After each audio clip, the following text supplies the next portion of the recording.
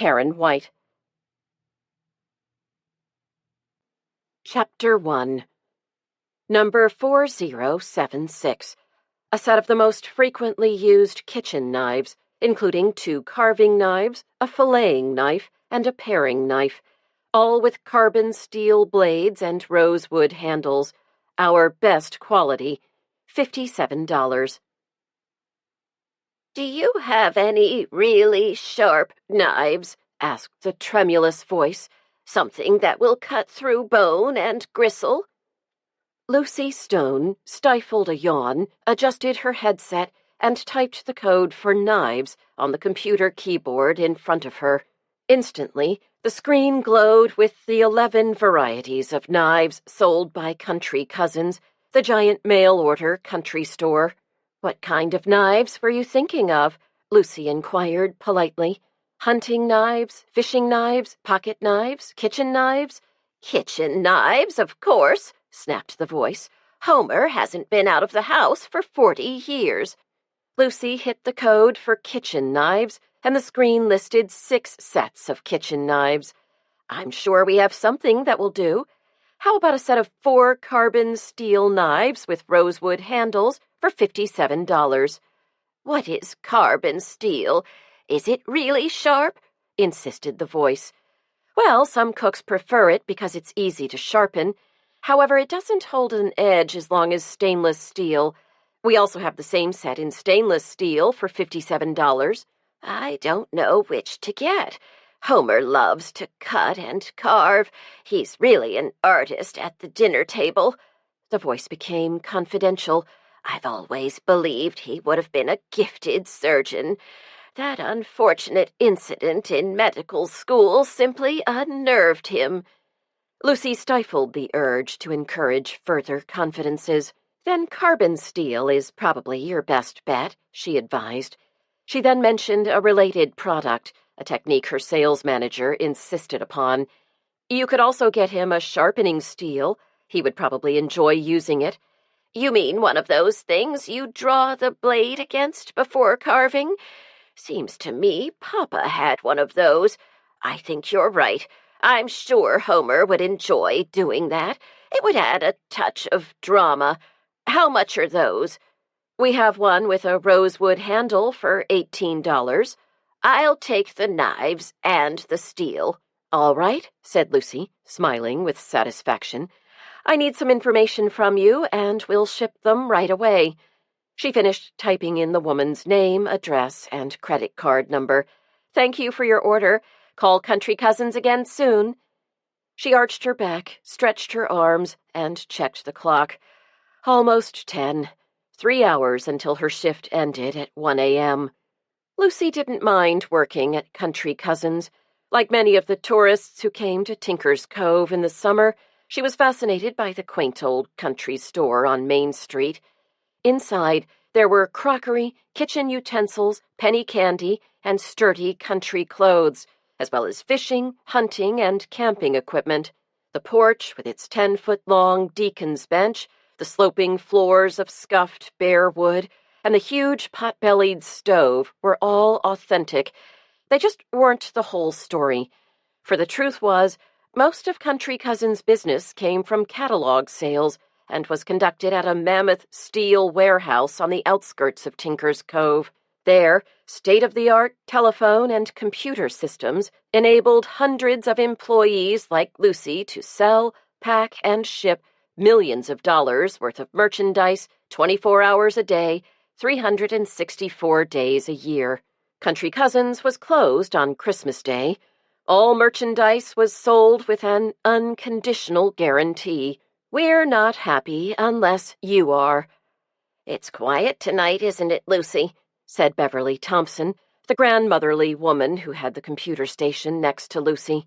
"It sure is, and only 10 days until Christmas." "Are you all ready for Christmas?" "Not by a long shot," Lucy said. "I haven't finished the fisherman's sweater I'm making for Bill. I still have to make an angel costume for Elizabeth to wear in the church pageant, and I have to bake 6 dozen cookies for Sue Finch's cookie exchange. And," she continued, "I still have quite a bit of shopping to do. How about you?"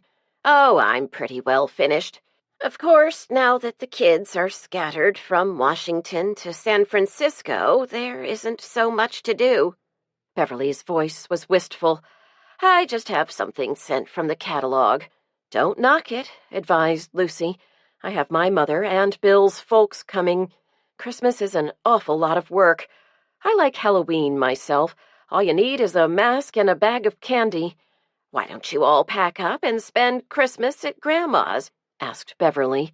I'd love to have my brood back for the holidays. Beverly sighed as she thought of the neat stack of presents waiting in her closet, which she would open all by herself on Christmas morning. Oh, we started having Christmas at our house back in the granola years, when we had chickens and goats and wood stoves. We couldn't leave or the animals would starve and the pipes would freeze. Now everyone expects it. Lucy shrugged, pausing to take an order for a flannel nightgown. I don't know how you girls do it, said Beverly, picking up the conversation. You work half the night and then you take care of your families all day. It isn't so bad. I like it a lot better than cashiering at the IGA or working at the bank. When I did that, my whole check went for daycare. But when do you sleep? Asked Beverly, yawning. Oh, I usually nap when Sarah does. She's only 4, answered Lucy, stretching and yawning herself. It isn't sleep I miss, it's sex. How about you, Ruthie? Lucy asked the woman on her other side. Are you getting any lately? Ruthie whooped. Are you kidding? He works all day, I work all night, and the baby wakes up at 5. She lowered her voice and spoke in a confidential tone to Lucy and Beverly. I've asked Santa for a night in a motel. The 3 women laughed, and Lucy realized that the thing she liked best about working the night phones at Country Cousins was the companionship and camaraderie of the other women. If you wanted to know what was going on in Tinker's Cove, Country Cousins was the place to be, because absolutely everyone worked there or had worked there or knew someone who did. It was an institution.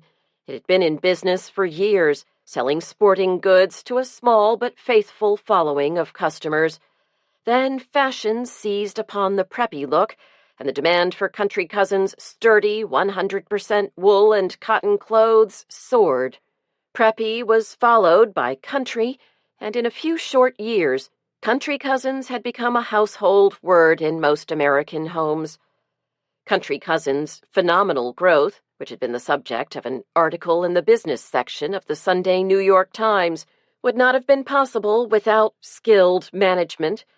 Founded by a discouraged Maine farmer named Sam Miller in 1902, Country Cousins was still owned in 1972 by the Miller family. Fortunately for them, that was the year Sam Miller III graduated from Harvard Business School. He was followed in 1974 by his brother Tom. Together, the 2 brothers piloted an expansion program that made Country Cousins one of the nation's largest mail-order retailers, although it was still second cousin to the granddaddy of them all, L.L. Bean. That had meant growth and change for Tinker's Cove. Intrigued by the folksy catalog, vacationers began seeking out the Country Cousins store. Big old homes became bed and breakfast inns, motels were built, and McDonald's appeared on Route 1. Soon every available piece of commercially zoned land had been snapped up, and Main Street was lined with outlet stores, Dansk, Quaddy, Corning, and even a designer outlet featuring Ralph Lauren seconds. Tinker's Cove residents enjoyed their new prosperity, but they also complained about the busloads of tourists who swarmed all over town, making day-to-day activities difficult, if not impossible, during July and August. In those months, then, when the phones fell quiet at Country Cousins, the operators exchanged views on when was the best time to avoid the crowds at the post office and grocery store. There was no doubt that life in Tinker's Cove, especially in the summer, required a certain amount of planning. Doc Ryder claimed he had noticed a definite increase in stress-related illness, such as ulcers and high blood pressure among his patients. On the whole, however, Most people in Tinker's Cove enjoyed their new prosperity, remembering the dark days of the oil embargo when the sardine cannery closed. "You know," said Lucy, "I'm only a couple of $100 short of making an incentive bonus this month." "That's terrific," Ruthie said. "What will you do with the extra money?" "Oh, I don't know," Lucy said slowly, savoring the possibilities. "I think I'll take the whole family out to dinner." "Don't you want something for yourself?" asked Ruthie. "Not really. Besides," Lucy said, brightening, "if we eat out, I won't have to cook and clean up." There was a sudden burst of activity as calls began coming in, and the women were kept busy taking orders. Around 11:30, the calls finally slowed down, and Lucy found herself nodding off. "Gosh, if things don't pick up a little, I'm going to fall asleep," she yawned. "I'll never last until 1. "Why don't you take a break and get a cup of coffee?" Beverly suggested. "Oh, no, if I have coffee now, I won't be able to sleep later. Maybe I'll just walk around a bit and get some fresh air. I'll be back in 5 minutes." Lucy took off her headset and made her way past the other operators in the phone room, out to the corridor. Walking slowly, stretching her arms and legs as she went, she passed the restrooms and the break room with its coffee and snack machines. She pushed open the fire door to the outside. It had begun to snow, and the cars in the parking lot were shrouded with 1 or 2 inches of soft powder. Lucy took a deep breath of the clean, cold air and watched the flakes falling in the light of the lamps that lit the parking lot. They were large and coming down heavily. The town could get a lot of snow if it kept up all night. Oh, no, thought Lucy, not a snow day. A snow day meant that all 3 children would be home. Even the nursery school Sarah attended 3 mornings a week would be closed. She had so much to do to get ready for Christmas that she couldn't afford a snow day. Lucy sighed and stepped back into the warm building. As the door closed, it occurred to her that something wasn't quite right outside. She thought she heard a squawk, like a duck quacking. But ducks don't quack at night, especially in December. Perhaps it was a laggard goose making a late migration south, or a dog barking. She opened the door for another look and realized she could hear an engine running. The cars were all mounded with snow, yet the hum of a motor broke the silence. This wasn't right, and if something wasn't right, Lucy had to get to the bottom of it. Lucy took a wooden coat hanger from the rack near the door, wedged it between the door and the jamb, and went out to investigate. It wasn't very cold, and Lucy was comfortable enough in her jeans and wool sweater. Her high-top Reebok athletics left small prints filled with circles in the fresh snow. As she drew closer to the row of parked cars, the noise of the humming engine grew louder. It came, she realized, from Sam Miller's BMW. The navy blue sedan with the Sam I Am vanity plates was covered with snow just like the other cars. The only difference was that the engine was running, and a black rubber hose neatly capped one of the twin exhaust pipes and snaked around the car to the driver's window. Lucy gasped and tried to pull open the driver's door. It was locked, but she did manage to pull the hose out of the window and then ran back into the building as fast as she could. She arrived in the phone room, panting for breath and gesturing frantically with her hands. "Call the police," she finally managed to say to the group of concerned women who were clustered around her. In a matter of seconds, Beverly had the police station on the line. "A suicide in the parking lot," she repeated after Lucy. "Lucy Stone found Sam Miller's car running in the parking lot with a hose pumping exhaust into the driver's window." She paused. "No, we'll stay right here and we won't touch anything." Lucy collapsed on a chair, and someone gave her a cup of sweet tea to sip. "Best thing for a shock," they agreed solemnly. "Imagine, he had a BMW and a Mercedes," commented one of the girls. "And an indoor pool," added another. Really the fanciest house in town." They nodded in unison, and then Ruthie ventured to add, "And the fanciest wife." "Fancy house, fancy wife, fancy cars. It just goes to show," said Beverly, "that fancy isn't everything." Then they fell silent, listening for the wail of the police cruiser's siren. Chapter 2. Number 4791. These white stoneware mixing bowls with blue bands are perfect in any kitchen, oven-proof and microwave safe. The set of 3 includes 1, 2, and 3-quart sizes, $29. Home had never looked so good, thought Lucy as she braked to a stop in the driveway. The familiar shape of the old farmhouse comforted her, and the porch light that Bill had left burning for her was welcoming. The old regulator in the kitchen read 5:05, too late to make going to bed worthwhile.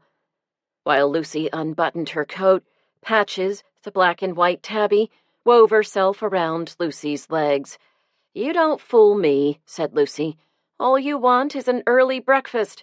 The cat flicked her tail impatiently and meowed. "Be quiet," Lucy hissed as she filled the coffee pot. "You'll wake everybody up." For a moment, Lucy considered waking Bill to tell him the news about Sam Miller, but she decided instead to let him sleep. She had been awakened so many times at night by hungry babies that she appreciated the luxury of uninterrupted sleep, and Bill had had his share of sleepless nights with the kids. Besides, he'd be waking up soon anyway. She switched on the coffee pot and sat down in the rocking chair to watch it drip, smelling its wonderful aroma. She sat and rocked, letting the familiar old house sounds and scents surround and soothe her. Lucy loved her kitchen. She loved the old Glenwood wood stove that burned 2.5 cords of wood every winter. She cherished the Hoosier cabinet she'd bought at a flea market and spent an entire summer refinishing.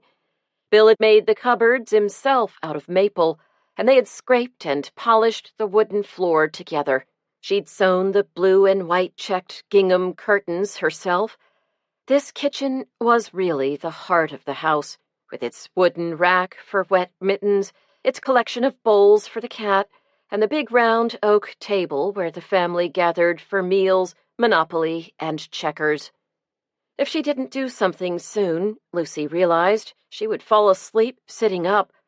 She poured herself a cup of coffee and began mixing up some Santa's thumbprint cookies for the cookie exchange. She was just taking the first sheet out of the oven when Bill, looking rumpled and sleepy, appeared in the doorway. "What are you doing?" he asked. "Baking cookies to stay awake," Lucy answered. "Oh," he said, and headed straight for the bathroom. He returned, poured himself a cup of coffee, and sat down at the table. "You don't usually bake cookies so early in the morning." "I know. I didn't get home until 5, and I decided it wasn't worth going to bed." She paused dramatically. "Oh, Bill, it was awful. Sam Miller committed suicide in the parking lot. I was the one who found him." "Oh, my God. Was it really bad?" asked Bill, reaching for her hand. "No, not really. All I saw was the hose going from the exhaust to the window. I couldn't get the door open, and I couldn't see much because of the snow. The police came, and they realized it was Sam Miller. He was dead when they got there. Of course, we all had to stay and answer questions, even though none of us really saw anything at all. We were all in the phone room. Gee, I never would have thought that he'd kill himself. He had so much going for him. Maybe it was all too much responsibility, too much stress," said Bill, drawing on his mug of hot coffee.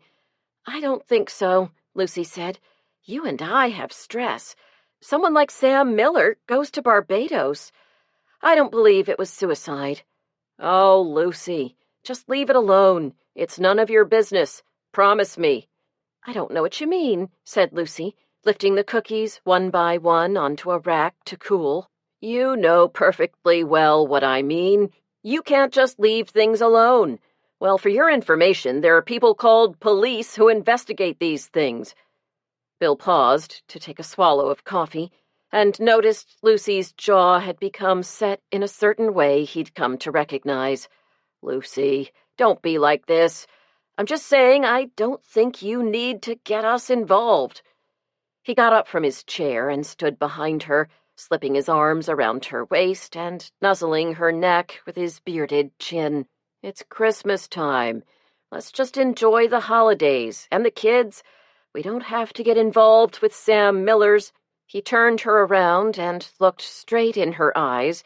Unfortunate death. As he put his hand on her chin and tilted her face up to meet his kiss, a high-pitched voice broke the morning stillness. Mommy and Daddy alarm! Stop that kissing! 7-year-old Elizabeth squirmed her way between them, demanding, Elizabeth Sandwich! Elizabeth Sandwich!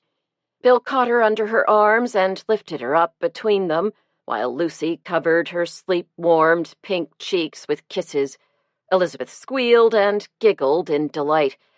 Elizabeth's happy cries attracted her little sister Sarah, who wrapped herself around Lucy's legs, and her older brother Toby, who leaned against the door jamb with all the sophistication a 10-year-old could muster and asked, Are we really having cookies for breakfast?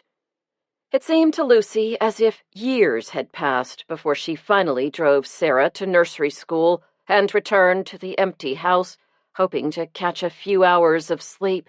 She had the foresight to turn on the answering machine, but it seemed as if she had barely dropped off when she was awakened by a loud banging and rattling at the back door. Wrapping her log cabin quilt around her, Lucy staggered down the back stairs and across the kitchen to the door. Through the lace curtain, she could see a massive blue shape, Officer Culpepper. Opening the door, she realized there was someone else with Culpepper, a slim, serious man wearing a Harris tweed sport coat under an unbuttoned London fog raincoat. Sorry to wake you up, Lucy. A few questions have come up that we need you to answer. This is State Police Detective Horowitz. May we come in? Lucy stepped back, allowing the men to enter, and followed them into the kitchen. Officer Culpepper sat right down at the kitchen table as if he belonged there. Indeed, he had often sat at Lucy's table, planning Cub Scout and PTA activities. Detective Horowitz was more self-contained. He took off his coat and folded it carefully, then laid it across the back of one of the chairs. He placed his briefcase on the table just so, opened it, and took out a manila folder. Then he closed it and placed it on the floor next to the chair with his coat. Finally, he sat down, drawing his chair up to the table and sitting stiffly with his hands on the folder. Lucy herself had collapsed on the corner chair, leaning her elbows on the table and trying to hold up her head. Gee, Lucy, you look beat. Let me make some coffee for you. What time is it? She asked. About 11. Do you have to pick up the kids or something? Not till 12. I slept longer than I thought. Not surprising. You had quite a night. Culpepper slipped 3 mugs of water into the microwave and pushed the start button. The instant coffee's in the cabinet over the sink. Excuse me for a minute. Looking in the bathroom mirror, Lucy decided she'd rarely looked worse. Quickly, she washed her face, brushed her teeth, and ran a comb through her hair. She smoothed a dab of moisturizer under her eyes, straightened her sweatsuit, gave herself a quick spritz of Charlie, and returned to the kitchen. A cup of hot coffee was waiting for her, and she sipped it carefully. Detective Horowitz, she noticed, had opened his folder and was clearly ready to begin. Now, Mrs. Stone, about last night. What made you decide to go outside? Wasn't that unusual? Not really. The calls had slowed down. I was feeling sluggish, and I didn't want to drink coffee so close to quitting time. I thought a breath of fresh air might perk me up. I see. You weren't drawn outside by any unusual noise or occurrence? Oh, no. In fact, the phone room has no windows. When you're in there, you have no idea what's going on outside. Sometimes we'll be completely surprised if a storm is blown up during our shift. So it was just a normal night for you. There was nothing out of the ordinary until you discovered the car. That's right. When I looked out, I knew something was wrong, but I couldn't quite put my finger on it. Then I realized it was the car motor running. Was that unusual? Oh, yes. You didn't think it might be someone arriving for the next shift or picking up one of the girls? It was too early for that. Besides, when you get out of work at 1 a.m., nobody picks you up. If you've got car trouble, you just get a ride with one of the other girls. I see, said the detective, pursing his lips and making a tiny notation on his yellow legal pad. He had a slight lisp, Lucy noticed, and his upper lip was elongated, rather like a rabbit's. Lucy looked at him closely, thinking what a very serious man he must be.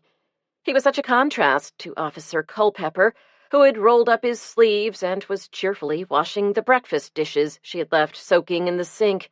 Perhaps it was his job that made him serious. A man couldn't investigate sudden death all the time without being affected by it. Looking around her homey kitchen, Lucy thought how living in Tinker's Cove had insulated her, until now, from the random violence and cruelty that was 20th century life. Of course, in the 15 years she and Bill had lived in Tinker's Cove, things had changed, sometimes drastically. When they'd first moved into the old farmhouse, they had heated entirely with wood, and Lucy, like many others, did all her cooking on the old Glenwood. In those days, she often took down the long-handled popcorn popper from its hook on the wall and shook home-grown kernels over the wood fire until they popped. It took a little time, but she never felt rushed in those days. Nowadays, she was more likely to put a package of pre-flavored popcorn in the microwave and zap it. Somehow the long, leisurely afternoons with children and friends had vanished. Now Lucy was measuring her life in seconds. You didn't see any footprints in the snow or any sign of disturbance? Insisted the detective. Lucy shook her head. No, the snow was clean and unbroken. There were only my footprints. According to your account last night, the car was locked. Is that right? Absolutely. Once I saw the hose, I tried to open the car door. I couldn't, so I just pulled the hose out of the window and went in to call for help. I don't know what else I could have done. Oh, you did the right thing, Lucy, Culpepper interrupted. It was too late to save him. Did you know the deceased personally? Asked the detective. Well, everybody in Tinker's Cove knew Sam Miller. I wasn't a close friend. I was never invited to his house or anything, but I certainly knew him to say hello to in the street. Most people did. If you work for Country Cousins, he personally hands you your profit-sharing check, and Country Cousins is the biggest employer around. That's right, agreed Culpepper. Everybody knew him. And envied him, Lucy added. That's what I can't understand. Why did he kill himself? The detective and Culpepper exchanged a meaningful glance. Finally, Culpepper broke the silence. There's no harm in telling you, I suppose. It'll be in the paper tomorrow, anyway. Sam Miller didn't kill himself. He had quite a bump on his head. He was unconscious when somebody stuffed him in the car and rigged up the hose. Sam Miller was murdered.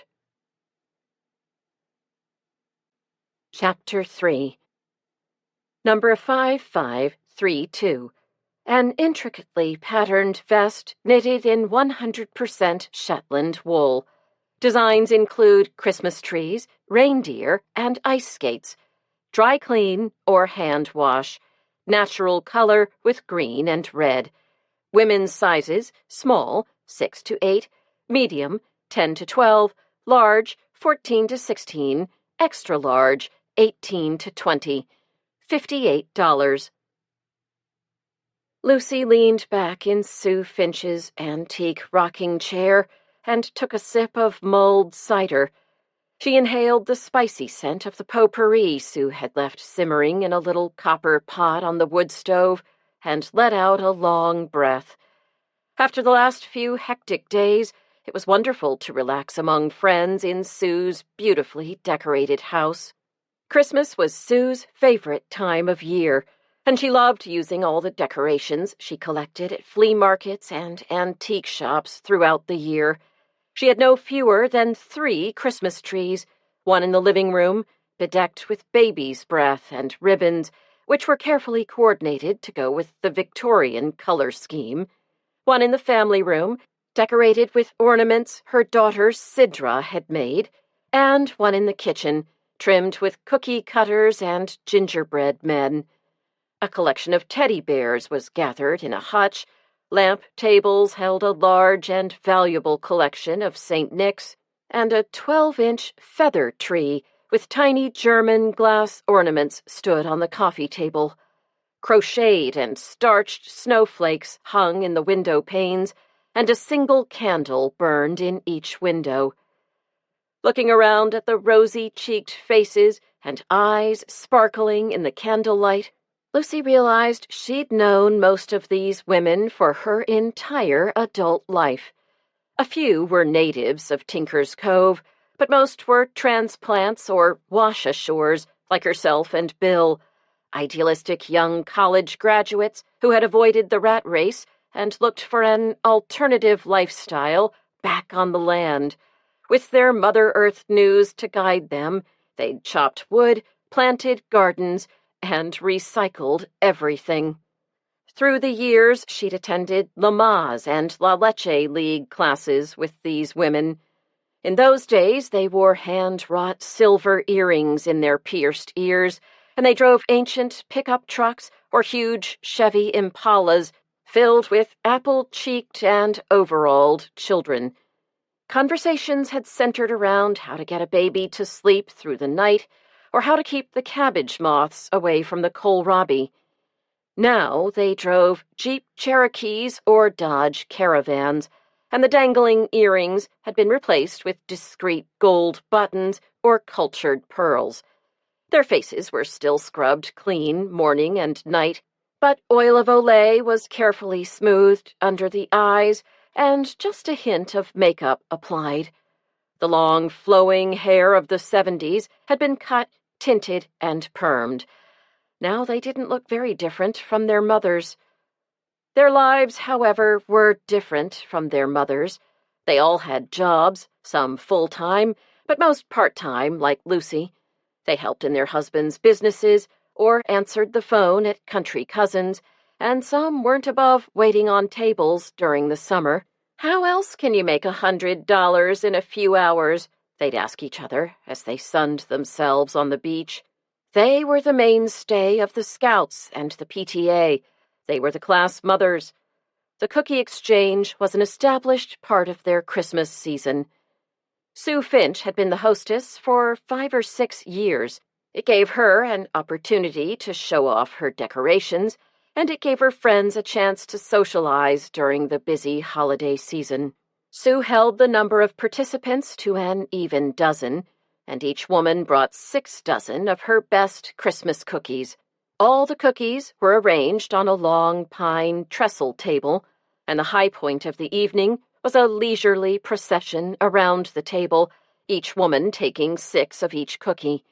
All went home with the same number of cookies they had brought, but each had a dozen different varieties. And what varieties! It was a point of honor to bring cookies rich in butter, chocolate, and nuts, cookies that required a bit of fussing. Of course, the cookies were to be taken home and saved for Christmas, so Sue always provided a dessert, too. This year it was an elaborate bûche de Noël, a sponge cake filled with chocolate-flavored whipped cream and decorated with meringue mushrooms and drizzles of chocolate and caramelized sugar. "I just don't know how you do it, Sue," commented Lucy. "Everything is so lovely." "Oh, well, I'm not working like you are," Sue shrugged. "Lucy, you look exhausted. Are you doing too much?" "I don't think so. But I haven't been getting much sleep. The police kept us so late the night Sam Miller died." "That's right," said Pam Stillings, whose husband, Ted, was editor of the Penny Saver. "You actually found Sam, didn't you, Lucy?" "I did, and I wish I hadn't. I may have discovered the body, but I didn't even see him. Everyone asks me about it, but I really don't know anything." "Were you scared?" asked Pam. "No, not really. Just kind of sick and let down the way you feel when the adrenaline stops flowing. Of course, I thought it was suicide. I didn't realize he'd been murdered." "Why would anyone think a man like Sam Miller would kill himself?" demanded Rachel Goodman. "He had everything, including Marcia." "If you ask me," Franny Small informed the group, "I think Marcia is the prime suspect." "The wife usually is," agreed Lucy. "But I can't imagine her being mechanical enough to rig up a hose. She might have gotten her hands dirty." "She really is a stuck-up little bitch. She thinks an awful lot of herself," commented Rachel, running the side of her fork around her dessert plate and licking it clean with her little pink tongue. "When I invited her to join the Friends of the Tinker's Cove library, she just turned me down flat. Made me feel as if I were social climbing or something. I was just trying to be friendly," Rachel defended herself. "They may live here in town, but the Millers have never really been part of the town," Sue said. "I mean, there's a certain distance. You wouldn't just drop by for a cup of coffee and a chat." Lucy chuckled. "Imagine dropping in on Marcia Miller." "Oh, Sid got to know her pretty well," announced Sue. "He spent quite a lot of time in her bedroom." "Oh, really?" inquired Lucy. "How did that happen? Why aren't you upset?" "It wasn't like that," Sue admitted. "He installed a closet system for her." "Tell us more, Sue," said Lucy. "What did he say when he got home?" "He said she had a lot of clothes and—" Sue stretched the words out, clearly saving the best for last. "They have separate bedrooms." "Really?" Lucy was incredulous. "Lydia, you're always the first to know about these things. Weren't the Millers happy?" Lydia smiled. "It's not my fault. Kindergarteners tell their teacher everything. They just can't keep secrets. But little Sam seems happy enough. He's a quiet little fellow, not abnormal. I thought, well, maybe he's just a well-brought-up boy with good manners." "That's not much help," complained Lucy. "What about your mom, Franny? She always knows everything that's going on." "You can say that again," agreed Pam indignantly. "I saw her at the IGA, and she told me that Jennifer had gotten her first period, and that was before Jennifer even got home from school." Franny moaned. "It's not as bad as it sounds. She's awfully good friends with the school nurse." "I dread to think what you've heard about my kids," Lucy worried. "I don't listen to her," admitted Franny. "I've got my own life to live." "Don't we all? Too much life, in fact. I'm never going to be ready for Christmas. But I still can't help wondering why someone would kill Sam Miller," Lucy said pensively. Chapter 4. Number 1939. Classic neckties made by McMurray Woolen Mills, weavers of handsome plaid and solid color woolens for over 100 years. Made in Canada. Dry clean only. 3 lengths, boys, regular and tall. Be sure to specify size and pattern on order form. $12. The next morning, Lucy made breakfast, kissed Bill goodbye, packed lunches for Elizabeth and Toby, kissed them on their cheeks, and waved them off on the school bus. Then she made the beds, washed the dishes, and swept the kitchen floor. Chores completed, she sat down at the big oak table with a cup of coffee and a pencil and paper to take stock of her Christmas situation.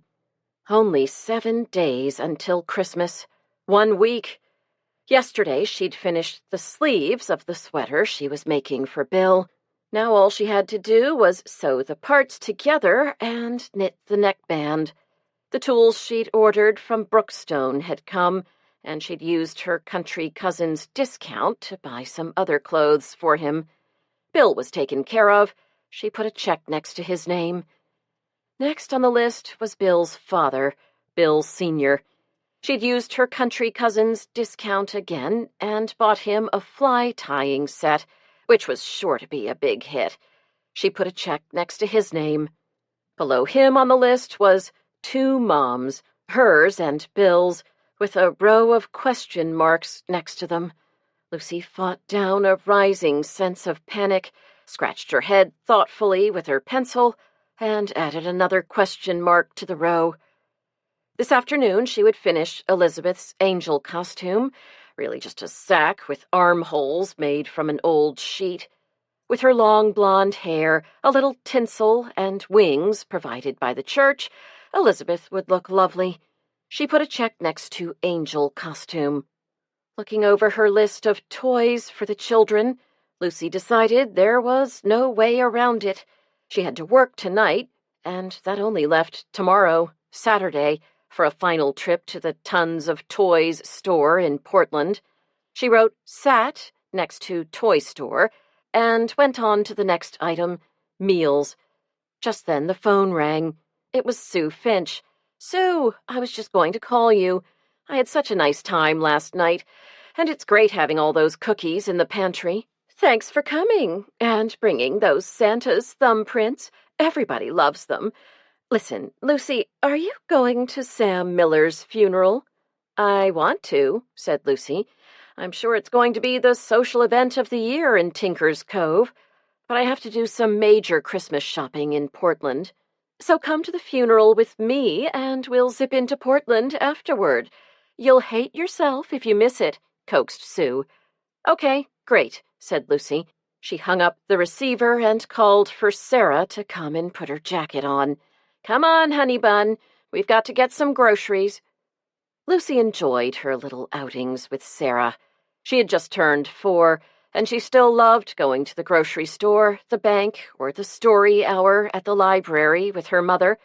Before she knew it, Lucy realized she'd have another touchy preteen like Toby to cope with. Sarah and Lucy took their time strolling through the aisles at the IGA.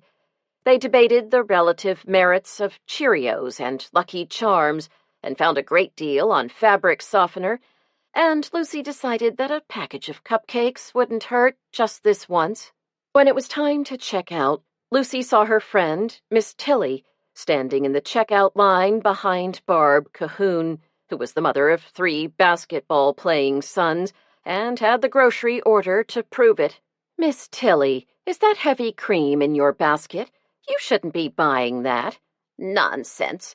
I've had oatmeal with cream for breakfast every morning since I was a little girl. Hasn't hurt me a bit.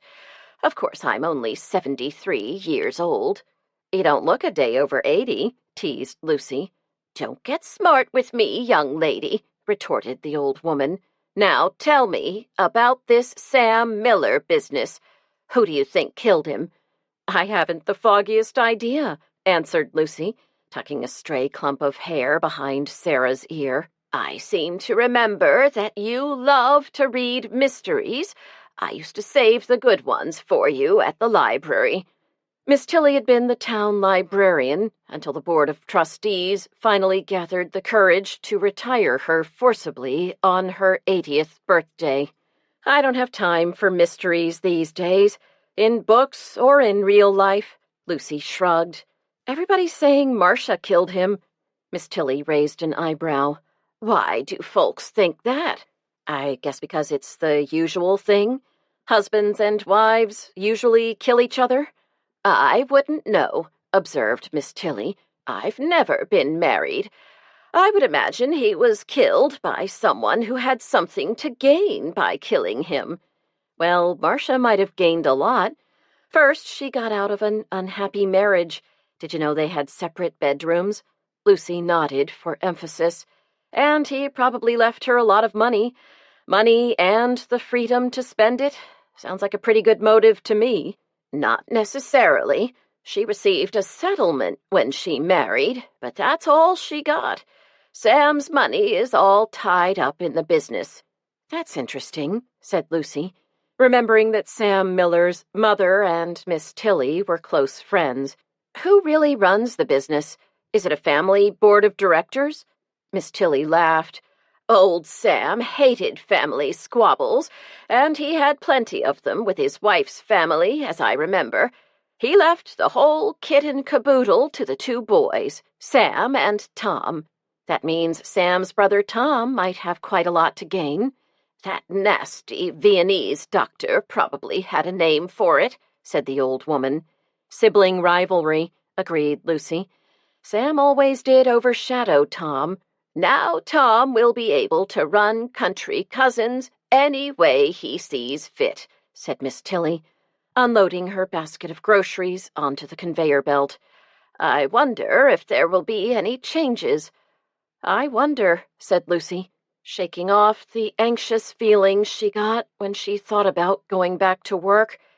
Chances were, she thought, as she watched the girl ring up Miss Tilly's order, that Sam Miller's death had something to do with Country Cousins. After all, that's where his body was found.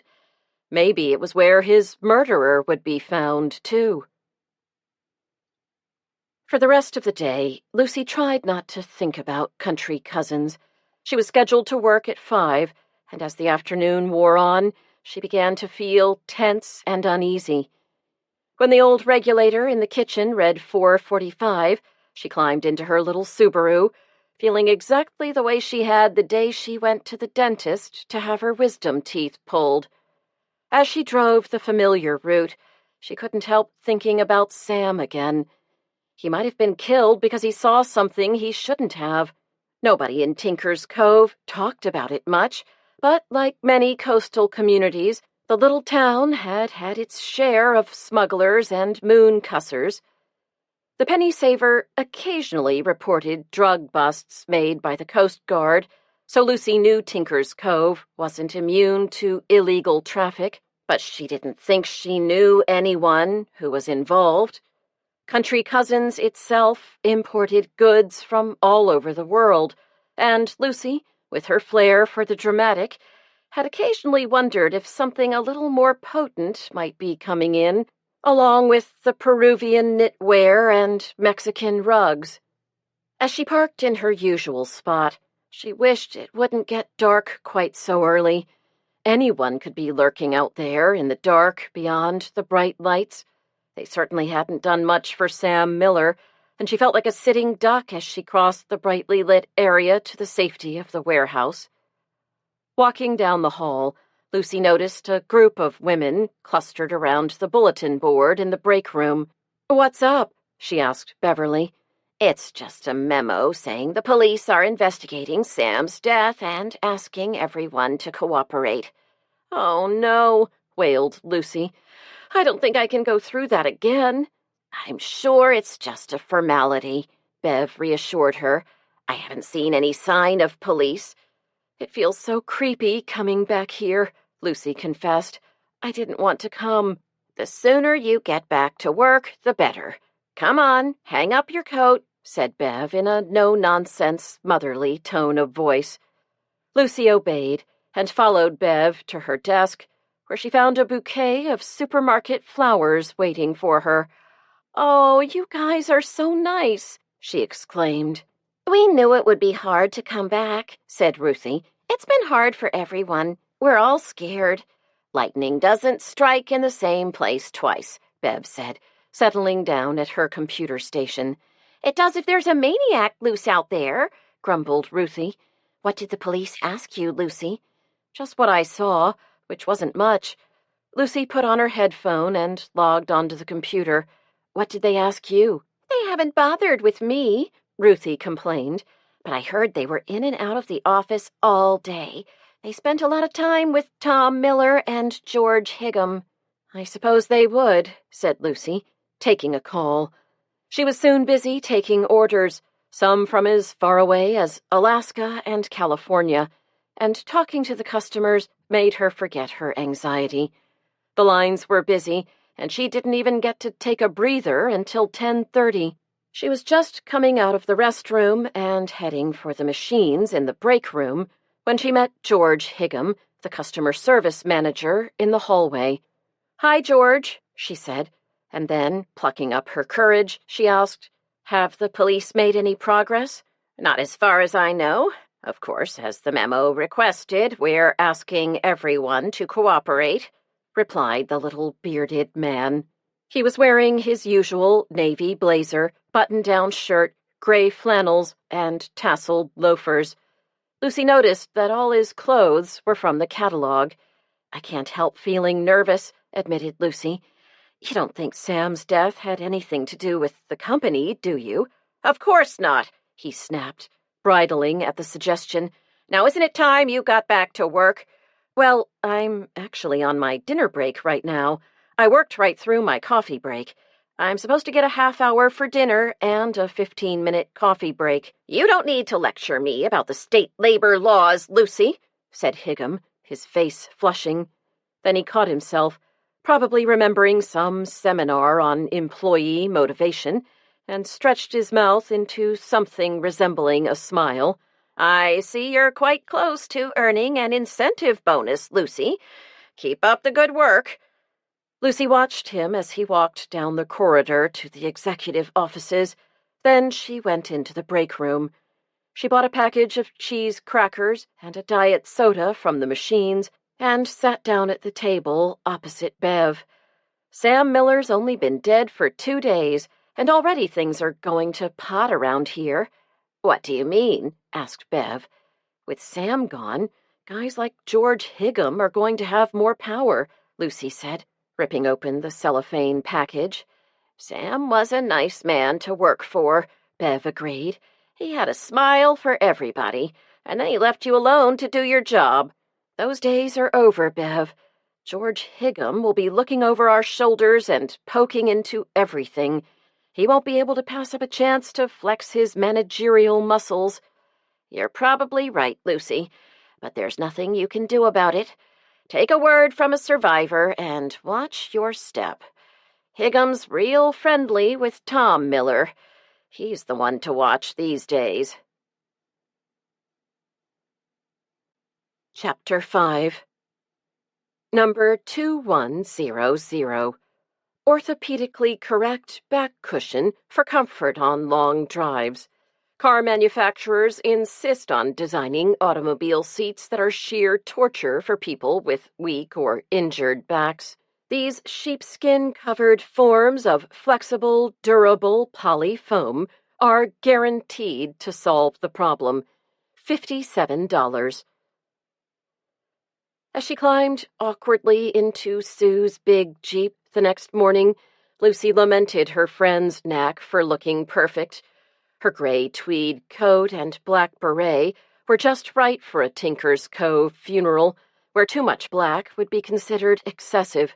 "I thought I'd just put this scarf over my shoulder when we go to Portland," said Sue, pulling a piece of red paisley out of her enormous shoulder bag.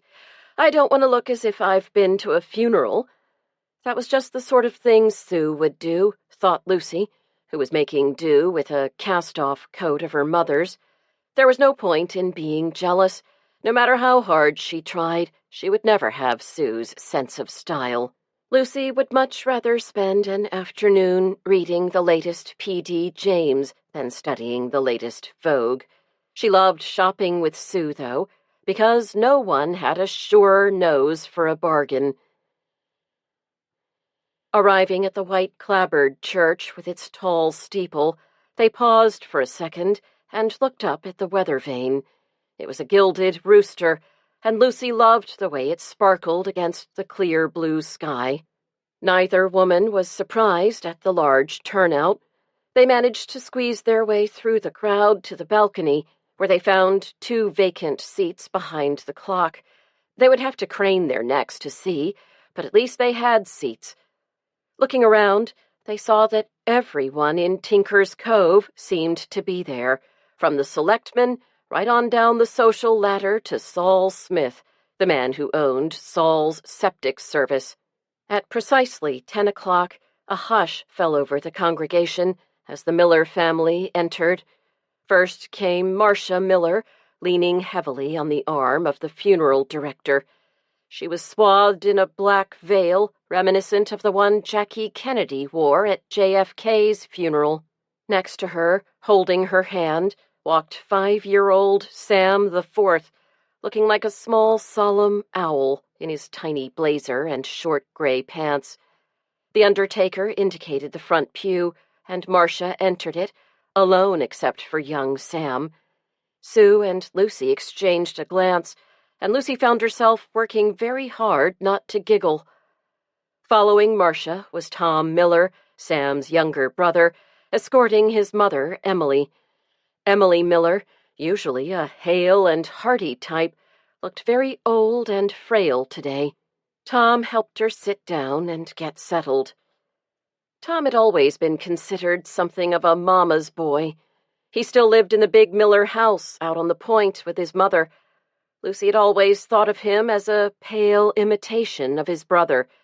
He and Sam looked a lot alike, but where Sam had a fine head of glossy black hair, Tom's was light brown and thinning. Sam had always been a bit of a show-off. He drove the BMW with its Sam I Am plates. He had the glamorous wife and the architect-designed house with Palladian windows and an indoor pool.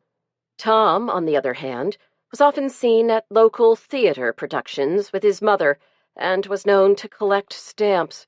Lucy had long suspected that he was gay. After all, no one's sex life was non-existent, and since Tom didn't have a public one, she assumed he must have a hidden one, though she'd never voiced her suspicions. Homosexuality was not an approved lifestyle in Tinker's Cove. The next 3 or 4 pews behind Tom and Emily Miller were filled with an assortment of more distant Miller relatives and senior executives of country cousins. Lucy noticed with satisfaction that George Higham was not included in this group, although she was sure he would have liked to be. The organist struck a few familiar chords, and the congregation all rose to sing Rock of Ages. Then they sat and read together the 23rd Psalm. A period of silent prayer, accompanied by several mournful tones from the organ, ensued. Then, formalities completed, Dave Davidson, the minister, rose to deliver the eulogy. Lucy thought he looked awkward and uncomfortable standing before them in the black robe he wore for services. His hands clenched nervously as he grasped the lectern and gazed out at the congregation. He glanced once at Marcia Miller in the front pew and began. Sam Miller was a man everyone knew, and no one knew. He was not a simple man. His life was a paradox. Sam himself was an enigma. It seemed to Lucy that a rustling, perhaps even a wave of resistance, emanated from the Miller clan, but Marcia sat perfectly still, while Sam the Fourth fidgeted beside her. To many of you, Sam was the man who had it all. He owned the biggest store in town, had the biggest house, and the biggest bank account. Sam could afford things most of us can't, and many of us envied him. You might be surprised to learn that Sam envied you. To many of you, Sam was your boss, your employer. He was a good man and a fair man. He was a good man to work for. It's hard to work for a man and be his friend, too. You might be surprised to learn that Sam wanted to be your friend. Sam Miller knew that the success of his business and the prosperity it brought had changed Tinker's Cove. Sam Miller felt badly about that. Sam Miller wanted to be your neighbor.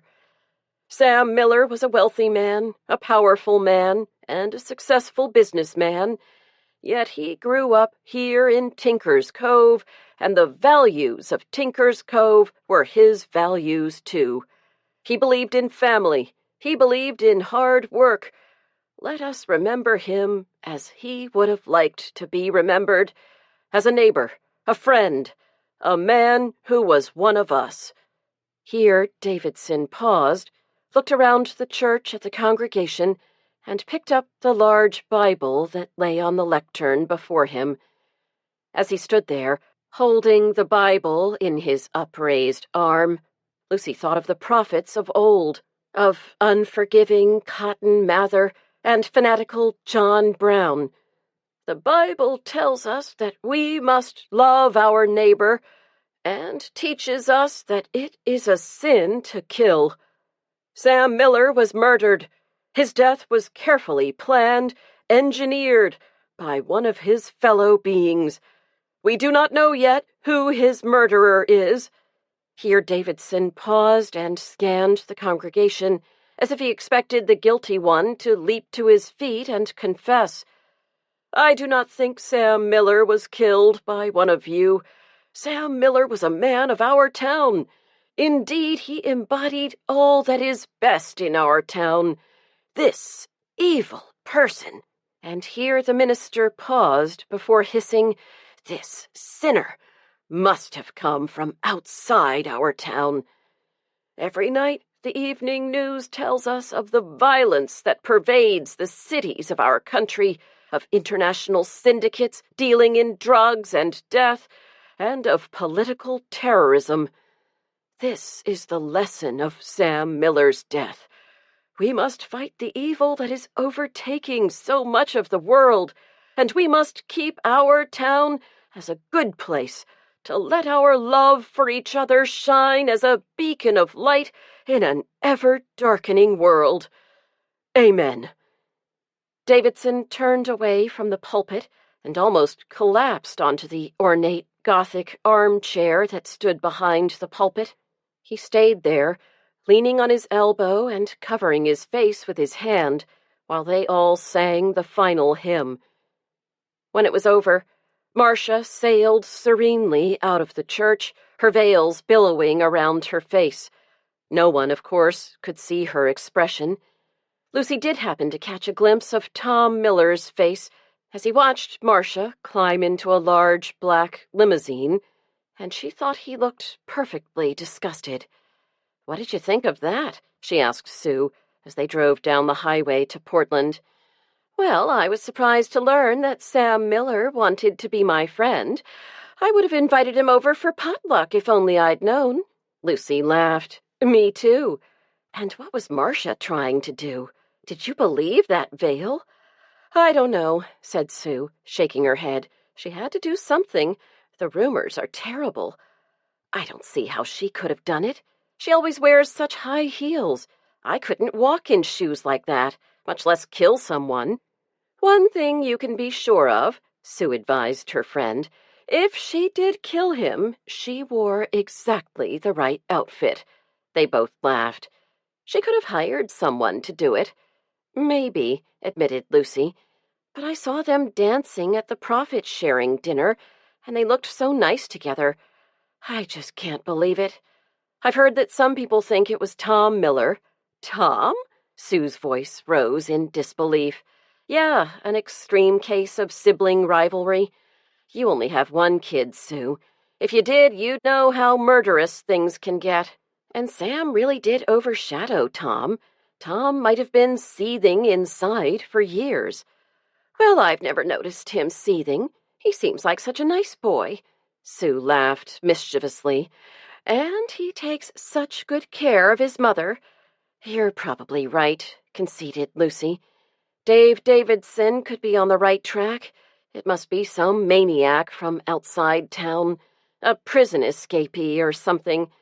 But I thought those guys always play with their victims first. I don't think a homicidal maniac would choose carbon monoxide. You think it was a professional? No, I think it was somebody who was afraid of blood.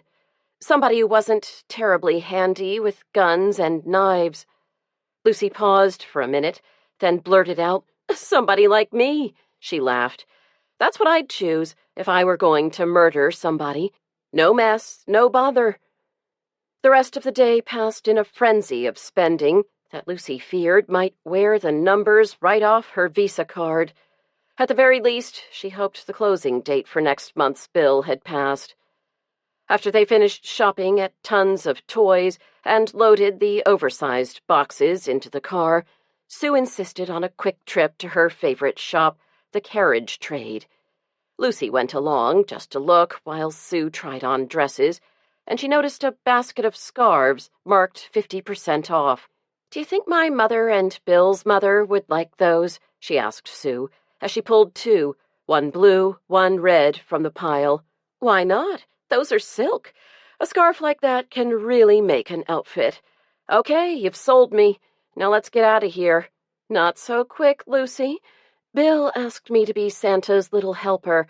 He wants you to pick out an outfit for him to give you for Christmas. How about this Oriental poppy dress? Look at the price. I can't get that." "Just try it on," coaxed Sue.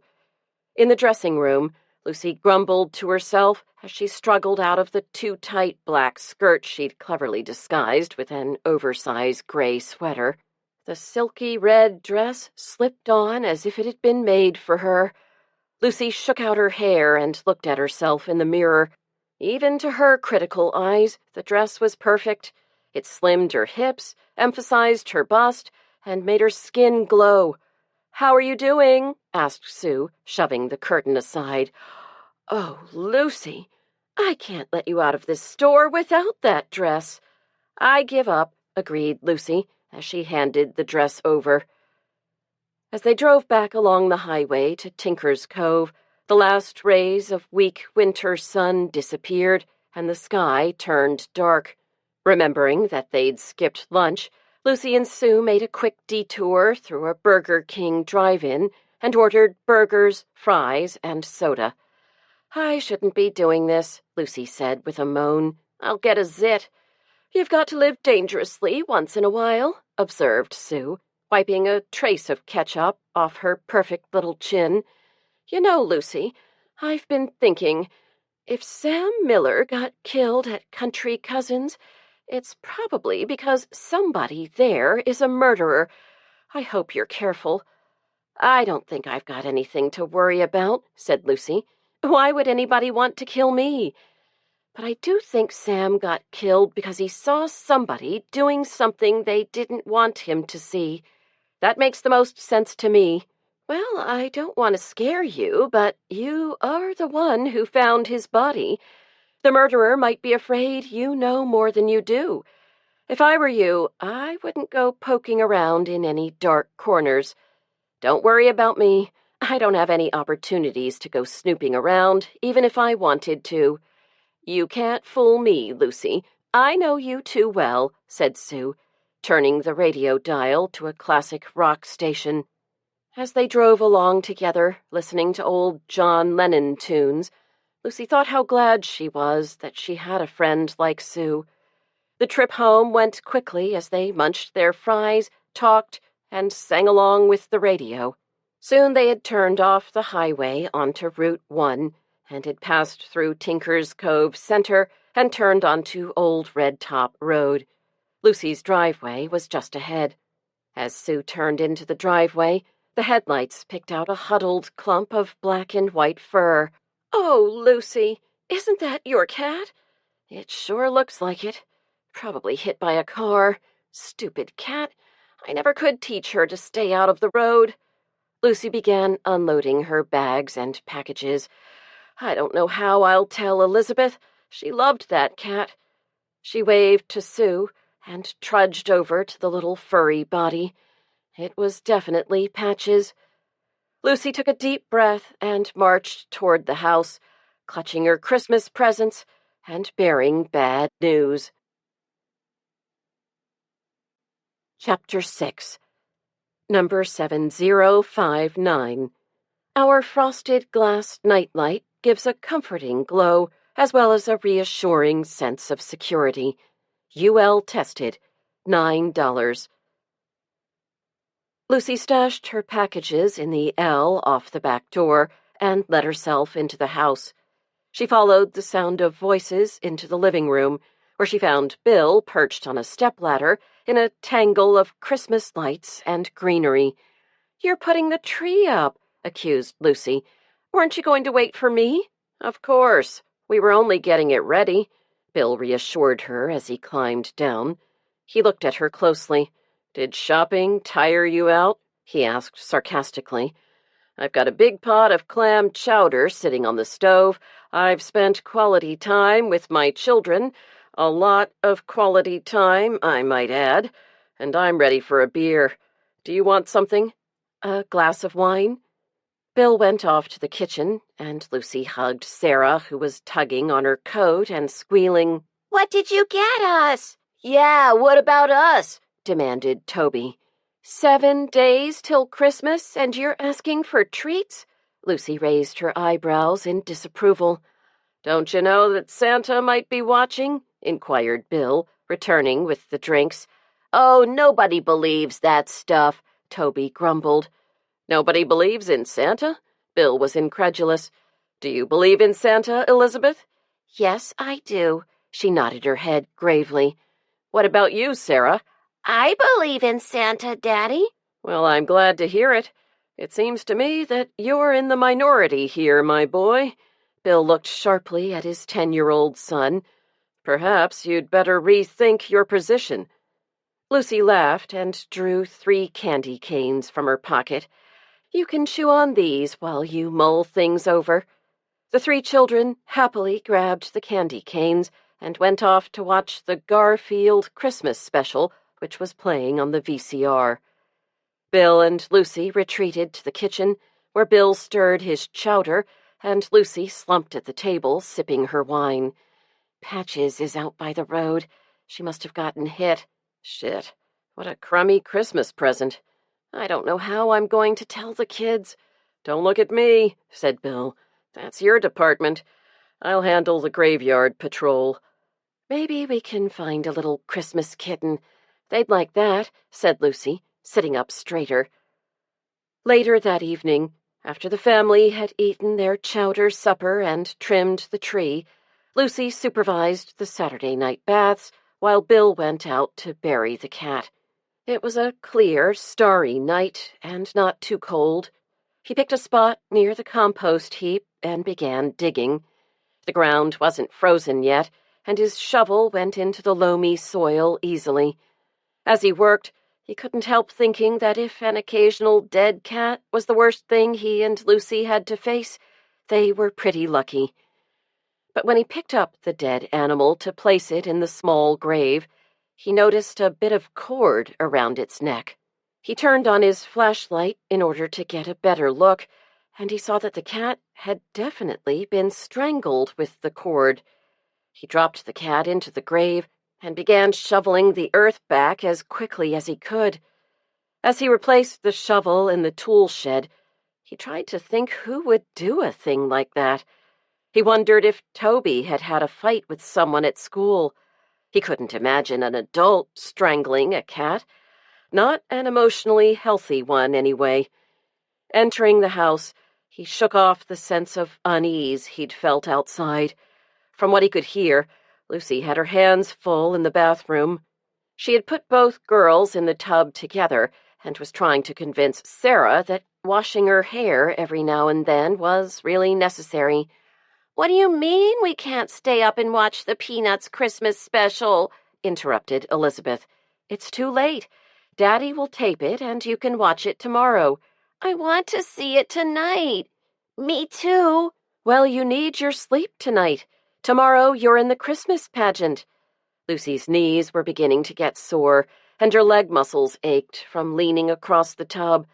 "Let's get finished up here." Toby appeared in the doorway, causing Elizabeth to scream and grab for the shower curtain. "Relax, Elizabeth. I don't think he's interested in your little pink shrimp body." "What's up, Toby?" "Mom, I can't find Patches. Have you seen her?" "Actually, I have."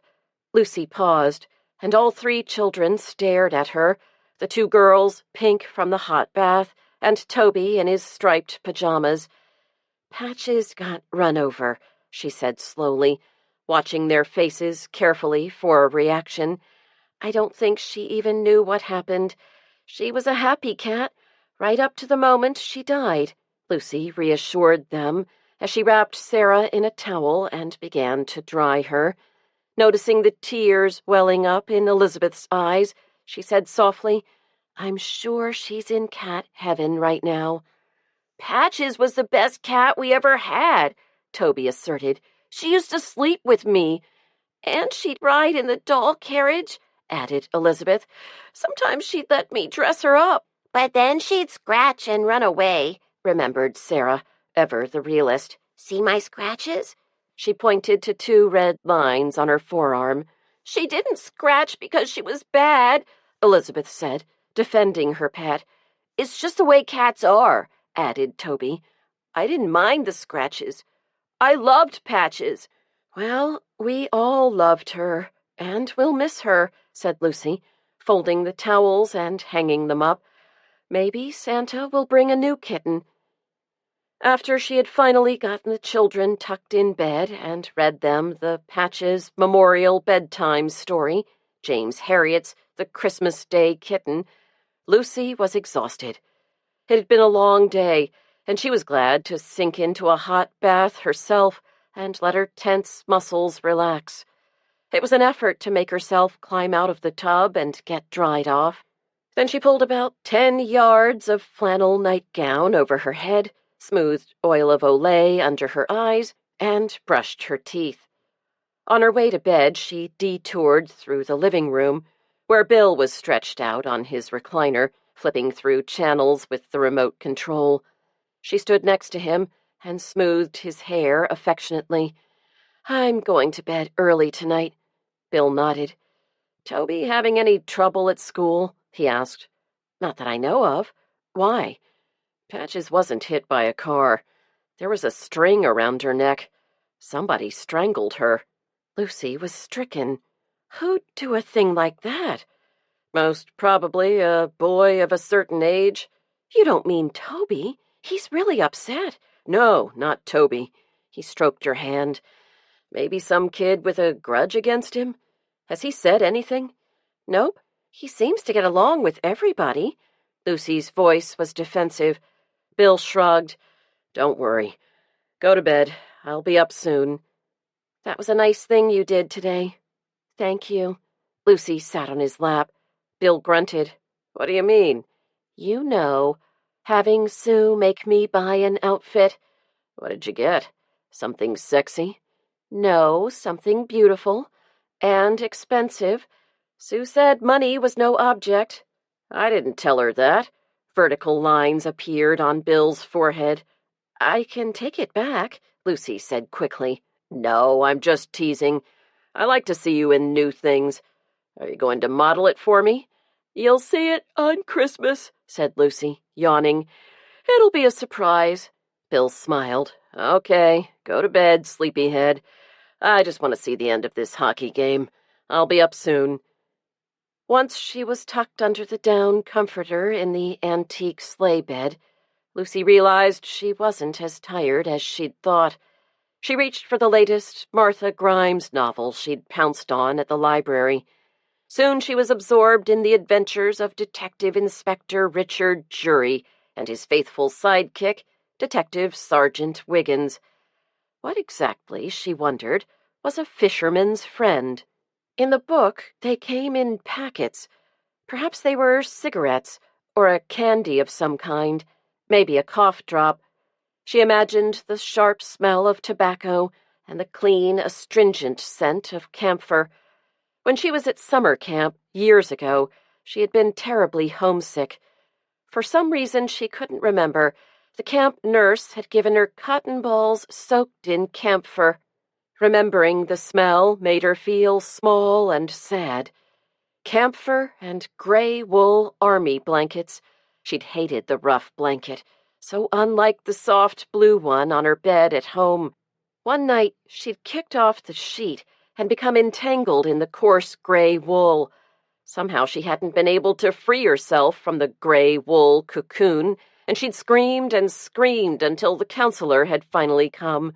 The counselor was huge and fat and unfriendly, and made her feel small and helpless. The counselor had laughed at her, and Lucy had perversely held on to the wool blanket. In her dream, she had wanted to be free of it, Now she held on to it for protection. Now she smelled the sooty chemical smell of an automobile's exhaust. It was a comforting, familiar smell, and she wanted to yield to it, to the great throbbing sensation of the automobile motor. But she knew she mustn't. She must fight to stay awake.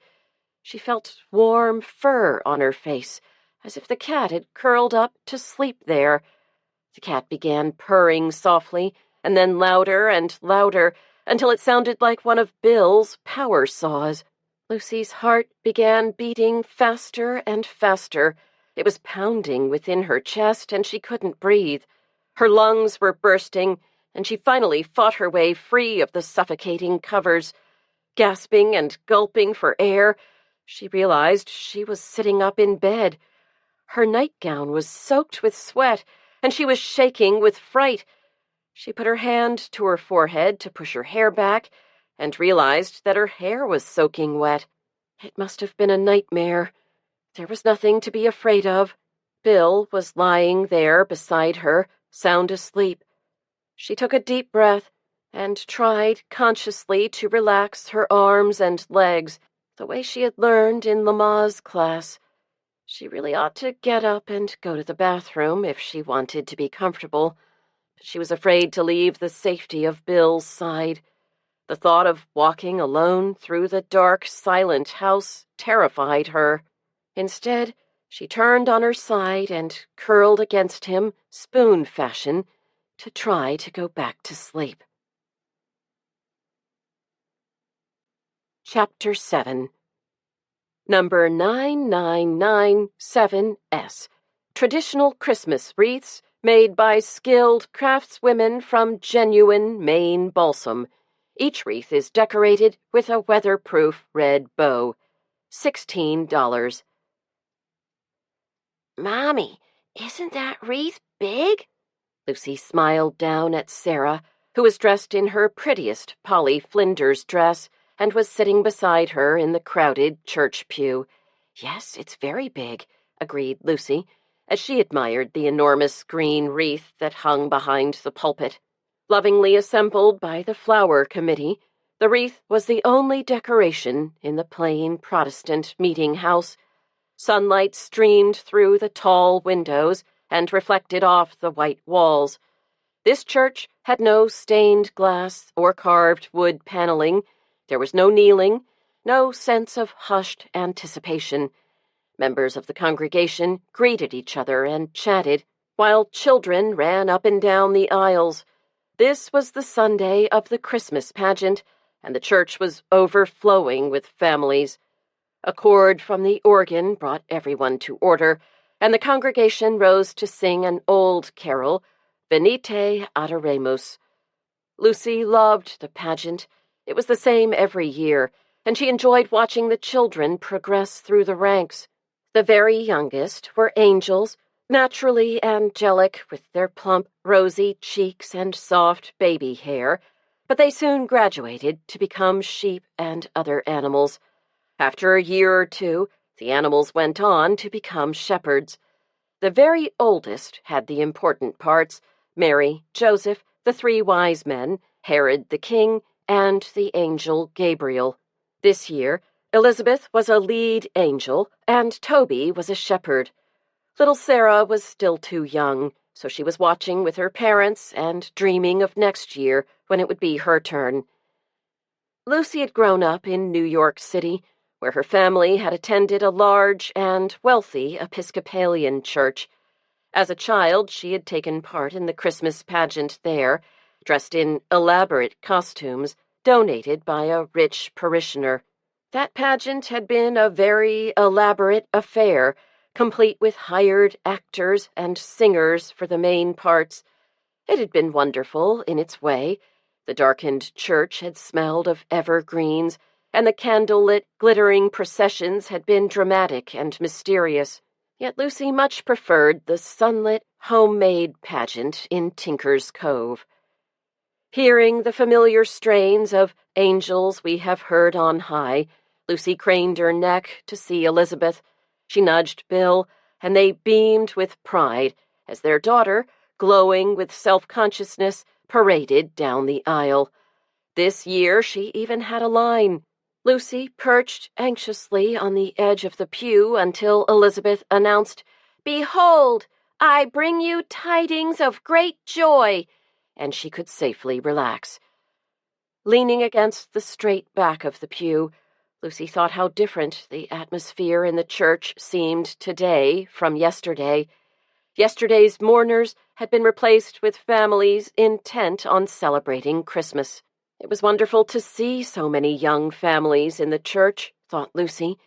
When she had first started attending, Toby had been a baby, and she had come to services with him cradled against her chest in a snuggly. The congregation then had consisted mainly of old people. Some Sundays, the youngest member was 67 years old. The women, in particular, had made Lucy feel welcome. They had fussed over baby Toby, delivered casseroles to her house when she caught pneumonia, and given her slips and cuttings from their gardens. Lucy was truly fond of some of the old members, like Miss Tilly. She smiled to see her gaunt figure and straight back across the aisle.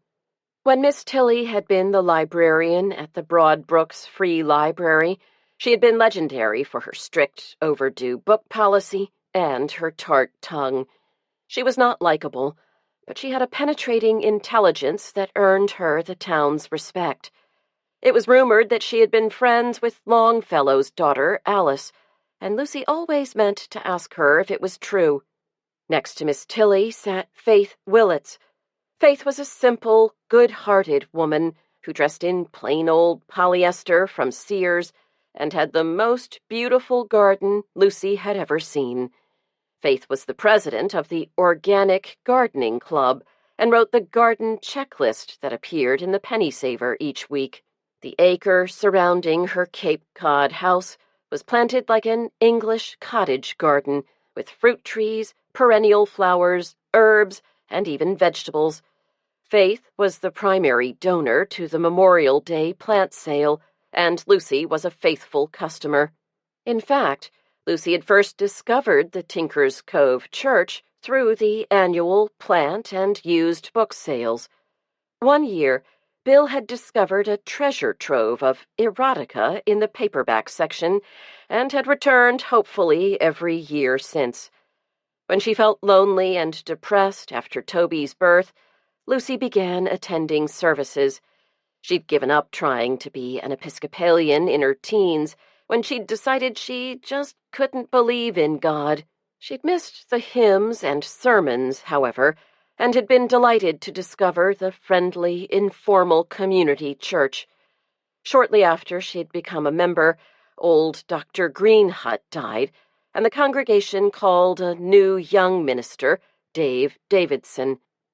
Dave and his wife, Carol, were not a traditional ministerial couple.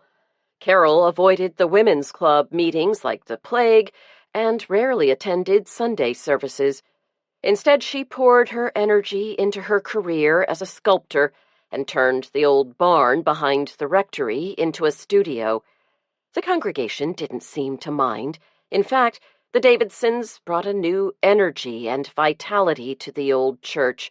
Sunday school classes were organized and filled rapidly, as many young families realized something was missing from their lives that church could provide. The service was ending.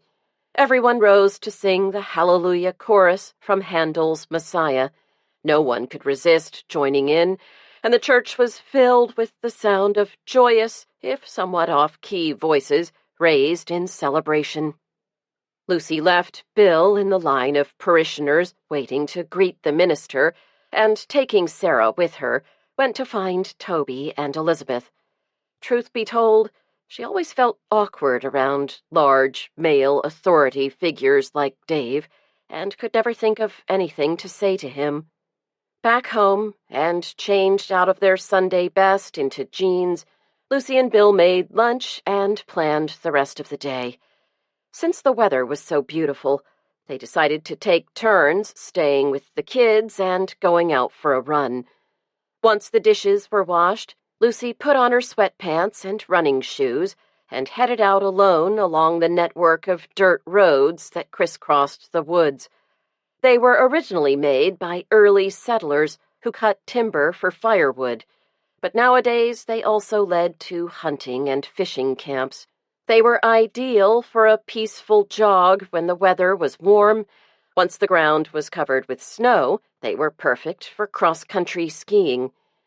Today, Lucy stood for a while on the back porch, taking a few deep breaths and deciding which route to take. Because she hadn't been running much lately, she decided on an easy 4-mile loop without hills that went around Erskine's Pond. She did her stretches and set out, enjoying the bright sunshine and mild weather. The last few winters had followed a pattern of mild weather until Christmas. Then once the holidays were over, bitter cold and heavy snowstorms set in. It seemed as if this year was going to be no exception. Once she got past the mile mark, an old Chevy truck that someone had left to rust in the woods, Lucy found her stride. The first mile was always the hardest, but she'd learned that if she didn't give up, the rest was easy. She felt as if she could run forever along these soft roads, smelling the sharp, piney scent of the trees and catching glimpses of the pond sparkling through the trees. Problems and anxieties receded, leaving nothing but the pounding of her heart, the rhythmic in and out of her breath, and the regular thud of her feet on the path. All too soon she saw the tall, narrow chimney of their house, and rounding the bend, she saw Bill and the kids in the yard. Bill and Toby were tossing a football back and forth, and the girls were mixing up pine cone and stone soup. Lucy cooled down by walking around the house, and then went in for a drink of water and a shower. As she closed the door, she saw Bill wave as he started off on his run. Since Bill was a more enthusiastic runner than she was, Lucy didn't expect him back for a while. After her shower, she settled down to stitch together the pieces of the sweater she had knitted for him. The girls were happy in their room, playing with their Barbie dolls, and Toby curled up in a corner of the couch with his book report book.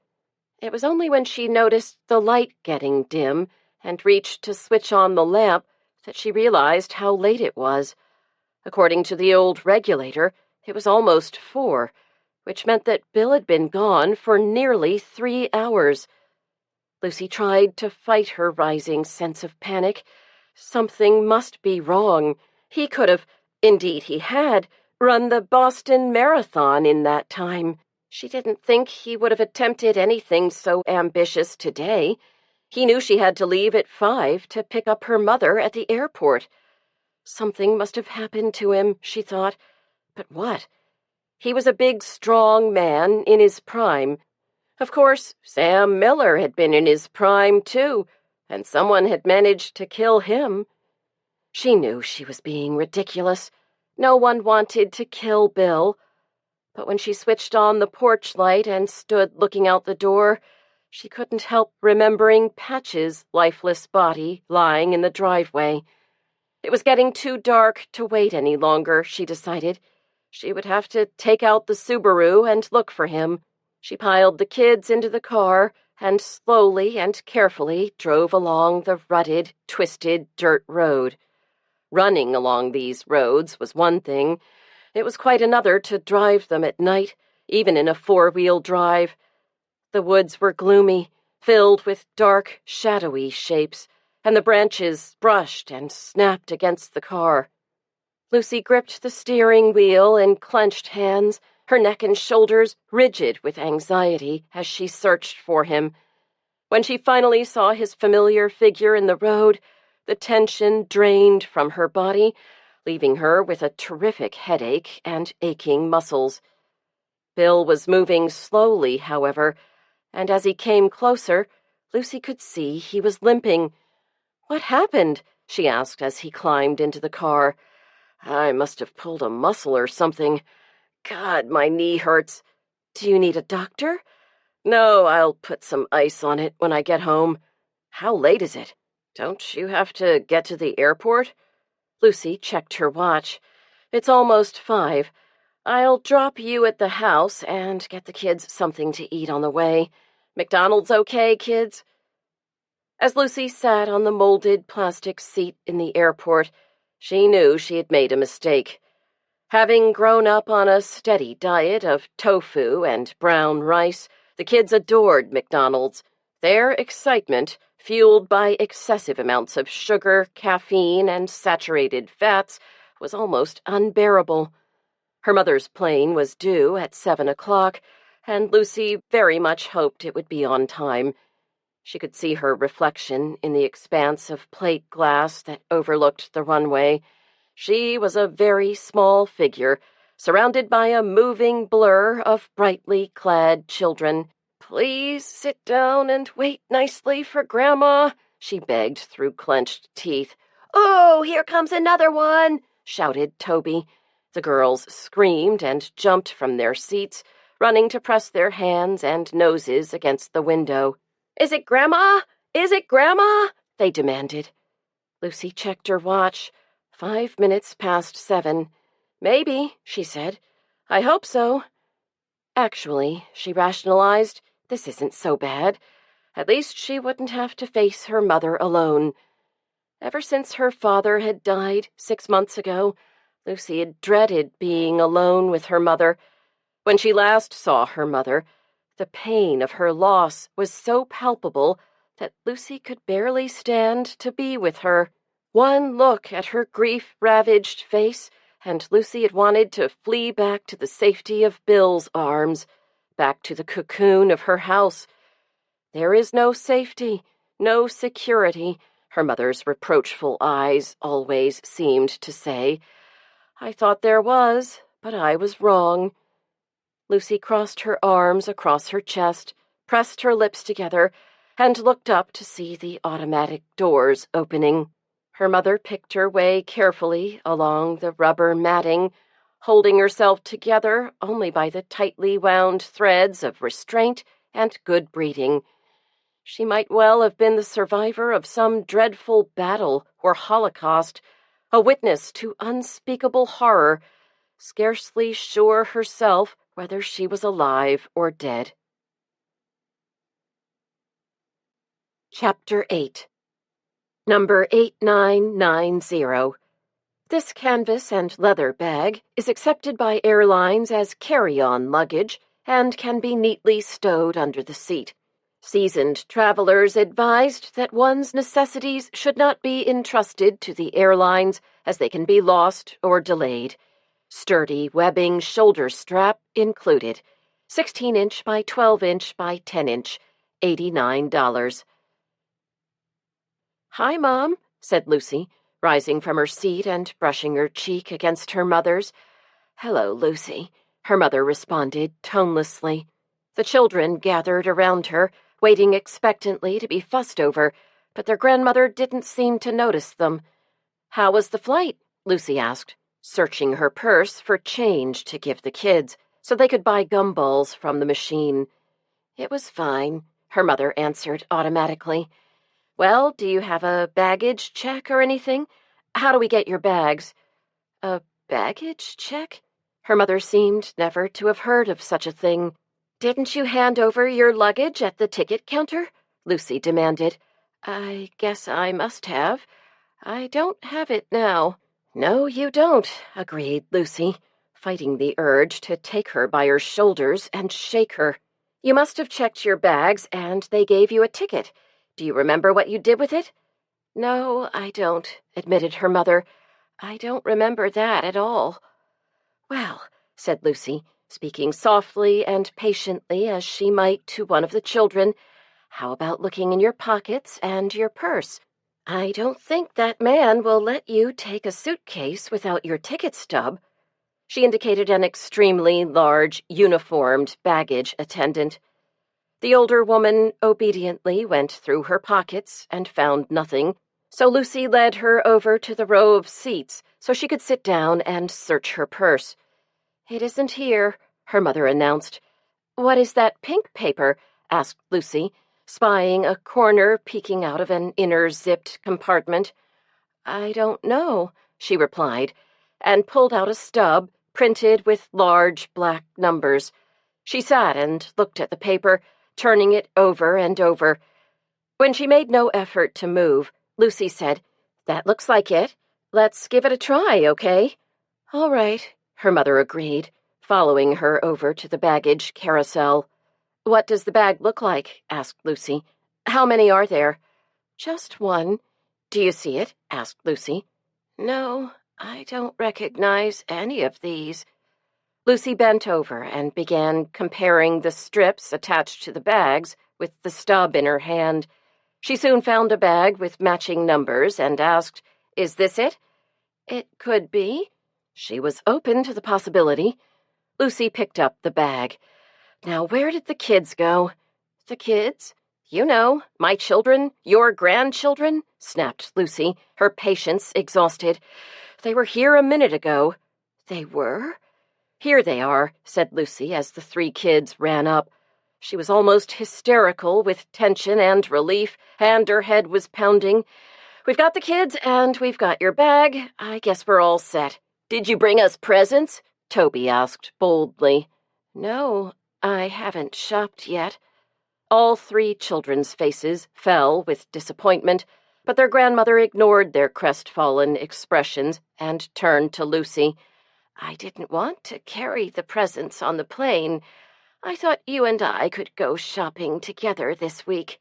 "I'm sure we can," Lucy answered in a cheerful voice, but inwardly she was furious with her mother.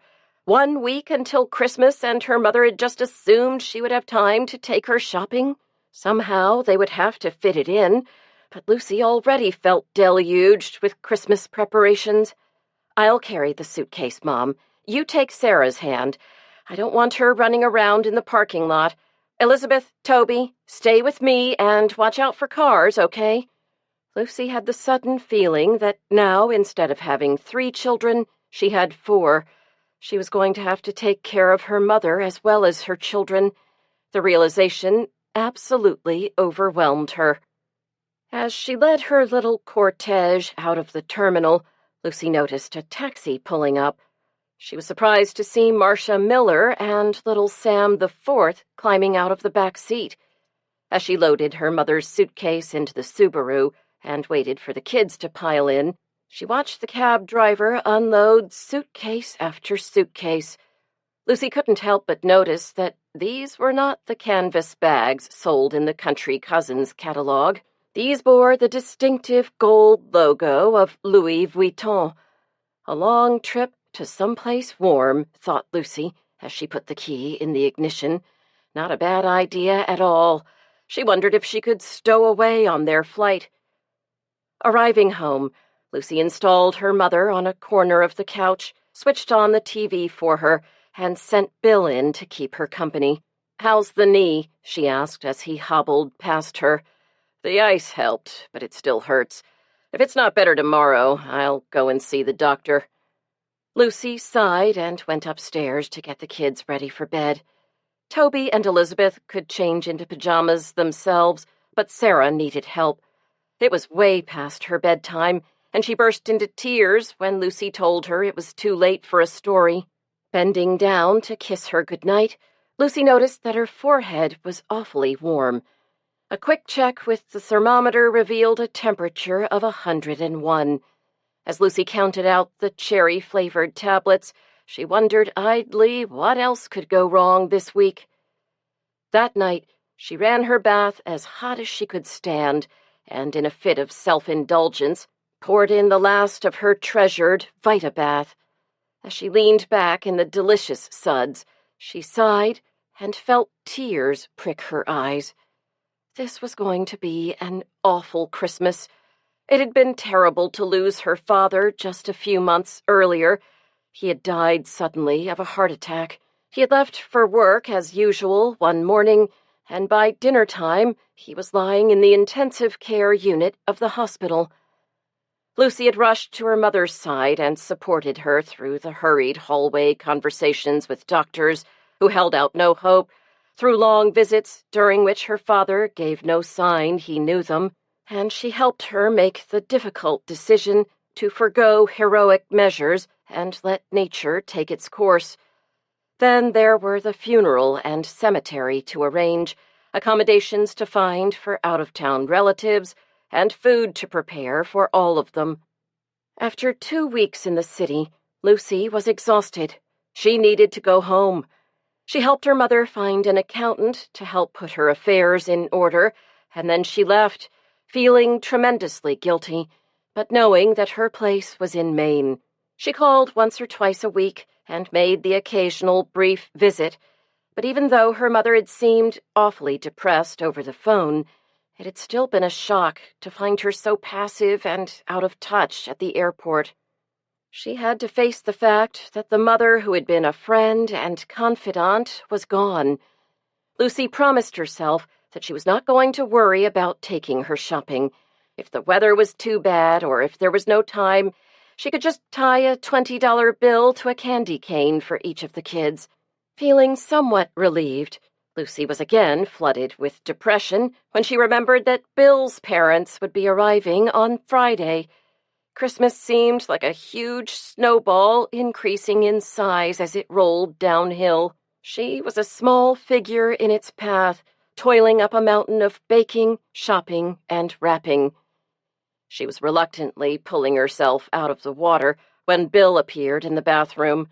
"Now there's a sight for any man," he said, grinning and handing her a towel. "Oh," she groaned, "I'm getting so fat." "No, you're not," he said, drawing her back.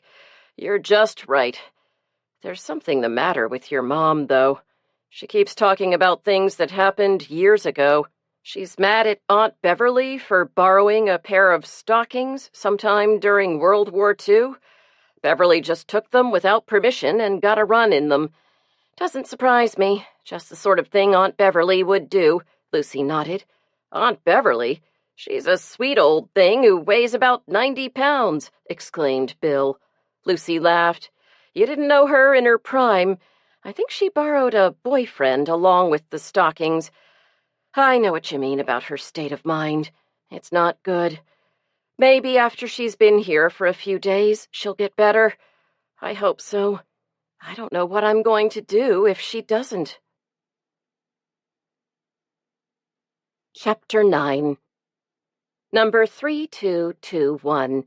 Hand-knitted ski hat worked in 100% llama wool by Peruvian natives. These unique hats are attractive and warm, in shades of brown, taupe, and natural. One size fits all. $39. At a few minutes before 5 the next afternoon, Lucy pulled into the employees' parking lot at Country Cousins. She sat for a few minutes, waiting for a song on the radio to finish, and smiled wryly to herself. For the next few hours, all she had to do was answer the customers' calls and press a few buttons on her computer keyboard. "You need a pair of waterproof boots? We have just the thing. What size do you need? Where shall I ship it? What is your credit card number?" The next day, the boots would be on their way. If the boots were out of stock, Lucy would know immediately, thanks to the computerized inventory system that Sam Miller had pioneered. The computer would suggest an alternative style and indicate when the next shipment of boots would arrive. Out-of-stocks were unusual at Country Cousins because Sam Miller had also developed a computer program that tracked the ebb and flow of customer preferences in the past and projected future sales. Lucy had come to develop a real respect for the computer, which always greeted her personally when she logged on. The screen would blink a friendly, "Good evening, Lucy," after she logged on with her password, Patches. "You look beat," Beverly said sympathetically.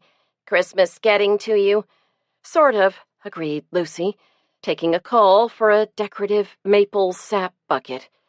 Calls came in pretty steadily for about an hour, and the time flew by as she placed orders for a chopping block, a fishing rod, a camp stove, and lots of deerskin slippers. There was a lull around 6, dinner hour, and the evening was slow. Except for a few last-minute orders for slippers, it seems as if everybody's got their shopping done, Beverly observed. I've sold quite a few slippers, too. Lucy laughed. You'll never guess who I saw at the airport, she said, pausing for emphasis.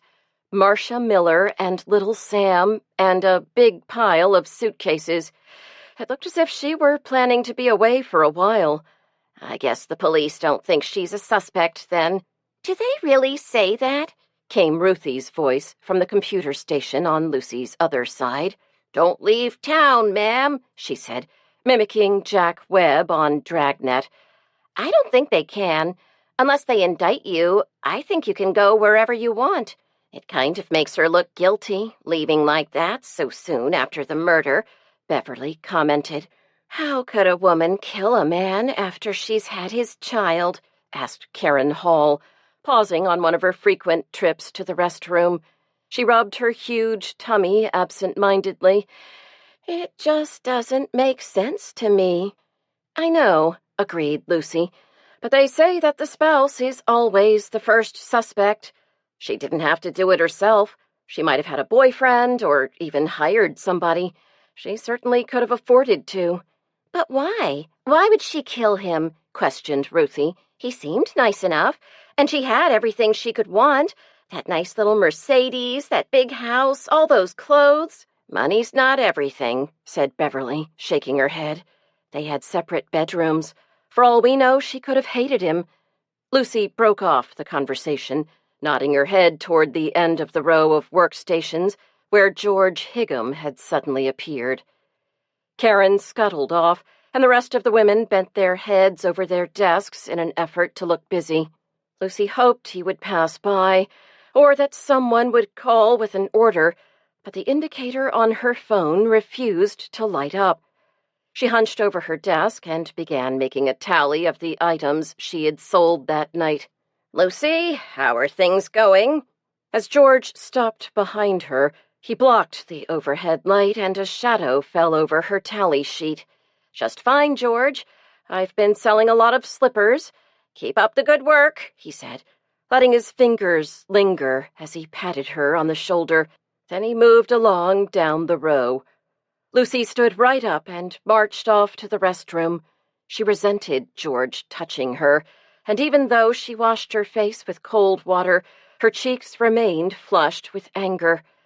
Back at her station, she muttered to Bev, I think somebody ought to check up on George's whereabouts last Wednesday night. Just because he's obnoxious doesn't make him a murderer, Bev cautioned her. Everyone knows how ambitious he is, and Sam Miller never gave him the time of day. Maybe he figures his chances are a lot better with Tom Miller, Lucy said darkly. Speak of the devil, whispered Bev.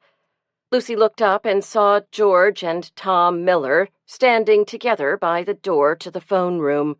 Tom cleared his throat rather loudly, and George rapped on a file cabinet to get the women's attention. I just want to let you know that we're having a problem here, said Tom in his high-pitched voice. He paused, and the women shifted on their seats, waiting nervously. We have a mouse in the house. He smiled apologetically. A few field mice have apparently moved into the building. A few of the women giggled. This is a serious problem for us, he continued. They could damage the computer. We've discussed the options, and I've decided the most humane course of action is to trap them. He held up a small wire mesh box. This is a have-a-heart trap. We don't want to hurt them. We just want to catch them and release them out in the woods where they belong. I just wanted you to know how we're dealing with this. Any questions? He waited, glancing around the room. We want to make one thing very clear, added George. It is company policy to allow eating only in the break room. If any of you are discovered with food in your desks, I can assure you that you will be dealt with severely. He turned and ushered the senior executive out of the room. Better clean out your desk, Karen, Lucy giggled, watching as Karen pulled out wads of crumpled candy wrappers. It's just that I get so hungry, Karen confessed. I'm hungry all the time. I know. Being pregnant is the one time you can eat without feeling guilty, Lucy reassured her. She continued thoughtfully, I guess we can eliminate Tom Miller as a suspect. I didn't know he was, observed Bev. I heard he was, Ruthie agreed, giggling. Who knows what evil lurks behind that mild-mannered exterior? I don't think a man who uses a have-a-heart trap to catch mice is going to murder his brother, said Lucy. Dave Davidson is probably right. Sam Miller must have been involved in something outside Tinker's Cove, something illegal, like drugs.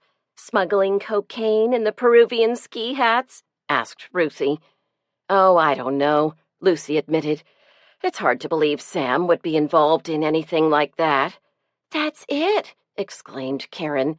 They wanted him to smuggle in dope, and when he refused, they killed him. I think you better answer your phone, observed Bev. Oops. Country cousins, may I help you? Karen babbled automatically. When she finished taking the customer's order, Lucy heard her muttering, What's the matter? I'm out of order forms. I'll get 'em for you, offered Lucy. They're kind of heavy. Thanks, said Karen. I'll cover on your computer. Lucy went over to the corner of the big phone room, where the boxes of computer order forms were kept, but she discovered that the usual supply of boxes was gone. She would have to go to the storeroom. She hesitated. The storeroom was down a long, dimly lit hallway. The furnace room was along there, and the maintenance department, but no one would be there now. The offices would be dark and empty. Before Sam Miller's death, she'd never given her safety a thought at Country Cousins, but now she was reluctant to leave the brightly lit phone room and the safety of the group of chattering women. Straightening her shoulders, she pushed open the door and marched down the hallway, away from the phone room. She turned right where the hallway branched into the executive suite and the maintenance offices. The door to the storeroom was unlocked, and she pushed it open, reaching for the switch. She was relieved to see several pallets of paper neatly stacked near the door and hurried in to pull a box from the top. Juggling the heavy cardboard box, she turned to leave when she saw George's figure in the doorway. What are you doing in here, Lucy? You're not supposed to leave the phone room. I just came to get order forms, explained Lucy. There were none in the corner where they usually are. You should have notified your supervisor, George admonished her. I didn't want to waste the time, George. Now can I get by? I want to get back to work. Let me carry that, Lucy. It must be heavy. As George took the box of paper, his fingers brushed against her breasts. You know, in many ways, you're a model employee, and you're very pretty, too. George's voice had become hoarse. Thank you. Lucy smiled at him sweetly. You know, George, my husband is 6 feet tall, and he pounds nails all day long. If I told him that you touched me, he'd beat you to a pulp. He would, she nodded. Shall we go back to the phone room? I guess you can manage this box after all, said George, thrusting it at her. His face was very red, and there were beads of perspiration on his brow. Lucy hurried off, but inwardly she shuddered, unable to forget the sickening feeling of George Higgum's clammy hands on her sweater. Back at the safety of her desk, Lucy was suddenly exhausted. She answered the phone mechanically and couldn't help keeping an eye on the clock. The calls dribbled in, and the clock seemed stuck at 12:30. Finally, at 1, it was time to go home. As they were putting on their hats and coats, Ruthie looked over her shoulder uneasily. I'll tell you one thing, she said. I hope they catch whoever killed Sam Miller real soon. It feels creepy around here. Ladies, don't forget your paychecks. George stood by the door with a handful of envelopes. Country Cousins had always followed the old Maine custom of paying on Monday. That way, the paternalistic mill owners had reasoned, the workers wouldn't drink away their earnings over the weekend. Lucy snatched her check from George, refusing to look at him. Before she left the building, she made sure that her car keys were ready in her hand. She went straight to her car, scanning the parking lot to make sure no attacker was lurking. She unlocked her car door quickly, made sure no one was hiding in the back seat, and climbed in, locking the door immediately. It was only after she was safely in her car that she noticed the other women clustered together by the door. She started the car and circled around the lot to the group, rolling down her window. "What's the matter?" she asked. "I've been laid off," announced Bev, her voice flat with shock. "Me too," Karen said with a moan. Lucy ripped open her envelope immediately, but only her check was inside. She still had a job, but she wasn't sure she wanted it. Chapter 10. Number 4152. These heavy-duty coffee mugs are favorites with merchant seamen and railway crews. They are extremely sturdy and keep coffee hot for a long time. $8. "It's a crime, I'm telling you, a crime!" Officer Culpepper's voice boomed over the din in Jake's donut shop. Jake's was everybody's favorite coffee shop, and today, 4 days before Christmas, it was packed. Lucy didn't go to Jake's very often. Somehow her days didn't include time to dawdle over coffee, and even if she had the time, she didn't want to be tempted by the donuts. But at noon, Bill had come home early and announced that his knee was bothering him, and he was going to take the afternoon off. Sarah was feeling much better, so Lucy decided to seize the opportunity and take her mother shopping. They had gone through most of the stores in town, and everywhere they went, her mother had the same comment. "I just don't see anything here that I want to buy," she would say, shaking her head and clutching her purse with 2 hands. Lucy couldn't decide if she really found all the shops uninspiring, or if she just couldn't bring herself to part with any money. Lucy knew her mother had been well provided for, but she suspected that the loss of her father's weekly paycheck had made her nervous about spending anything at all. Passing Jake's, Lucy had seen an empty table and suggested they stop for coffee.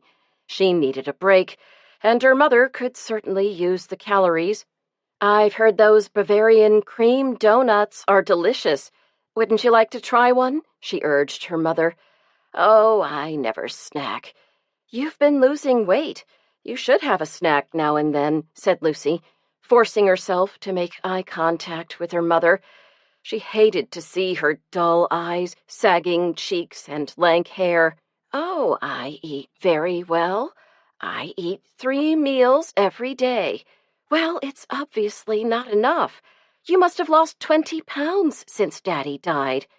"It isn't because I don't eat enough," she insisted. "I do." "That can't be true. You're using up more calories than you're taking in. If you want to stop losing, you're going to have to eat more. Have a donut." "Just coffee, please," her mother told the waitress.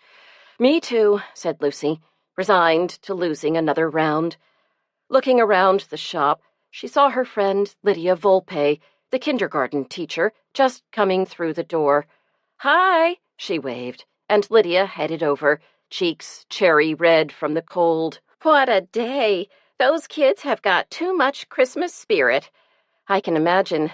Lydia, this is my mother, Helen Hayes." "I'm not the actress," Lucy's mother announced.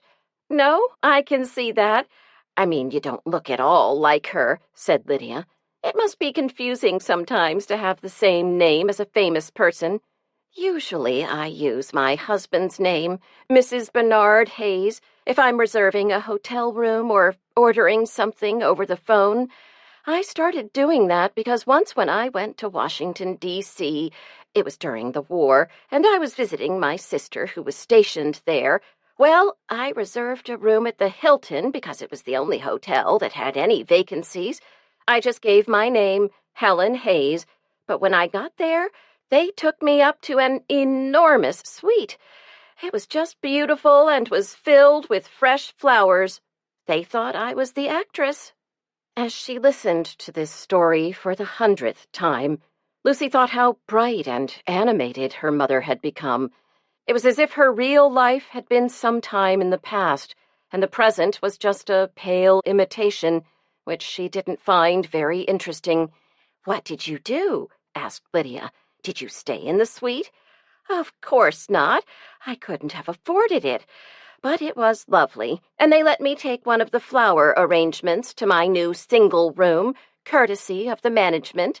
They wanted to thank me for being so cooperative." She nodded virtuously, certain in the knowledge that she was not one to make a scene, and sipped her coffee. "What's Culpepper so het up about, Lydia?" asked Lucy. "He's been ranting and raving since we came in." "Probably the warrant for the special town meeting. Haven't you seen it?" "No, I've been a little out of touch lately," said Lucy, glancing at her mother. "Everybody at school was talking about it. It calls for a 1-year moratorium on all building and sets aside most of the undeveloped land in town as conservation land. Sam Miller had been working on it before he died. It's kind of his legacy to the town." "No wonder Culpepper's upset," commented Lucy. "First the layoffs, and now this. There won't be any jobs left in town." "I heard about that. Are you okay?" "So far," Lucy shrugged, watching as Barney Culpepper grabbed a young man wearing a rag sweater by the shoulders and shook him. "Who's that?" asked Lucy. "Jonathan Franke, the new APTC director," answered Lydia. "Association for the Preservation of Tinker's Cove," she added for Helen's benefit. Conversation in the coffee shop had stopped.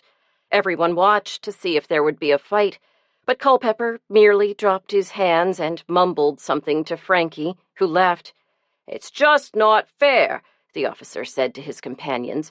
"People in this town care more about osprey and owls than they do about people. I've worked here my whole life, but I can't afford to buy a house.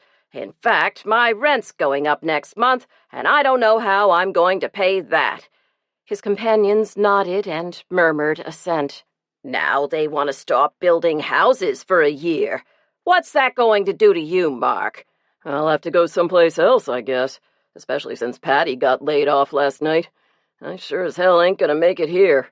"I'm thinking of switching to remodeling," admitted Frank Martignetti, a master builder known for his expensive custom homes. "Good luck," said Culpepper. "You'll have a devil of a time getting anything approved by that planning commission. Nope, this town is a good place to live if you're an owl or a salmon, but it really stinks if you're a working man." He set his police cap squarely on his head, shifted his holster, and stalked out the door. "Gosh, I hope nobody's double-parked out there," Lucy quipped. "He has a point, Lucy. It's very hard for young people to get a start here," said Lydia. "Most of my students' parents are really struggling." Lucy nodded. "The average house costs about $150,000. "Right," said Lydia. "Say he makes $25,000 and she makes $12,000. That's $37,000 a year. Most people don't even make that. A lot of our kids get subsidized lunches.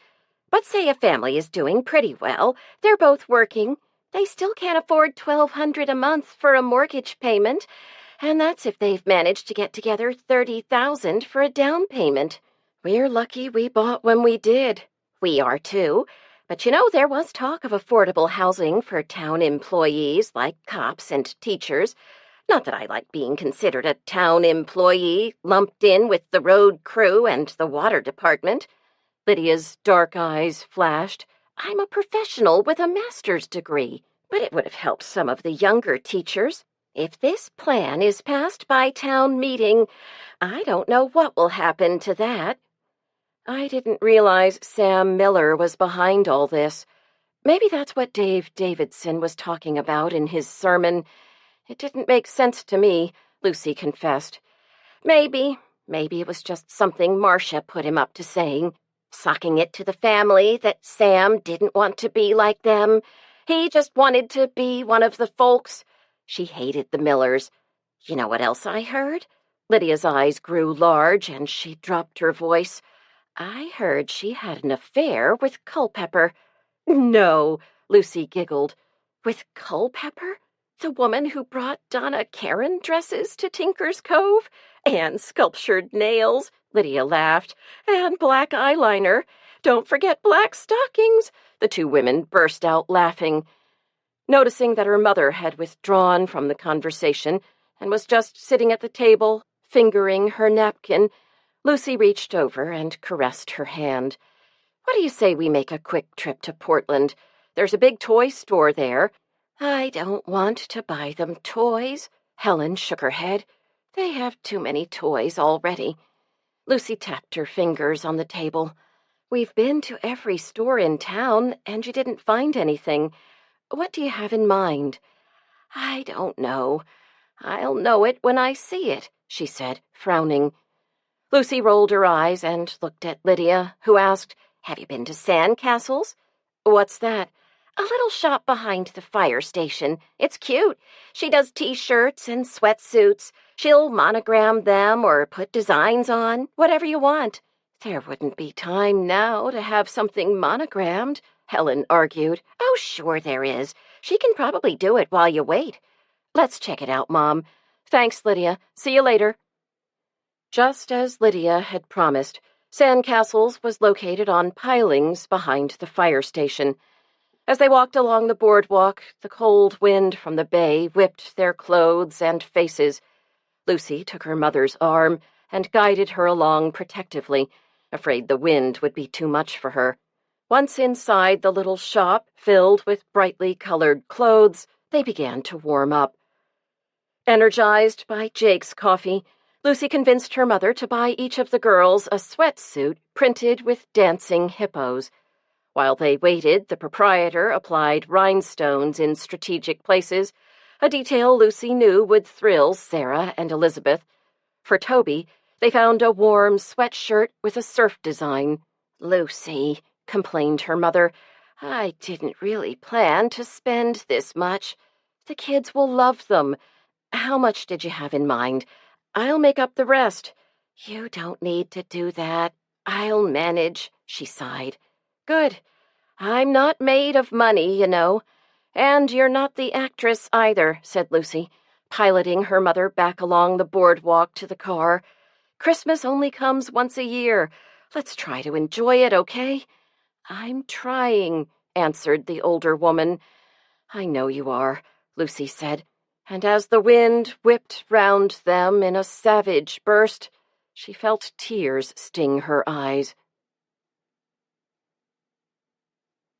Chapter 11. Number 1009.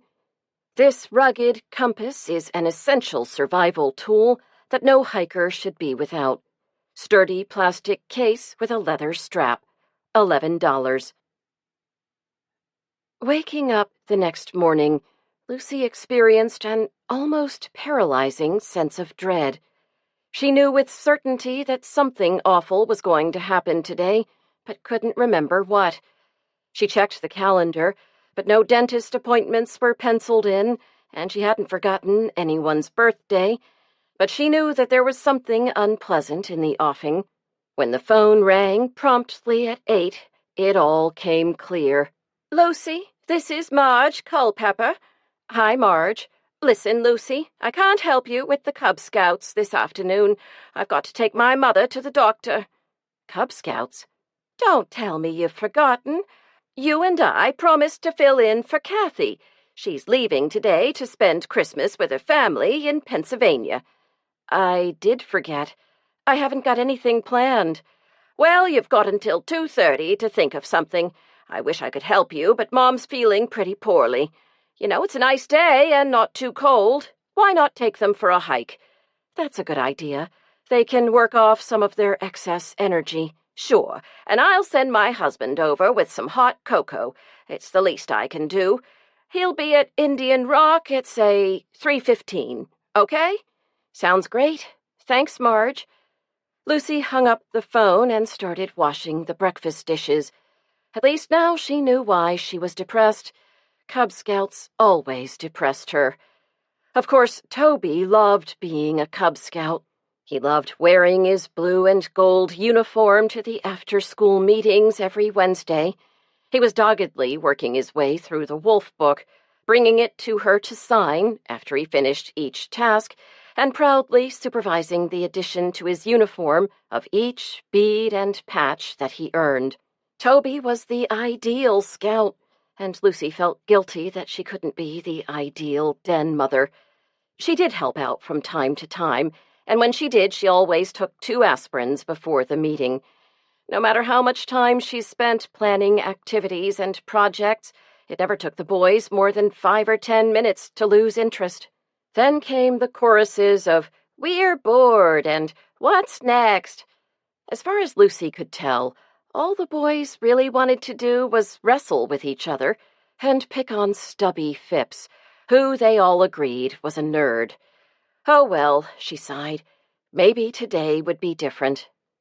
Leaving her mother in charge of Sarah and Elizabeth, Lucy was waiting in the elementary school cafeteria at 2:30 for Den 5 to assemble. "Where are we going today?" asked the boys. "We're going to hike up to Indian Rock," she announced enthusiastically. "A hike? I'm too tired." "We'll never make it, it's too far," they groaned in protest. "You sound more like Girl Scouts than Cub Scouts," Lucy teased. "But what about a snack?" demanded Stubby. "Aren't we going to have a snack?" "No snack?" Den 5 was dismayed. "I've heard a rumor that an old Indian, the last of the Sakatumi tribe, may have left a peace offering at Indian Rock." "What? What tribe?" "Haven't you heard of the Sakatumis?" Lucy asked incredulously. "Don't you know their secret word?" "What secret word?" Toby was suspicious. "I'll teach it to you. Repeat after me. Oh, "Oh, wa." Lucy waited. "Oh, wa," repeated the boys reluctantly. "Oh, wa, ta," said Lucy, drawing out each syllable. "Oh, wa, ta," the boys intoned. "Oh, wa, ta, fu," Lucy smiled. "Oh, wa, ta, fu," repeated the boys. "Oh, wa, ta, fu, lie." Lucy restrained the urge to giggle and kept her voice low, stretching each syllable out as long as she could. The boys repeated after her, "Oh, wa, ta, fu, lie," really beginning to get in the spirit of magic Indian words. "Oh, wa, ta, fu, lie, yam," droned Lucy, and the boys shouted back, "Oh, wa, ta, fu, lie, yam." Lucy beamed at them. "Now say it faster." "Oh, wa, ta, fu, lie, yam," they screamed. "Gotcha," said Lucy. "You tricked us," Toby reproached her. "I didn't spend 5 summers at Camp Wawatasi for nothing," Lucy confided, leading the boys out the door and across the baseball field, where the trail to Indian Rock began. "Now let's see who'll be the first to reach Indian Rock." "Last one there is a rotten egg," shouted Eddie Culpepper, and the boys ran ahead along the trail, except for Stubby. Stubby was a little overweight, and he was content to walk along beside her. "Mrs. Stone, did you really spend 5 summers at camp?" "I did." "My mom wants me to go to camp this summer." Stubby didn't sound very happy about the idea. "Don't you want to go?" "Nah." "Why not?" "I don't like sports much," Stubby confessed. "I like to read. The 3 investigators are my favorites." "Toby likes them, too. There'll probably be time to read at camp. I used to read Nancy Drew books. Lots of the girls had them, and we'd borrow the ones we hadn't read." "Yeah, I still don't think I'll like it." "You might be surprised," Lucy smiled. "We'd better catch up with the others." She had been keeping track of the boys' progress by listening to their voices, but she hadn't heard them for a while. When they rounded the last bend in the trail, she was relieved to see the 7 other members of Den 5 perched on the huge boulder. "Stubby Phipps! Stubby Phipps!" Ricky Goldman chanted. "It ought to be Chubby Hips! Chubby Hips!" "That's enough, Ricky," reproved Lucy. "Who knows the story of Indian Rock?" She was wondering where Officer Culpepper and the hot chocolate were. "It was left here by a glacier," Stubby said. "Mr. Hutchins told us about it." "That's true," agreed Lucy, who knew better than to dispute anything a teacher said. "But I was thinking of the Indian legend. Does anybody know that?" The boys were quiet, so she began. "The story goes that a long time ago there was an Indian chief named Mawshop. Mawshop was a great chief, and his people loved and respected him. His tribe was very rich, and they had lots of corn in their storehouses, and deer skins and wampum. But even though he was very rich, Mawshop's greatest treasure was his little son, Queeg. Mawshop loved watching Queeg play and grow. Mawshop taught him to fish and hunt and track, and Queeg grew up to be the best hunter in the whole tribe. But then a sickness came, and many people died. It was a hard time for the tribe, and there was a great deal of suffering. The people came to Mawshop and said that since he was the chief, he should do something. So Mawshop climbed up the hill where we're standing and called to the Great Spirit. The Great Spirit answered, but he demanded that Mawshop give him something that was dear to him. So Mawshop went home, wondering what he could offer to the Great Spirit. He looked at his favorite bow and arrows, the moccasins his wife had sewn for him, even his best knife. While he was doing this, Queeg entered the lodge, and Mawshop knew what was dearest to him. So he told Queeg to go to the top of the hill. Queeg climbed the hill just like you did today. Mawshop followed behind him, and when Queeg got to the top, he called out to the Great Spirit, "Great Spirit, here is my offering, my dearest son." Then a great eagle came out of the sky and swooped down, grabbing Queeg in his enormous talons and carrying him off. Mawshop stood there, all alone, crying for his son. The Great Spirit spoke to him. "Because of your great sacrifice, the people will live and prosper. To remind them of your great sacrifice, I will put a mark here, so they will remember Queeg and how you loved him very much, but you loved your people even more." Then the eagle came flapping out of the sky, holding this rock in his talons. He dropped it here, and it's been here ever since. The boys were quiet, looking thoughtfully at the rock and glancing at the sky. "I don't believe it," Eddie announced. "Me neither," agreed Ricky. "But it was a good story, Mrs. Stone," Stubby reassured her. A sudden squawk made them all jump, and Lucy looked up. Officer Culpepper was pulling into the parking lot in his police cruiser. He climbed out of the black and white car and walked over to the group, carrying a large thermos and a bag of donuts. "You boys ready for some hot cocoa?" Ricky had already opened the bag, and the boys were pushing and shoving, grabbing for the donuts. "Hey!" he thundered. "That isn't how scouts behave. Get in line. Take turns. There's enough for everybody." "That's amazing," commented Lucy as the boys obeyed. "I'd give anything for a voice like yours." "Well, Bill probably wouldn't like it very much." "No, I don't think he would," Lucy laughed. "It would make being a den leader a lot easier, though." "I suppose," agreed Culpepper, taking an enormous bite of donut. "Any new developments in the Sam Miller case?" asked Lucy. "Have they found out who did it yet?" "Not that I know," Culpepper said. "Of course, I'm just a town cop. They don't tell us much. We're just supposed to direct traffic and find lost bicycles and leave the investigating to the state police." He shrugged. "Last year, the town wouldn't even give us a cost of living increase. Nobody thinks much of us."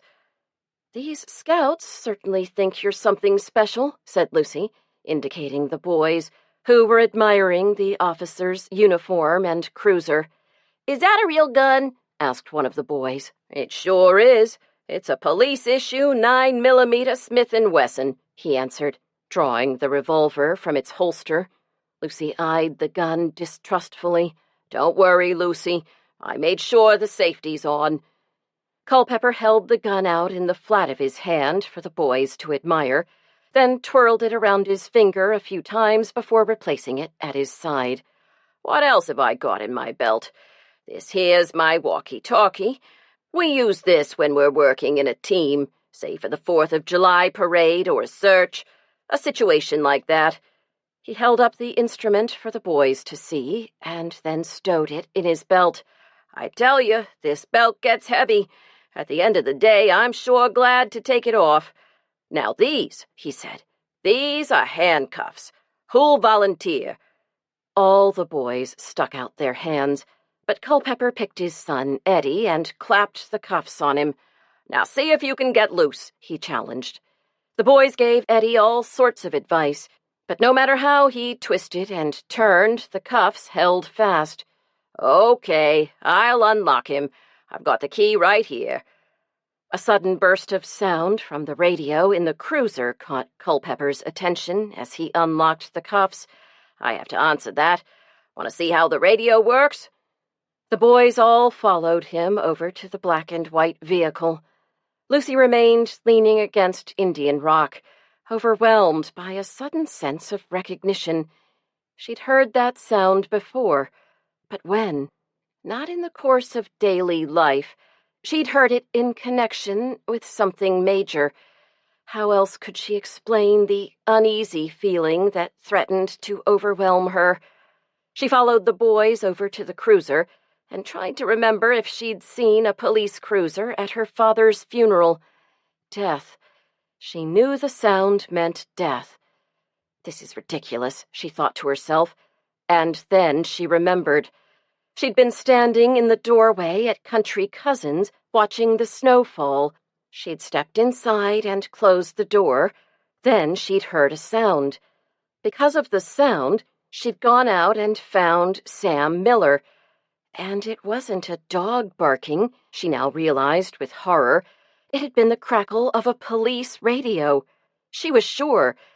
That meant a police cruiser had been in the Country Cousins lot when Sam Miller was dying. Had it been Culpepper's? As Lucy watched him pushing buttons and talking into the mic, smiling and nodding at the scouts, bits of information fell into place. It was rumored that Culpepper had had an affair with Marcia Miller. Even if that wasn't true, Miller's role in the planning commission might have been enough of a motive. Just yesterday, at the coffee shop, she'd seen him nearly sock Jonathan Frankie over the commission's proposal. He had certainly looked as if he'd wanted to kill Frankie. "That's enough, boys," said Culpepper, looking up at Lucy. He looked away furtively, and she realized he knew that something was wrong.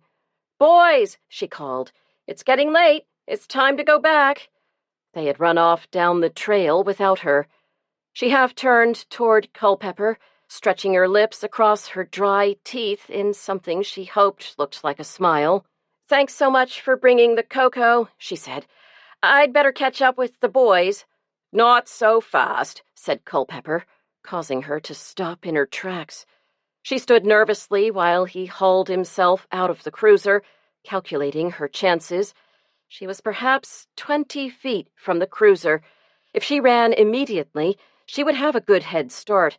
She was used to running, and a glance at Culpepper's belly, where the buttons on his uniform strained to hold the gaping fabric together, indicated that he wasn't. If she ran hell for leather down the path this instant, she could catch up to the boys and be safe. But she felt frozen in place. Her feet felt like lead, and her breath was coming too fast. She watched as he came closer and closer, fascinated by the red veins on his nose, the hairs that sprouted between his eyebrows, and his little blue eyes. Piggy eyes. Had Sam Miller felt like this before he died? "Lucy, breathe into this bag." Culpepper shoved the donut bag against her face and picked up her hands, cupping them so she could hold it herself. "You're hyperventilating. Here, sit in the cruiser for a minute until you feel better. Just take it easy. You'll be fine," he reassured her. "I don't know what's the matter with me," Lucy admitted as he climbed in beside her. For a minute there, I thought you killed Sam Miller. Culpepper looked up sharply, and again panic swept over Lucy. Why couldn't she keep her suspicions to herself, at least until she was safe at home? I know you didn't, Lucy reassured him, but everyone's saying you had an affair with Marcia Miller. What? Culpepper was incredulous. Me and Marcia Miller? That stuck-up bitch? Lucy shrugged. You know the kinds of things people say. I thought it was possible. You did? Culpepper sucked in his gut and straightened his shoulders. Do you think Marge knows? Then he corrected himself. I mean, do you think anybody said anything to Marge? No, they wouldn't. Lucy shook her head. People gossiped according to the rules in Tinker's Cove. They talked about each other, but they never made direct accusations.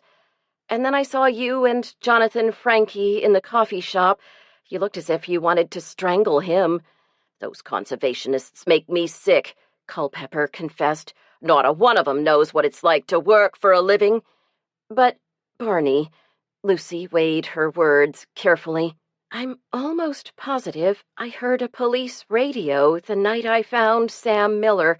In fact, I know I did. Culpepper dropped his head on the steering wheel. I was afraid you'd remember.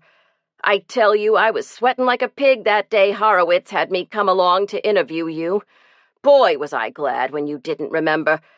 I guess it'll all come out now, he said, raising his head and looking at Lucy. What will come out?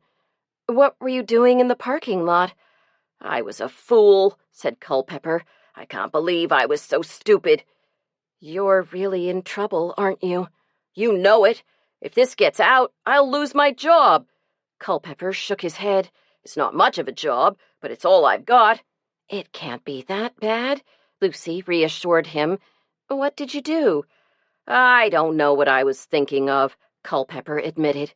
You know that magazine, Modern Mercenary? Well, I've had a subscription for years. Real man stuff, you know. Lots of action. I love it. In the back, they have a classified section. Dirty deeds done dirt cheap. You know what I mean? I think I saw something on TV about it. Yeah, I think 60 Minutes did a story on it. Well, I put an ad in. Partly it was just for kicks, just make-believe, but partly I thought something might come from it. The pay for this job is lousy, and we could use some extra money. So I put an ad in.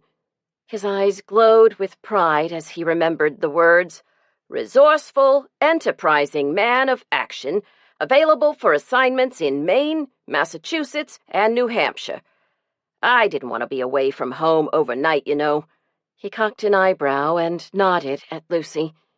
Barney, why don't you drive while we talk? When the boys' parents come to pick them up, they'll wonder if I'm not there. Okay.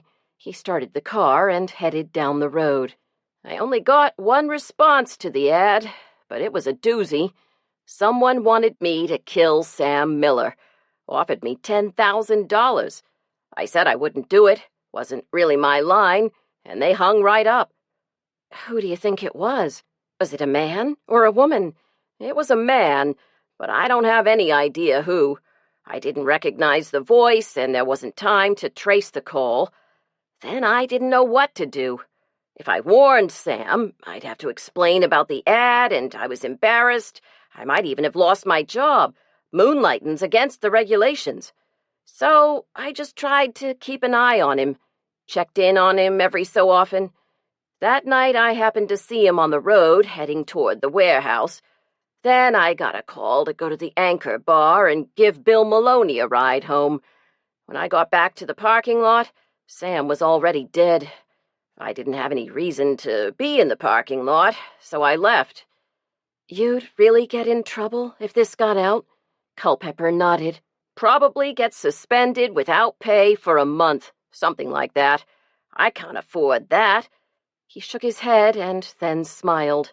Don't look so worried, Lucy. I'll think of something. He indicated the anxious row of mothers peering into the cruiser and laughed. I guess I'm not the only one with some explaining to do." "I didn't feel well," said Lucy to the small group of curious women. "Officer Culpepper gave me a ride down from Indian Rock."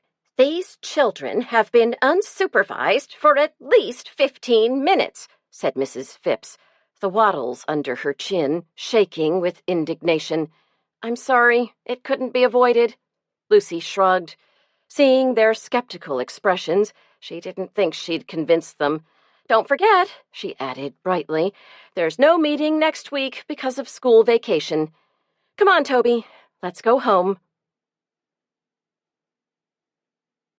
Chapter 12. Number 6775. This genuine wool blanket, woven by McMurray Weavers of Canada, is an authentic reproduction of the blankets the Hudson Bay Company traded for furs. The lines on the side of the blanket indicate how many skins it was worth. White with red, yellow, and green stripes. Specify twin, $95, double, $135, or queen, $175. "I'm seriously thinking of committing suicide. Don't you think you're overreacting just a tiny bit?" Sue's crisp, rational voice came over the phone wire. "Probably," admitted Lucy, "but you should have seen the way they looked at me. I thought Stubby Phipps's mother was going to lose her bridge.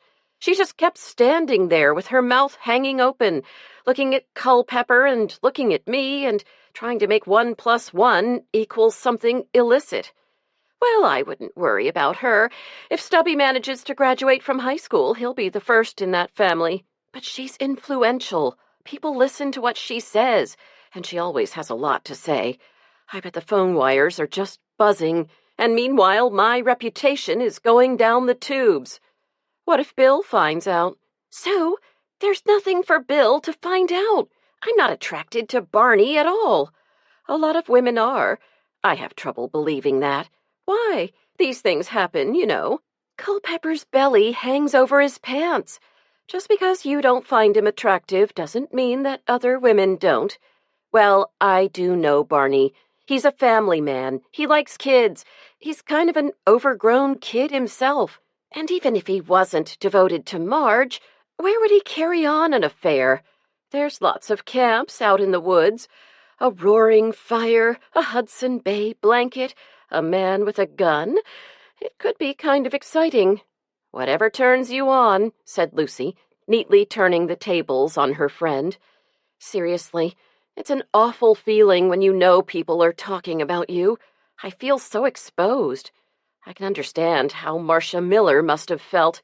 No wonder she left. That or a guilty conscience? Who knows," said Lucy, growing impatient. "Look, I've got to go." She hung up the phone and turned to see her mother entering the kitchen. She was glad to see she was still in her robe and slippers. So far during her visit, she had appeared fully dressed each morning. When Lucy went in to tidy Toby's room, she found both twin beds neatly made and her mother's suitcase zipped shut and placed at the foot of the bed. "Did you have a good night?" asked Lucy. "I did," answered her mother, pouring a cup of coffee. "I've slept better here than I have in a long time. I think it's sleeping in the same room with Toby. I hear his breathing, and it's so peaceful that I fall right to sleep. I haven't done that in a long time. You must miss Dad a lot, especially at night. I don't like being alone. If I hear a little noise, I get frightened. I'm nervous all the time." Lucy nodded. "I know what you mean.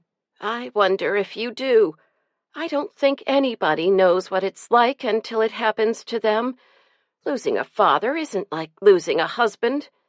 "Maybe," said Lucy, not quite willing to admit that losing her father was insignificant compared with her mother's loss.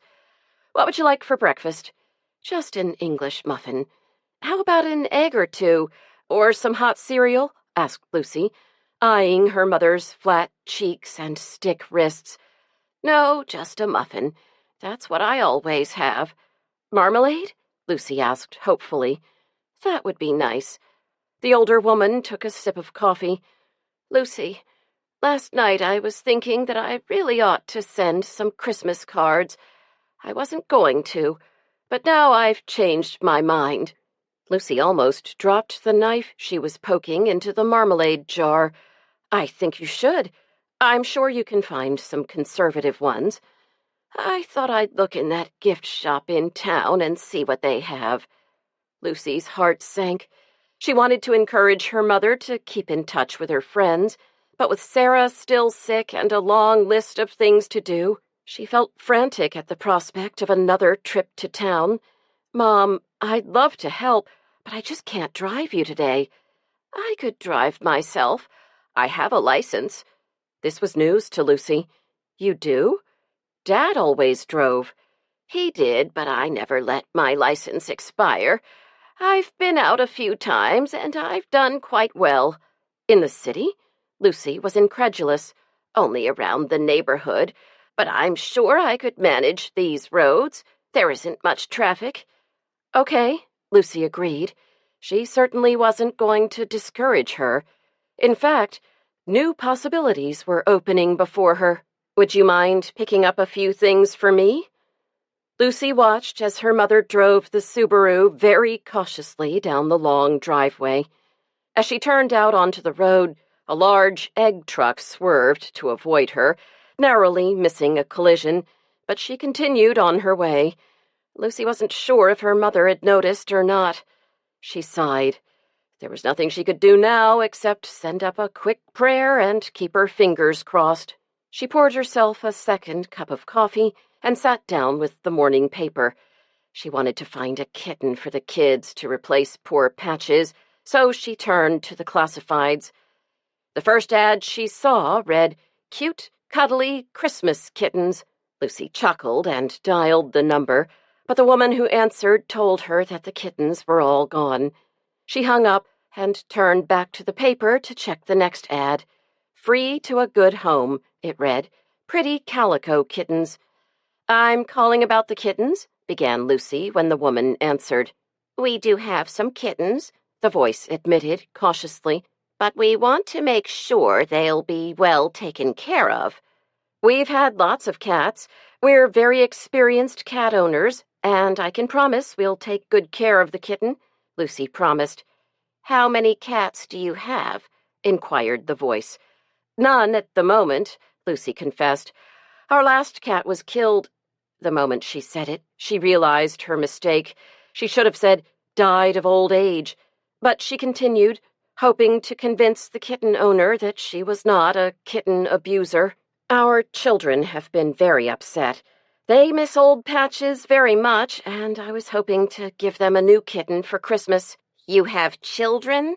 The voice was shocked. "I'm sorry, but our kittens are not used to children. Goodbye." Lucy tapped her fingers on the table and looked at the next ad. She scratched her head thoughtfully and thought about Culpepper's ad in Modern Mercenary magazine. Someone had read those ads looking for a hitman to kill Sam Miller, just as she had gone through the ads looking for a kitten. When she didn't get a satisfactory response, she just went on to the next ad. And whoever had called Culpepper had probably just gone on to the next ad when he'd refused the job. Lucy dialed the next number. She heard the phone ring 6 times and was about to hang up when she heard the receiver being picked up.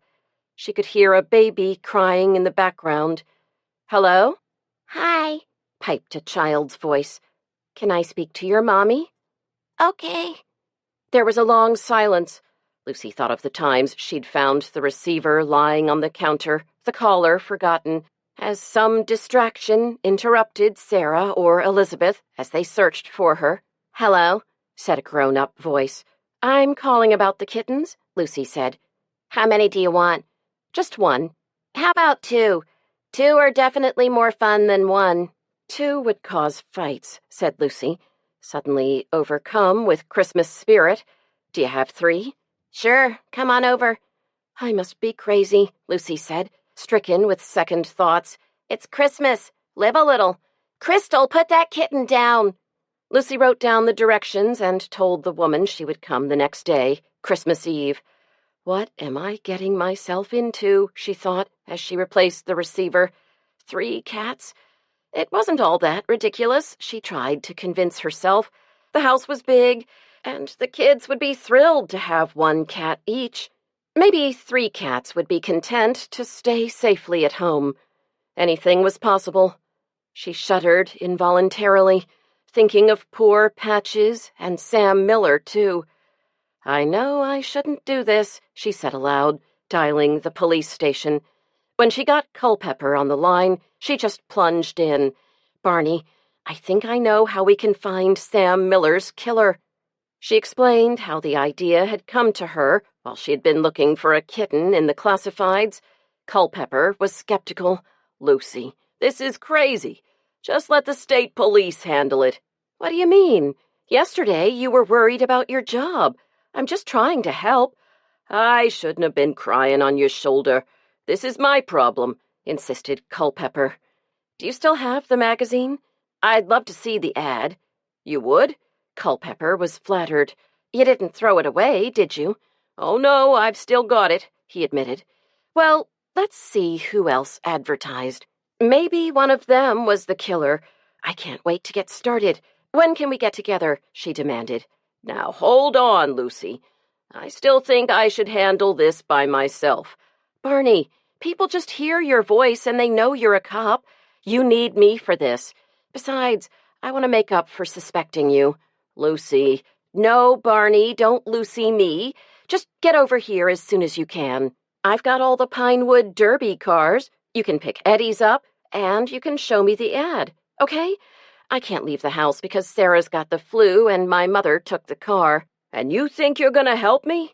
Some hotshot detective you are, accused Culpepper. Yeah, the original gumshoe, that's me. And when I say gum, I mean double bubble. Lucy laughed and bent over to peel a large pink wad from the bottom of her Reebok high tops. Chapter 13. Number 9137. Fishing the old-fashioned way can be frustrating. This newfangled sonar scanner actually finds and tracks schools of fish so you can put your hook where the fish are. Can be operated with 10D batteries or connected directly to a power source. Solid state, UL approved. $345. If Barney Culpepper were a dog, thought Lucy, as she opened the kitchen door for him, he would be a St. Bernard. Doorways were always too small for him, and ceilings too low. He had to bend his head as he came through the doorway into the kitchen. As he stood there unzipping his jacket, his cheeks seemed to droop into jowls. Slowly he took off his regulation blue jacket and tossed it on the corner chair, ran his hands through his shaggy brown hair, and squared his burly shoulders before sitting down at the kitchen table. When Lucy had first met Barney, back in the granola years, she'd thought of him as a typical redneck. He was a recent Vietnam vet, and she'd been a bit leery of him, expecting him to explode into violence whenever he encountered members of the college-educated Peace Brigade who were moving into Tinker's Cove. But when the battery in the Malibu she'd been driving died one day, he'd gone out of his way to get her car going again. She'd been struck by his quiet, assured helpfulness. Then she began meeting him on some of the same volunteer committees she was serving on, especially the Cub Scouts and the School Improvement Council. She had come to respect his willingness to work and his practical approach. He was the sort of man you could count on. Sometimes she wished she'd had a big brother like Barney. She eyed the well-thumbed copy of Modern Mercenary that he placed on the table in front of him and gave him the little box containing the Pinewood Derby car kit. Eddie won last year, didn't he? She asked. He made a fast little car. It broke, though, on the last heat. This year he wants to put on a rubber bumper. That kid's always thinking, Barney said proudly. You know, I've never seen one of these magazines before, she said, sliding a cup of coffee in front of him and picking up the magazine. Now, Lucy, I'm not sure you should get involved in this." "What do you mean, get involved? I found Sam Miller's body. I worked for him. I live in this town. I am involved. And I'm not just going to shut my eyes and pretend I'm not. I can't let people get killed practically in my backyard. I have a family to raise." "That's what I mean. Your kids need you. This could be dangerous." "Don't you think it's dangerous living in a place where people get murdered in their own cars?" "I won't stand for it," said Lucy, shaking her head. "Besides, Christmas is 2 days off, and I'm going to be cooped up with my mother and Bill's folks, and I'll go crazy if I don't have something else to think about. Where are the ads?" "In the back," Barney said, capitulating. Lucy leafed through the magazine quickly, noting the ads for weapons and camouflage suits and the action-packed adventure stories, complete with lurid illustrations. There was even a comic strip, Mercenary Max. The classified ads were just after the comic. "You know, this kind of reminds me of Boy's Life," Lucy commented absently. "Nah, Boy's Life is for kids. This is for men." "Oh," Lucy smiled to herself. "Here we are. Courageous Captain at your service. He sounds more like a stud for hire than a hitman." "He probably is. I got a few calls for that kind of service myself," admitted Barney, blushing. "You did?" Lucy's voice rose. "I turned 'em down, of course." Lucy said thoughtfully. So much for Sue's theories. "None of these ads have phone numbers. They're all boxes." "That's right. If you're a professional killer, you're hardly going to put your phone number in an ad. If you kill somebody, you don't want to leave a trail of phone calls, especially long distance. No, you get a post office box using a false name, or you can have the magazine give you a box number. Then they hold the mail and send it on to you. That's what I had them do." "So we just have to write to these ads?" "Yeah, just drop 'em a line, tell 'em to call at a certain time." "I thought phone calls were out," said Lucy. "They'll use a payphone." "Oh." Lucy rummaged in the Hoosier for paper and envelopes. "Somehow I thought this would be more exciting." "Let's just hope it doesn't get too exciting. Lucy, you'd better have a good story ready when they call." "How's this? I want someone to kill my husband because he's mean to me." "Mean to you?" "Say he beats me. Brutally. I saw that on 60 Minutes. "Okay, it's a little lame, but hell, I guess it's happened before. How much are you going to offer for doing the job?" 25,000. "Sounds good." "Do you think they'll go for it?" "Well, if they do, we've got a possible suspect. But I don't think most of these ads are genuine. Real hitmen probably don't advertise. Most of 'em are probably just guys looking for a little excitement like I was, or selling sex like Courageous Captain there. But it's worth trying, I guess. After all, somebody did call me." He scratched his chin. "You never know. We might get lucky." "What do we do then?" Lucy asked. "Then we take it one step at a time. We can try to set up a meeting. Very carefully. Don't do anything without me." Culpepper's voice was earnest. "I want to keep an eye on things." "Okay," Lucy agreed. This guy looks serious. Man for hire, professional and efficient. Gives me the willies. What should I write? "How about, if interested in $25,000, call, and put down your phone number and the time you want him to call," advised Barney. Lucy thought for a minute. I don't want him to call when the kids are home, so it has to be during school hours. "Now you're thinking like a pro," Barney teased. "Don't laugh. My kids could scare off the meanest, toughest criminal. And I certainly don't want hitmen calling during Christmas when Bill's folks are here. What would they think?" Barney shook his head. "It'll take a couple of weeks if the mail's forwarded." Lucy checked her calendar. "How about 9:30 a.m. on Wednesday, January 5th? "Sounds good." Culpepper ran his finger down the column of ads. "Put down man for hire at 9:30, pest control, I don't think he's serious, at 10, and bad guy at 10:30. Is that enough for one day? We can fit one more in at 11, but then I have to pick up Sarah at nursery school. Ex-Marine sounds promising. Put him down for 11. Then on Thursday, you can have combat veteran for 9:30 and cool professional for 10. That's it. He put down the magazine.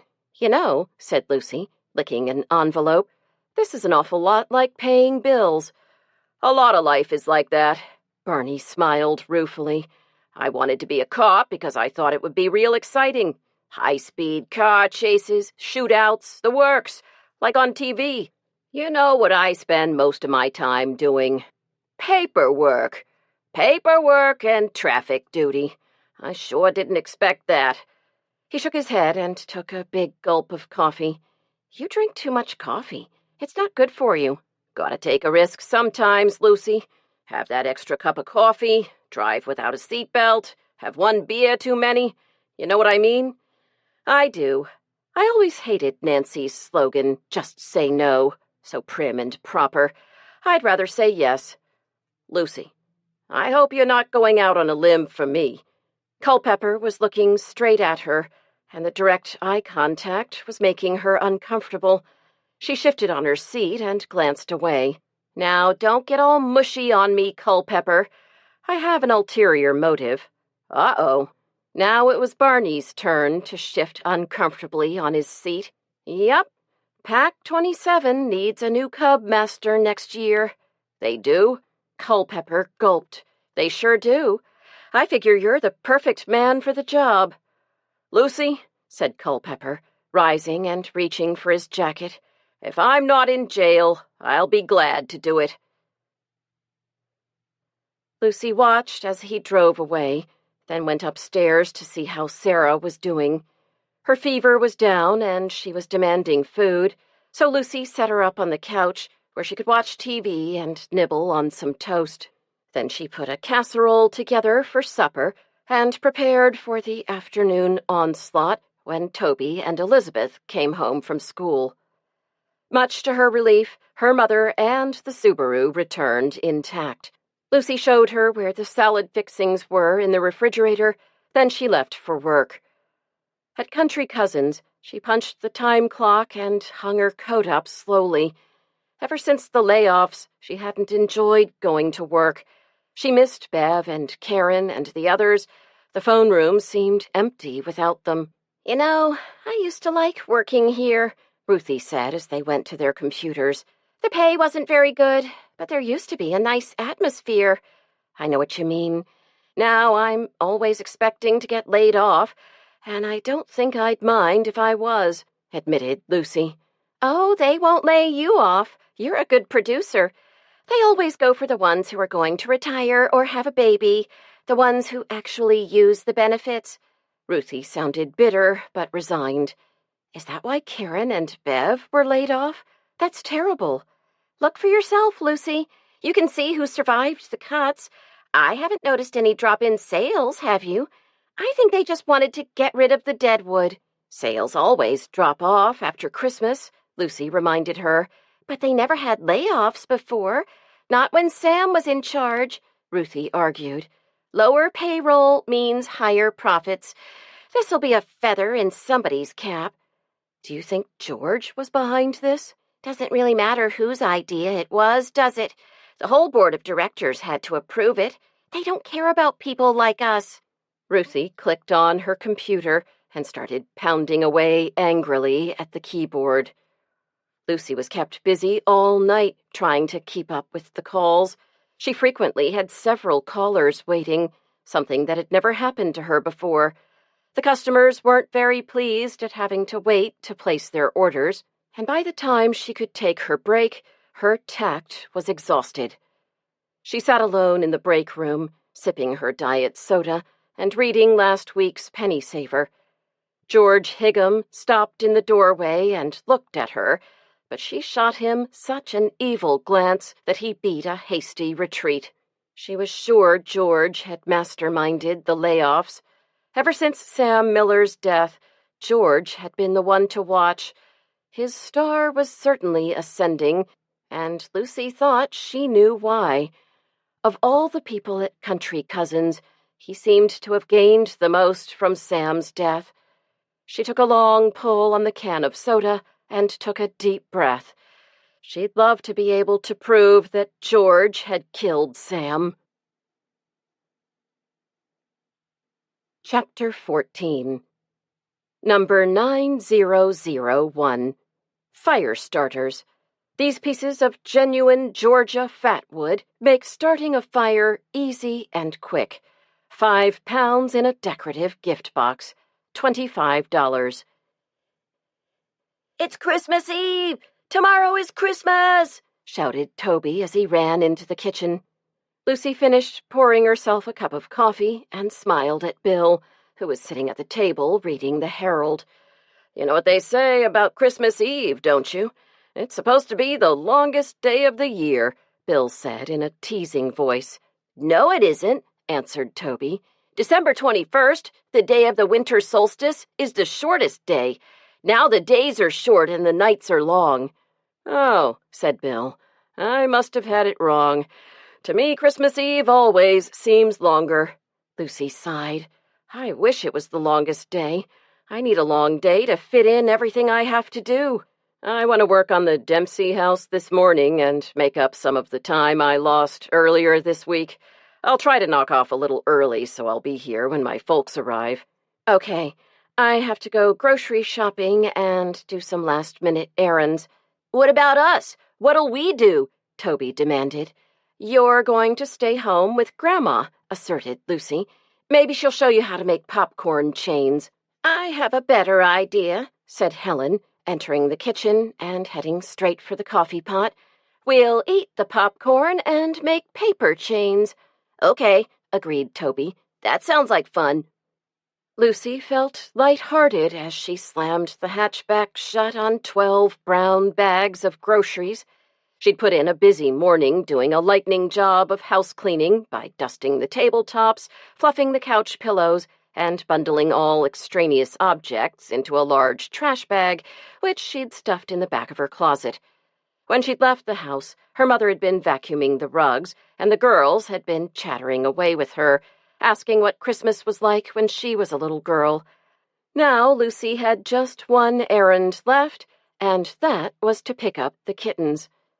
She carefully followed the directions she'd been given, and soon found herself on a road she didn't know, in a part of town she'd never seen before. Scattered along the road, like toys left on the living room floor and then forgotten by a careless child, were worn-out house trailers, shacks constructed from bits and pieces of other buildings, and an assortment of battered, rusting cars and trucks. Lucy pulled up in front of a little brown house with rough sawn siding that had probably once been a hunting camp. She stepped cautiously onto a rotting step and knocked timidly on the door. She was surprised when it was opened by a pretty girl with dark hair. She didn't look more than 17, wearing a bright T-shirt and jeans, and balancing a plump, nearly naked baby on her hip. Her eyes were suspicious and defensive as she looked Lucy over, but she had an air of vulnerability that Lucy found attractive. "I've come about the kittens," explained Lucy, indicating the plastic cat carrier she was holding. "Oh, great! Come on in," said the girl, revealing a beautiful, wide smile. She opened the door and stood aside. "I'm Lisa Young," she said, introducing herself. "Never mind the house. Honestly, with this heater, it's full blast or nothing. Now, where are those kittens?" From her spot by the door, Lucy received the full blast of the heater, but she knew that in really cold weather the camp, perched as it was on cement block pilings, must be freezing. She unzipped her jacket and tried not to look as if she were inspecting the one-room house. Houses like this were common on the back roads, but she'd never been inside one before. At first, it was difficult to see much. It was dark in the house, even though a bare bulb was burning in the center of the ceiling. Sheets of plastic had been taped over the windows to keep out the wind. As her eyes adjusted, Lucy saw that the stud cavities had been filled with bats of fiberglass insulation. In places, pieces of recycled paneling with worn and rounded edges had been nailed over the insulation. One end of the room was the kitchen, with an early model propane stove that was also a heater. There was a table covered with an ugly plastic cloth and an assortment of chairs. A tiny plastic tree with twinkling lights stood on the table. There was no sign of running water or even an indoor bathroom. A dented and rusty refrigerator hummed noisily, bearing a picture of a Biafran child. His head was enormous, his eyes huge, and his tiny stick-like arms were crossed over his protruding ribs. Beneath the picture was written, "Before you yell about mac and cheese again, be grateful for what you got." Lucy swallowed hard and looked at the other end of the room. There an old sheet hung from a length of cord, separating a neatly made double bed from a set of camp-style bunks. All of the beds were covered with handmade log cabin quilts, faded with washing and drying in the sun. Sitting on the top bunk was a tiny little girl, a replica of her mother, with her dark hair and full lips. "I was playing with the kittens, Ma," she complained. "It's time to say goodbye to them," Lisa said firmly. "We'll still have Tiger Lily, right?" "That's right." She scooped up the kittens and held them against her chest for Lucy to see. "This one here is Midnight because he's black, and this one is Jumbles, and here is Boots. We weren't very original, but we wanted them to have names. You'll probably want to name them yourself." "I'm sure my kids will have some ideas," said Lucy, smiling a bit too broadly. "Let's put them in the carrier, okay? I feel so lucky to have found them. Our cat was killed, and my kids are pretty upset. Having their own kittens will make Christmas special," she gushed, suddenly wondering how this family was going to celebrate Christmas. "Is $10 apiece okay with you?" "What?" Lisa's face was blank. $10? I'm afraid I can't go much higher. "They're free. I'm just glad to get rid of them. Pet food's expensive, and you can't use food stamps for it." "Well, I won't take them unless you let me pay," said Lucy, holding out 3 $10 bills. "Okay, I won't say I can't use the money. Thanks." As Lucy carried the kittens out to the car, she was overwhelmed with guilt. She'd never thought of herself and Bill as wealthy. Every month they had to juggle the bills, and the Visa balance stubbornly refused to shrink. But today, the sum of their material possessions embarrassed her. As she put the kittens on the back seat, she noticed a box of candy canes poking out from one of the grocery bags. Remembering the very tiny Christmas tree on the table, she dug a little deeper and pulled out a roasting chicken, aware that she had a freezer full of food at home, as well as money in the bank. She rummaged through the other bags and added cranberry sauce, stuffing, potatoes, a few cans of vegetables, and a bottle of apple juice.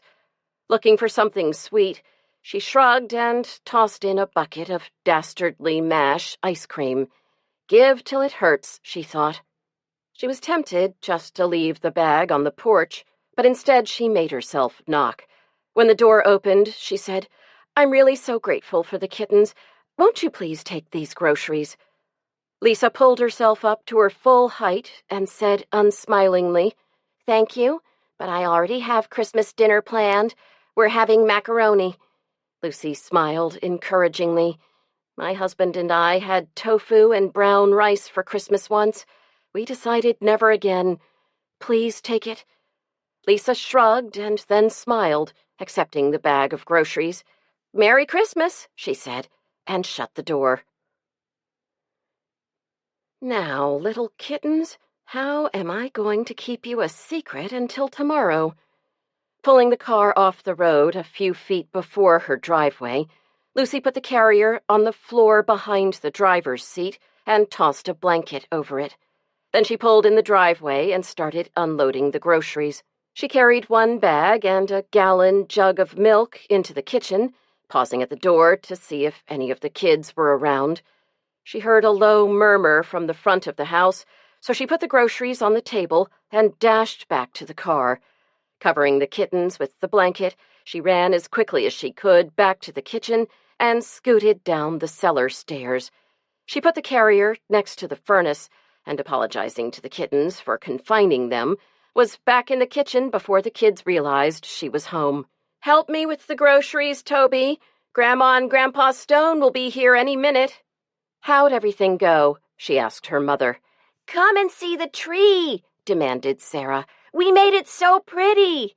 Helen shrugged. "All right, I guess. Well, it sounds as if you've been busy. Let me see the tree," said Lucy, allowing the girls to pull her along. Just then they heard the crunch of tires on the gravel driveway.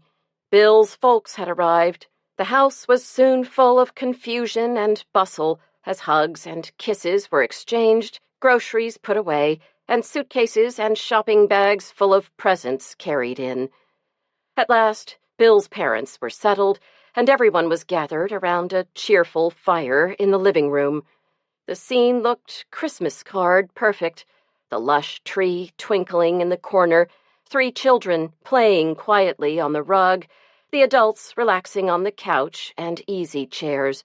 Lucy perched on the edge of her grandfather's cane chair, took a deep breath, and tried to still the butterflies that were churning in her stomach.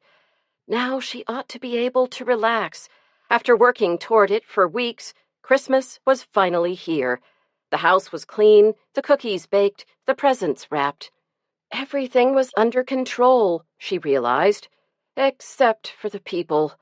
She was so worried that her mother's depression would return and dampen the holiday, or that Bill's father, always unpredictable, would say exactly the wrong thing.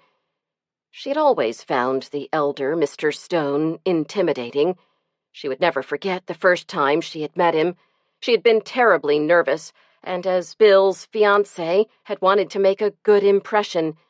She hadn't known what to say when Mr. Stone suggested that she escort Brother, Mrs. Stone's retarded brother, to the bathroom. She could still remember the blood rushing to her face as she stammered out an excuse, and Bill had rushed to her rescue, leading Brother out of the room. That meant she was left alone with Mr. Stone, who'd muttered something and left the room too. All by herself in the Stones' living room, she had felt totally abandoned and suspected that she had failed some important test. She had always marveled that Bill's mother never seemed upset by her rude husband. She was a small, plump, cheerful woman who serenely managed to smooth the feathers that her husband continually ruffled. Now she was sitting on the couch with Helen, and the 2 women were chatting together. Bill's father was sprawled on the recliner, puzzling over a fishing reel Toby had asked him to fix. Suddenly he looked up and demanded, "Don't you have any cookies? What's Christmas without cookies?" "I've got cookies," Lucy snapped to attention. "Would you like some coffee or tea to go with them?" "Sure, whatever," he answered gruffly. "Tea would be very nice," said Mrs. Stone. "Can I help?" "No, I can manage. Just relax," answered Lucy. "Of course, there's only one really good Christmas cookie. You don't have 'em. They're Italian, called pizza or something." "Do you mean pizzelle?" asked Lucy. "Yeah, they're made on a little waffle iron thing. Had 'em once and never forgot 'em." Lucy couldn't help smiling as she went off to the kitchen, because high up on a shelf in the pantry, in her tin of cookies from the cookie exchange, were 6 lovely pizzelle made by Lydia Volpe. Lucy hummed as she put the water on to boil and set out cups. She added 3 glasses of milk for the children, and then she climbed up the stepladder and carefully brought down the cookies. She arranged them attractively on her special Christmas plate, clustering the delicate pizzelle together. When the kettle shrieked, she poured the tea and proudly carried the tray out of the kitchen. She couldn't wait to see the expression on Grandpa Stone's face. Chapter 15. Number 4840. New Englanders have long known the luxury of 100% cotton flannel sheets. Warm to the touch, flannel ensures a good night's sleep. Each set includes one fitted sheet, one flat sheet, and 2 cases, in blue, yellow, or ecru. Specify twin, $29, double, $39, queen, $49, or king, $59. Christmas Eve really is the longest day of the year, thought Lucy, as she glanced at the kitchen clock on her way to bed. It was 2 a.m, and Bill was still snapping together the dozens of interlocking pieces of the Barbie townhouse. Everything else was ready.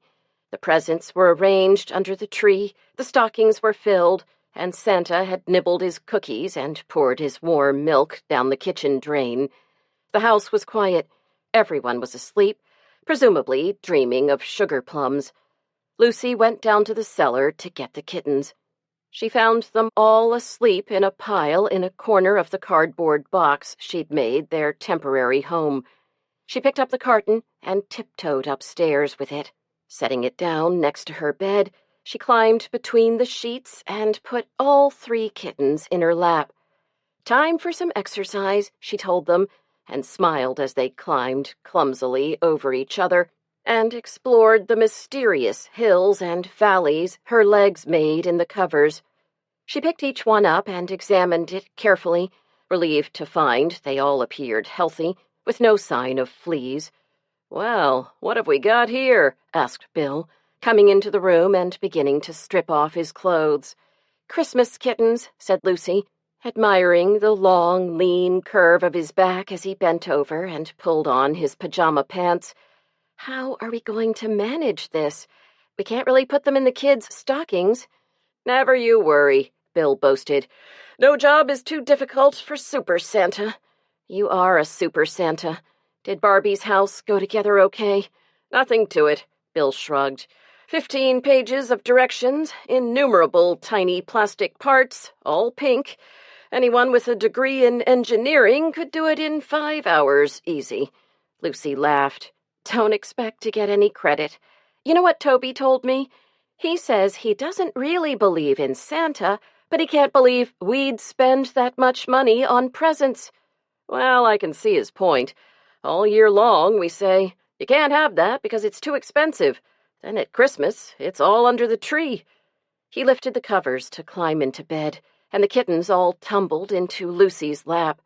She laughed and handed one to Bill. "Aren't they sweet?" "Almost as sweet as you," said Bill, nuzzling her neck. "Boy, Dad sure loved those cookies. I think it's the first time I've managed to do anything that pleased him. I was worried he'd choke on those pizzelle." "When he absolutely has to, he can say something nice. He's a lot happier, though, when he can find something to criticize." Bill shook his head. "It's too bad. When I was a kid, I used to knock myself out trying to please him. I was never good enough for him. If I got a base hit, it should have been a home run. If I got a 95, it should have been 100. That's probably why I became a hippie carpenter instead of an insurance underwriter like him." "You'd be a terrible insurance underwriter," said Lucy, stroking his hand. "You're a good father." "I don't want to be like him. I make mistakes, but they're not the same ones he made. If Toby strikes out, I tell him he looked good up there. I tell him even Pete Rose strikes out. I tell him he'll get a piece of it next time." Lucy snuggled up to him. "How about a piece of it right now?" "Nope. I'm a liberated, modern man. I'm not afraid to admit that I'm too tired." Poor Santa. "Well, kittens, it's time to go to sleep." She put them back in their box, one by one, and tucked the box in a corner of the room. Then she hopped back into the warm bed and curled around Bill. Nestled together, they were both asleep before they knew it. Chapter 16. Number 6175. These practical cushions for pets are filled with cedar shavings to repel fleas. The removable cover is machine washable and comes in green, red, or plaid. 3 sizes: small, $25, medium, $39, and large, $60. Mommy, can I go downstairs and see if Santa came? Toby's whisper was so earnest that Lucy had to smile as she groped for the clock. It's 6 o'clock, he assured her. The family rule was that nobody woke up Mommy and Daddy before 6. Okay, but be quiet. Don't wake your grandparents. Elizabeth, you go too and help carry the stockings. Lucy sat up and rubbed her eyes. She yawned and smiled at Bill. I feel as though I just got to sleep. I'll make coffee, Bill volunteered, climbing out of bed. Sarah, hop in here. You must be freezing without your slippers. Soon the whole family was gathered in the sleigh bed. Lucy and Bill sipped coffee and smiled indulgently while the children pulled small treasures from their stockings. Reaching into a stocking and finding an oddly shaped, mysterious package, to Lucy, that was what Christmas was all about. What's this? Asked Sarah, holding up a little catnip mouse. It's a cat toy, Toby informed her. Santa must have made a mistake. Maybe Santa hasn't heard about patches, Elizabeth said reasonably. Or maybe he knows something you don't, said Bill thoughtfully. What's that box doing in the corner? Said Lucy. I didn't put it there. I'll see, Toby shouted, jumping out of bed. It's kittens! 3 of them! Careful, Toby, Lucy cautioned as he picked up the carton and brought it over to her. Look, Santa brought one for each of you. Now, who wants the little orange one? Oh, I do, Sarah sighed and reached for the soft, furry bundle. Be gentle. Remember, he's just a baby, said Bill. Mom, I want the black one. The black one should go to a boy, Toby argued. Okay, that leaves the calico one for you, Elizabeth. Is that okay? Oh, yes, Elizabeth sighed. Calico cats are always girls. Well, that worked out well, Lucy said. What are you going to name them? I'm naming mine Softy, said Sarah, 'cause he's so soft. I'm naming mine Mac, 'cause he's so tough, said Toby, holding up a very tiny fluff of black fur with 2 bright eyes. I'm going to wait until I know my kitten better before I name her, said Elizabeth. This is the best Christmas ever. I'm sure Santa wants you to take good care of your kittens, Bill announced. No rough stuff. Make sure they get plenty to eat and lots of rest. Okay, gang? As she leaned back against the pillows, watching the children dangle Christmas ribbons for the kittens to chase, Lucy rubbed her eyes and yawned again. Bill put his arm around her shoulder and gave her a squeeze as Bill's father appeared in the doorway. So you started Christmas without me? What have you got here, kittens? Well, don't do another thing until you open my present, he said, producing a large, gaily wrapped box. You want us to open this now? Said Bill. Right away. But Mom's not up, Bill protested. Doesn't matter. Open it up, he ordered. Bill shrugged and began to open the package, but stopped in amazement when he realized what it was. This is a video camera, he said as if there were some mistake. That's right. You can film the whole day. Hurry up. You're missing some cute shots of the kids and the kittens. Okay, just let me figure it out. It's ready to go. All you have to do is push that red button. Really? Yeah, they're great. Fantastic gadgets. The older man bounced around them, barely able to restrain himself from grabbing the camera. Lucy protested. You really shouldn't have done this. They're so expensive. Nonsense. You only go around once, right? Can't take it with you, said Bill Sr. Besides, Edna wants videos of the kids so she can show off to her friends. Lucy laughed, then threw up her hands in horror as Bill turned the camera on her. Don't, Bill. I haven't even combed my hair yet. Doesn't matter. It looks like Christmas. It looks just like Christmas should. Indeed, the day was just the way Christmas should be. Eventually, the 2 grandmothers appeared in their robes, with their faces washed and hair combed. Forewarned about the video camera, both had dabbed on some lipstick. Lucy served coffee and juice while the grandparents opened their stockings, and then everyone moved into the family room to open presents. After waiting such a long time for Christmas, the children hurried through their piles of gifts, ripping off the paper as fast as they could. Toby was fascinated with the giant insects Lucy had found, and was also quite taken with the football his grandfather gave him, but he swore he would never wear the Argyle sweater Aunt Madeline had sent him. The girls shook their heads over the red sweaters Aunt Madeline had sent them, but they adored the Barbie house, and the dolls, and the ice skates, and all the other wonderful presents they found under the tree.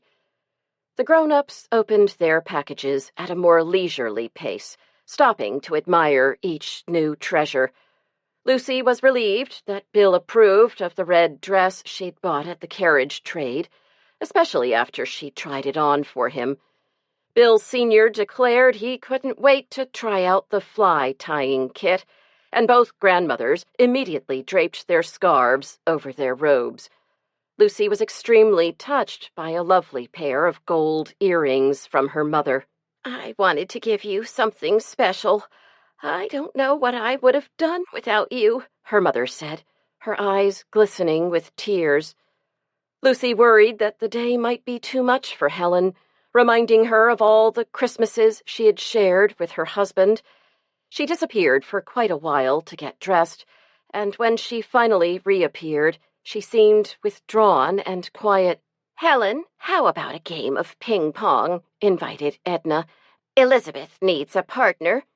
To Lucy's surprise, Helen joined the game and even seemed to enjoy herself. Toby and his father and grandfather all went outside to try out Toby's new archery set, and Lucy fussed over the roast. At 4:00, the family gathered around the long harvest table for Christmas dinner. Candles shone in crystal holders, the silver gleamed, and the centerpiece of golden glass balls and holly sparkled. The children were dressed in their best clothes. Bill and his dad wore their new plaid sports shirts, and the women were all wearing touches of red. Lucy served the roast beef and Yorkshire pudding. Dinner was perfect, even the gravy. Lucy had made chocolate mousse from a recipe Sue Finch guaranteed was foolproof, and everyone adored it. Finally, when the dishes were all done and put away, and the children changed into their new pajamas, they sat around the TV and watched a replay of the day on the VCR.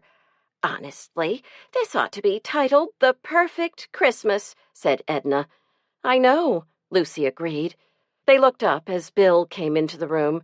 "Lucy, there's a phone call for you." When Lucy picked up the receiver, she was surprised to hear a male voice on the other end. "Mrs. Stone, this is Officer Findlay. I'm calling for Mrs. Culpepper. Her husband's been hurt, and she wants you to stay with Eddie so she can go to the hospital." "Of course," said Lucy. "Is he badly hurt?" "I can't say. I'm not even sure he's alive.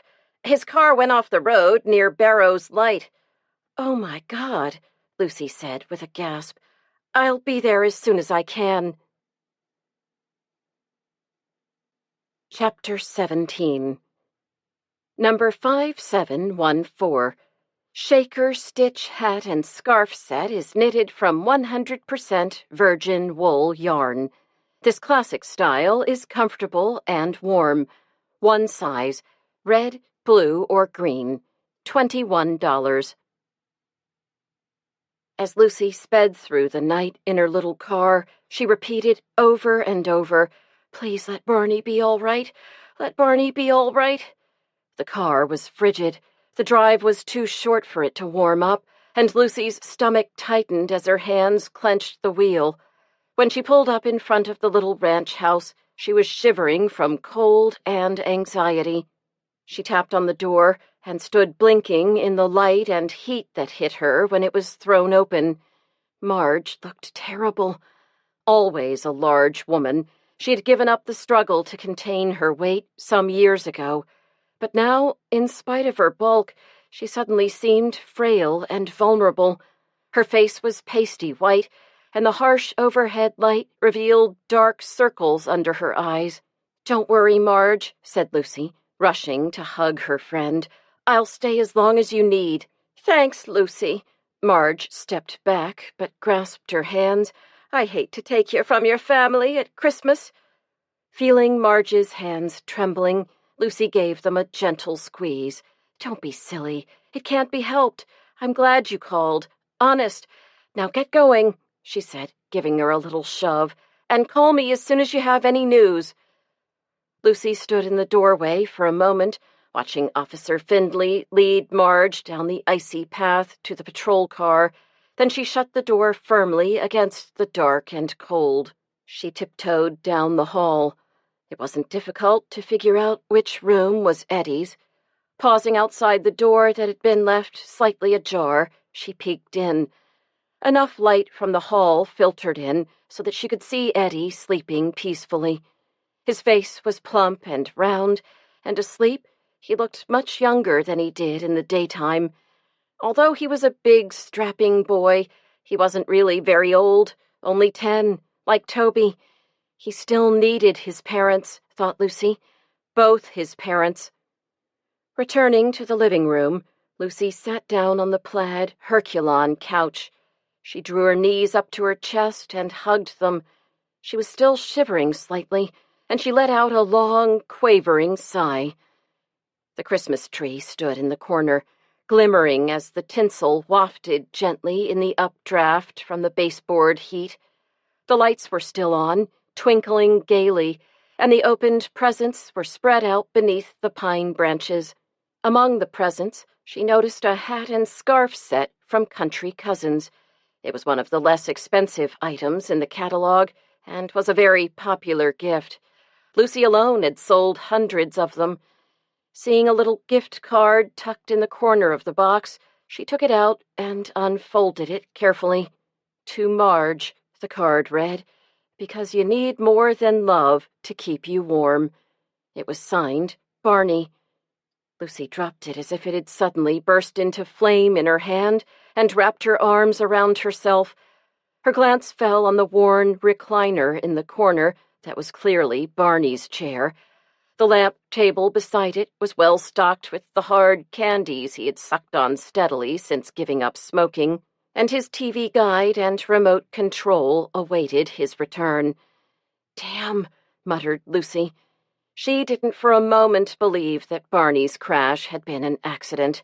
He was an expert driver. In fact, he'd taken many specialized driving courses for police officers. He loved driving the big cruiser with its anti-lock brakes and heavy-duty suspension, and often said that if you knew what to do, you could control any skid. Of course, the road to Barrow's Light was full of curves, and black ice was always possible this time of year, but Barney would have known that and driven accordingly, thought Lucy. She rose awkwardly to her feet and went out to the kitchen, remembering the many hours she'd spent babysitting as a teenager. Then, as now, the refrigerator had an undeniable appeal. Marge wouldn't mind if she had a snack. Pulling open the door, she peered in. The remains of the Christmas turkey were wrapped carefully in aluminum foil. Lucy took out the packet and placed it on the table. In the bread box, she found a loaf of homemade bread, and the covered butter dish was placed nearby. Lucy smiled approvingly.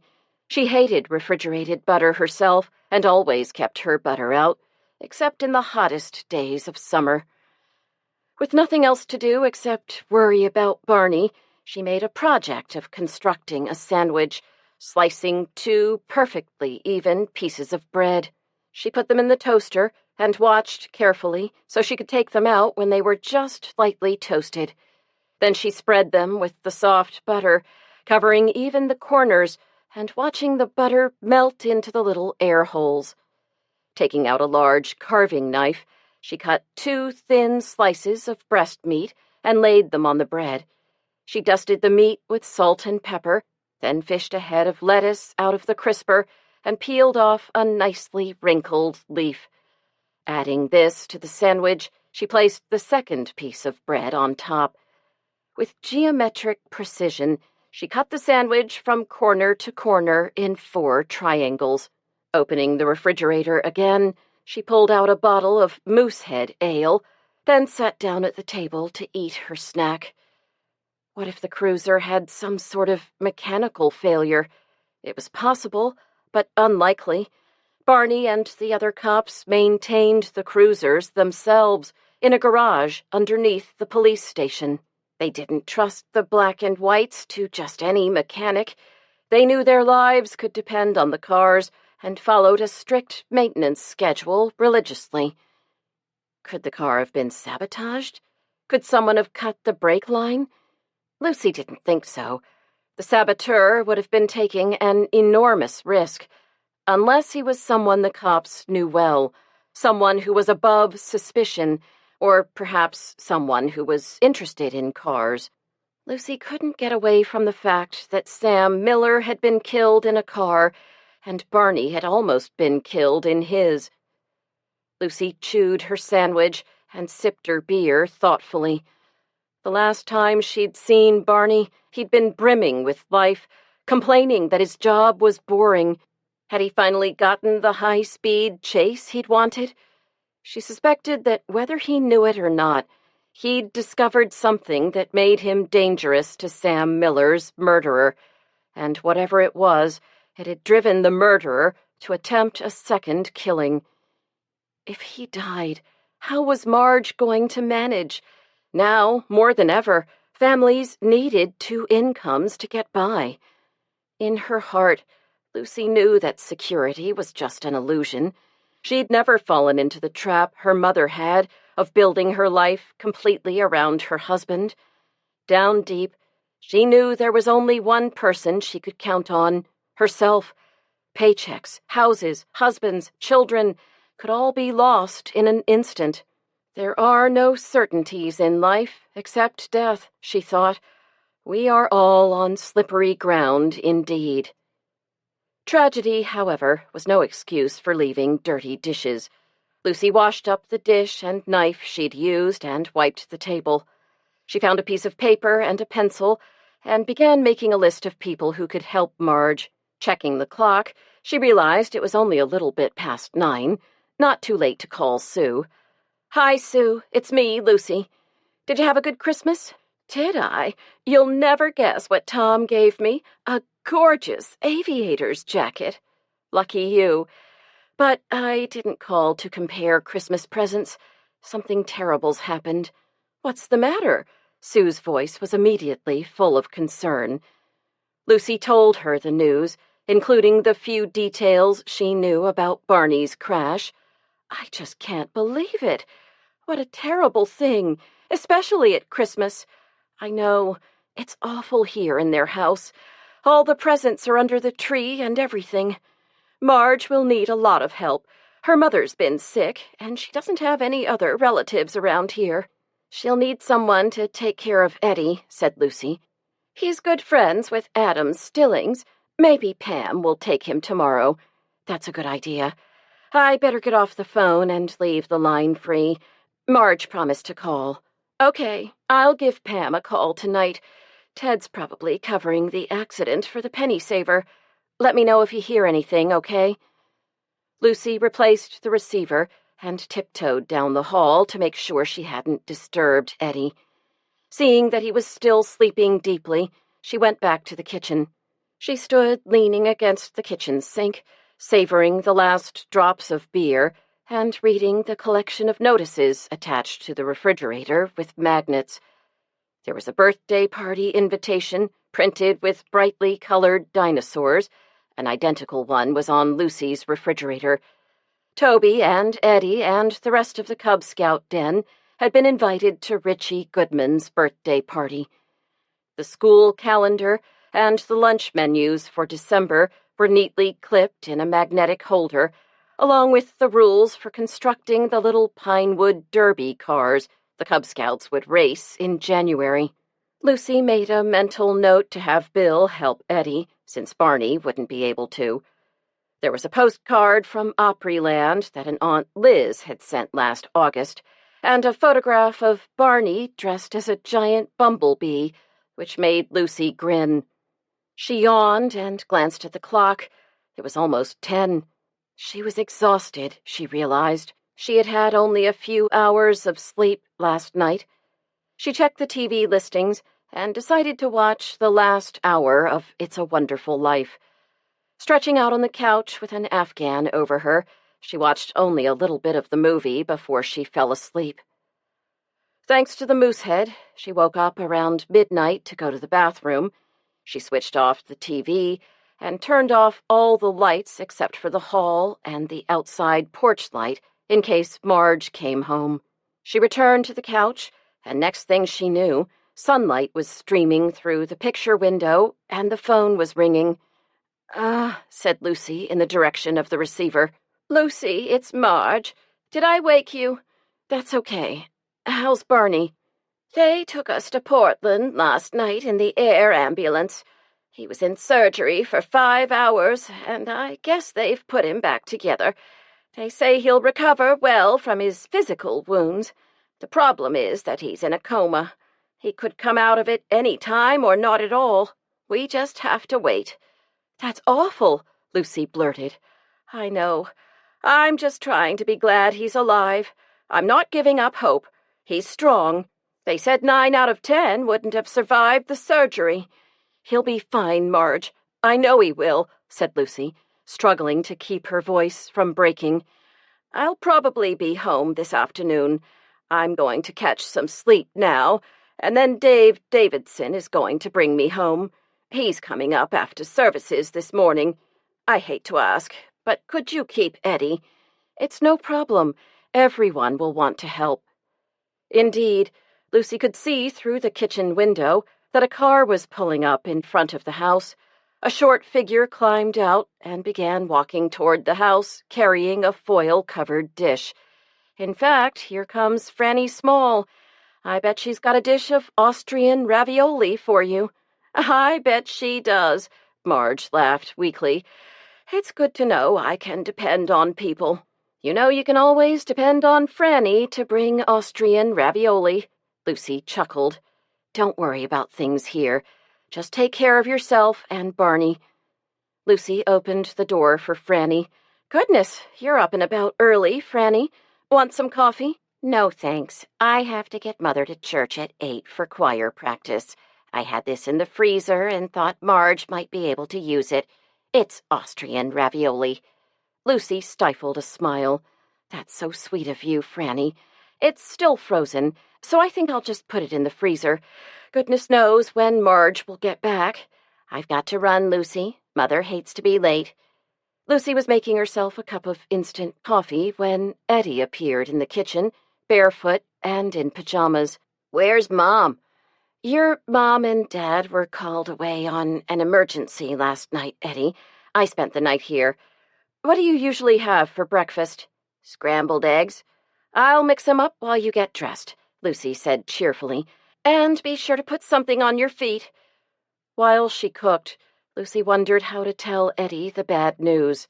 She wanted to get some food in him before she told him, and she wanted him to have something else to think about. She quickly dialed Pam Stillings and asked if Eddie could spend the day with Adam. Eddie soon reappeared, dressed in new Christmas clothes. Lucy set a plate in front of him and sipped her coffee while she watched him eat. Did you have a good Christmas, Eddie? What did Santa bring? Electronic football. I really wanted that. Sounds like fun. Maybe you could take it over to Adam's house. I'm going to drop you off there on my way home, okay? Sure. Where are Mom and Dad? Eddie, your dad had an accident last night. Lucy spoke softly. They took him to the hospital in Portland. Your mom called a little while ago. Your dad had surgery, and he did real well, but he's still unconscious. He's a big, strong man, Eddie, and I think he'll be fine. Dad once lifted a car off a little girl. I remember that, said Lucy. It was on the TV news.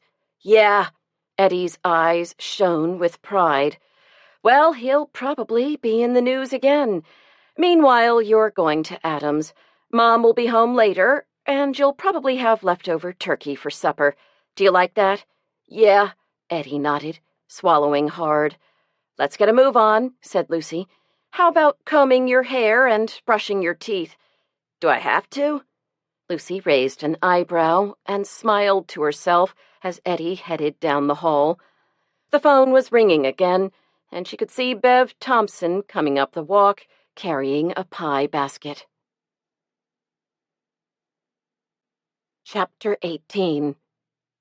Number 8260. Everything you need to begin cross-country skiing. Fiberglass skis with polyurethane foam cores are extremely durable. Fish scale provides traction and does not require waxing. Bindings are adjustable to all snow boots. Fiberglass poles are sturdy and lightweight. Blue, $139. "I couldn't believe it when I heard," said Bev, shaking her head. "I was going to take this pie to the Friendship Circle dinner tonight, but I've got time to make another one. It's apple." "Thanks. I know Eddie will enjoy it." Lucy took the pie, and as Bev turned to go, she spoke impulsively. "Do you have a minute? I'd love to have a cup of coffee with you." "Sure, Lucy. I've been missing you and the other girls at work." Bev settled herself at the kitchen table, and Lucy poured 2 cups of coffee. "Have you been thinking about getting another job?" Lucy asked. "Not really. Fred left me well provided for," Bev admitted, taking a sip of coffee. "Actually, I'm thinking of traveling a little. I'd like to visit my son in D.C., then I could go on to Florida and stay with my sister for a while. She's always after me to come. Then if I flew to San Francisco, where my daughter lives, and stayed with her for a while, winter would be pretty well over." Bev raised an eyebrow and tapped her mug, waiting for Lucy's reaction. "I'm speechless," said Lucy, smiling. "You've never been one for traveling." "I know," admitted Bev. "I was perfectly happy to stay here, but now that I don't have my job anymore, there's nothing to keep me here." Lucy nodded. "Have you seen Karen?" "I have. She's really mad. Thinks they laid her off because of the baby. Something about the insurance." "She said she was only working to get the insurance." "I know," agreed Bev. "She's taking the company to court." "Really? Good for her." Lucy chuckled. "I don't think the company should get away with it. There were never layoffs when Sam was in charge. I think George was behind it." "I never liked him. At least now I don't have to be polite to him." She paused. "I saw him, you know, in McReed's. I didn't say a word to him. I just glared at him." She blushed, remembering her rudeness. "What were you doing in McReed's?" asked Lucy. McReed's was a bait and gun shop. "Oh, I was seeing about selling Arthur's guns and fishing tackle. I'll certainly never use them, and the money would come in handy for the trip. It was odd seeing George there. I never thought of him as the sporting type." "What was he doing there?" "I don't know. He was in the gun side of the shop, though. Maybe he thinks he'd better get himself some protection now that he's laid off half the town." "Mrs. Stone, can I watch TV?" Eddie's hair showed signs of recent combing, and there were dribbles of toothpaste on his shirt. "Sure. Come here a minute." Lucy rubbed at the stains with a damp corner of a kitchen towel. "We'd better get this show on the road." Bev, quick to take a hint, rose to her feet and began putting on her coat. "Be sure to tell Marge that I'd be happy to help. All she has to do is call." "I'll do it. Take care now." Lucy closed the door and started washing up the dishes. It didn't take long for her to tidy up the little house, folding the Afghan on the couch, straightening Eddie's bed, and giving the bathroom and kitchen a quick wipe. She wanted it to look nice for Marge when she returned. Then she had Eddie pack up some toys, and they drove over to the Stillings' house. Pam opened the door for them, smiling her huge smile, and welcoming them in a voice that could probably be heard in Alaska. "Hi, Eddie," she shrieked. "Adam's playing in the living room." "What did you tell him?" she whispered loudly to Lucy as Eddie made his way down the hall. Lucy shrugged and smiled apologetically. "I'm operating on a need-to-know basis. I told him his dad had an accident, he's in the hospital, and that his mother's with him. I told him she'd be home this afternoon. I tried to keep things as normal for him as I could." "Good." Pam nodded approvingly. She belonged to a generation that took their children's mental health as seriously as their temperatures. It's best to let Marge decide how much to tell him, just as long as he doesn't think the accident was his fault. As she spoke, Pam gave up trying to whisper, and her voice rose to its usual piercing decibel. Lucy had often thought Pam's loud voice and her understanding of child psychology were the remnants of her brief career as a nursery school teacher. "The most important thing," she said, concluding her lecture, "is to maintain his usual routine. Children find that very reassuring." She moved aside so her husband could get through the door. "Hi, Lucy. Goodbye, Lucy," said Ted. The two women watched him stride down the path toward his car, his reporter's notebook sticking out of his back pocket, and his camera bag slung over his shoulder. "Ted's been so excited having a big story," confided Pam. "There's never even been a murder in Tinker's Cove before this. Ted says the police are very suspicious about Barney's accident." "You mean someone tried to kill him?" "That's what they think. After all, Barney had driven that route at least once a day for 15 years or more. There's no way he could have made a wrong turn. And the car had just had a complete overhaul, so they're certain it wasn't a mechanical failure. They think it must have been attempted murder. First Sam Miller, and now Barney." "I was thinking the same thing," admitted Lucy. "Well, you can read all about it in the Penny Saver." "I will," Lucy promised, giving Pam a wave. As she drove home, Lucy wondered about what Pam had said. Ted generally had a pretty good idea of what was going on in Tinker's Cove. After all, he was the editor, publisher, and chief reporter for the weekly paper that featured ads, coupons, and local news.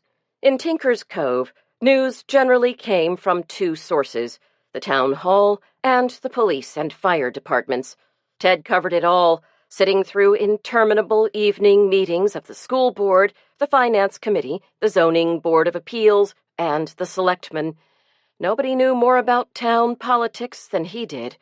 Whenever the police and fire departments were called, Ted was there, writing up the automobile accidents, chimney fires, and petty crimes that had been all that filled the logbooks until now. The last violent crime in Tinker's Cove had happened in 1881, when a hired man killed Mrs. Flora Kenny with an axe he happened to be holding in a dispute over wages. He had been chopping wood at the time. Immediately overcome with remorse, he'd obligingly hanged himself in the apple orchard. At least that's how the story went. Anyway, it had happened a very long time ago. Ted had written a feature story about the Tinker's Cove axe murder, and Lucy had enjoyed reading it.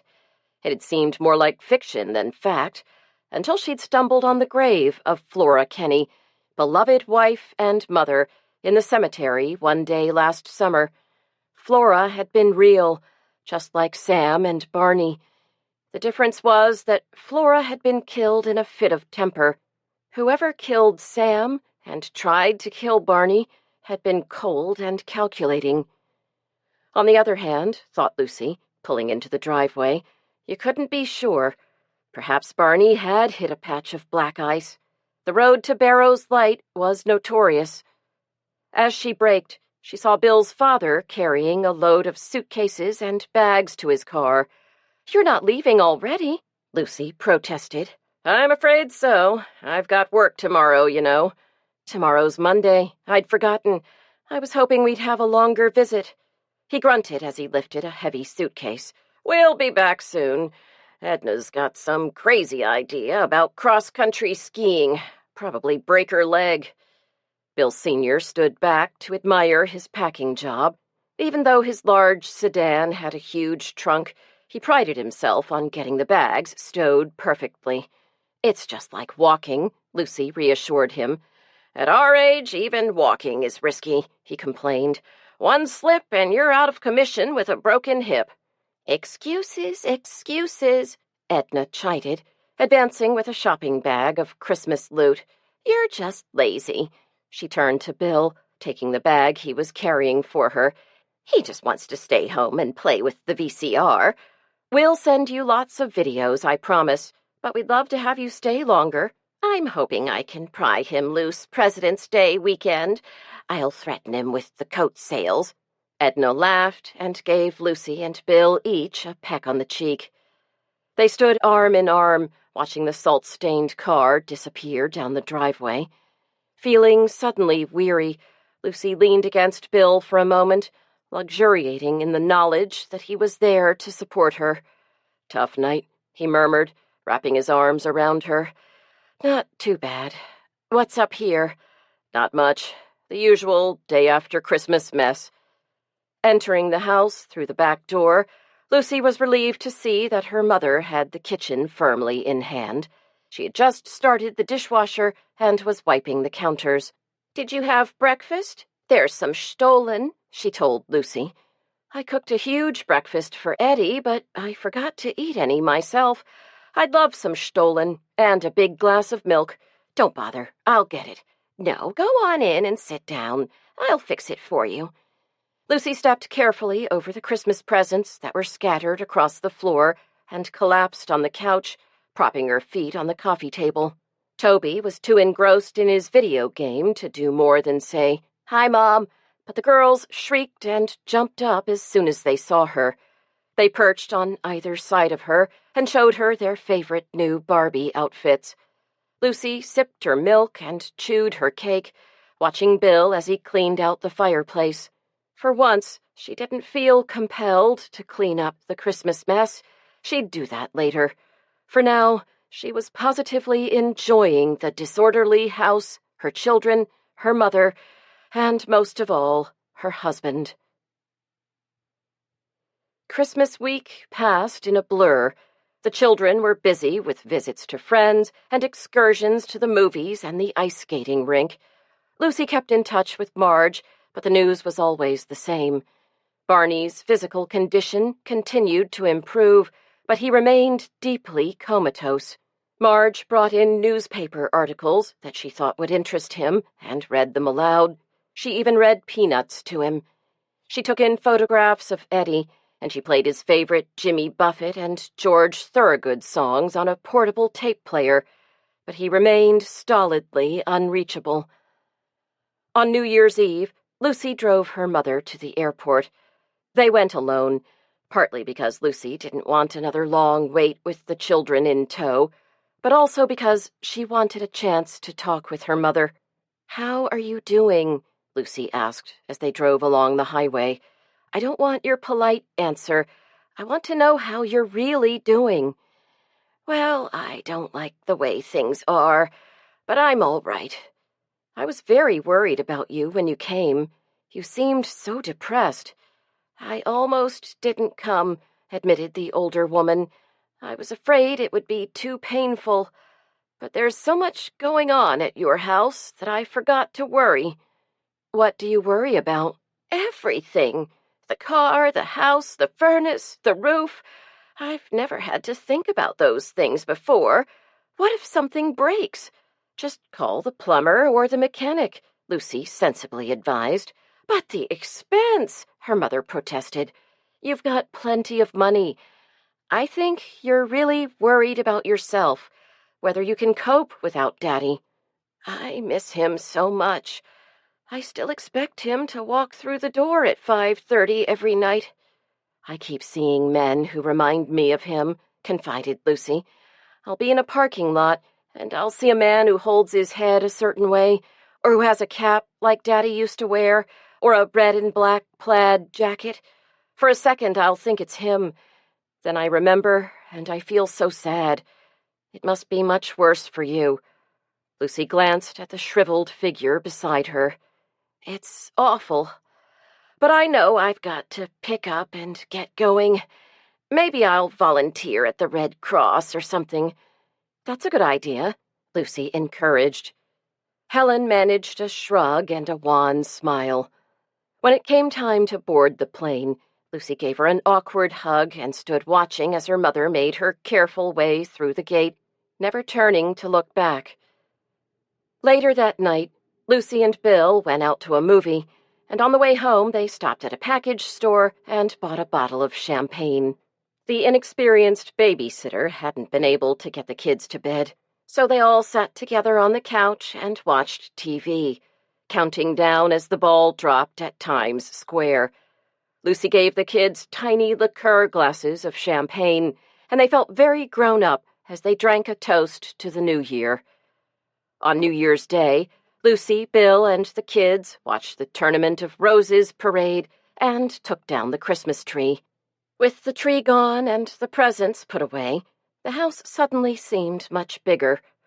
Lucy was looking forward to Monday, when life would return to normal. Bill would go off to work, Toby and Elizabeth would ride the yellow bus to school, and she would drop Sarah off at nursery school. Then she would take down the Christmas cards and decorations. She would clean out cupboards and drawers. She would prepare the house for the long winter ahead. Chapter 19. Number 8071. Deluxe Sport Watch is highly accurate and reliable for field and travel.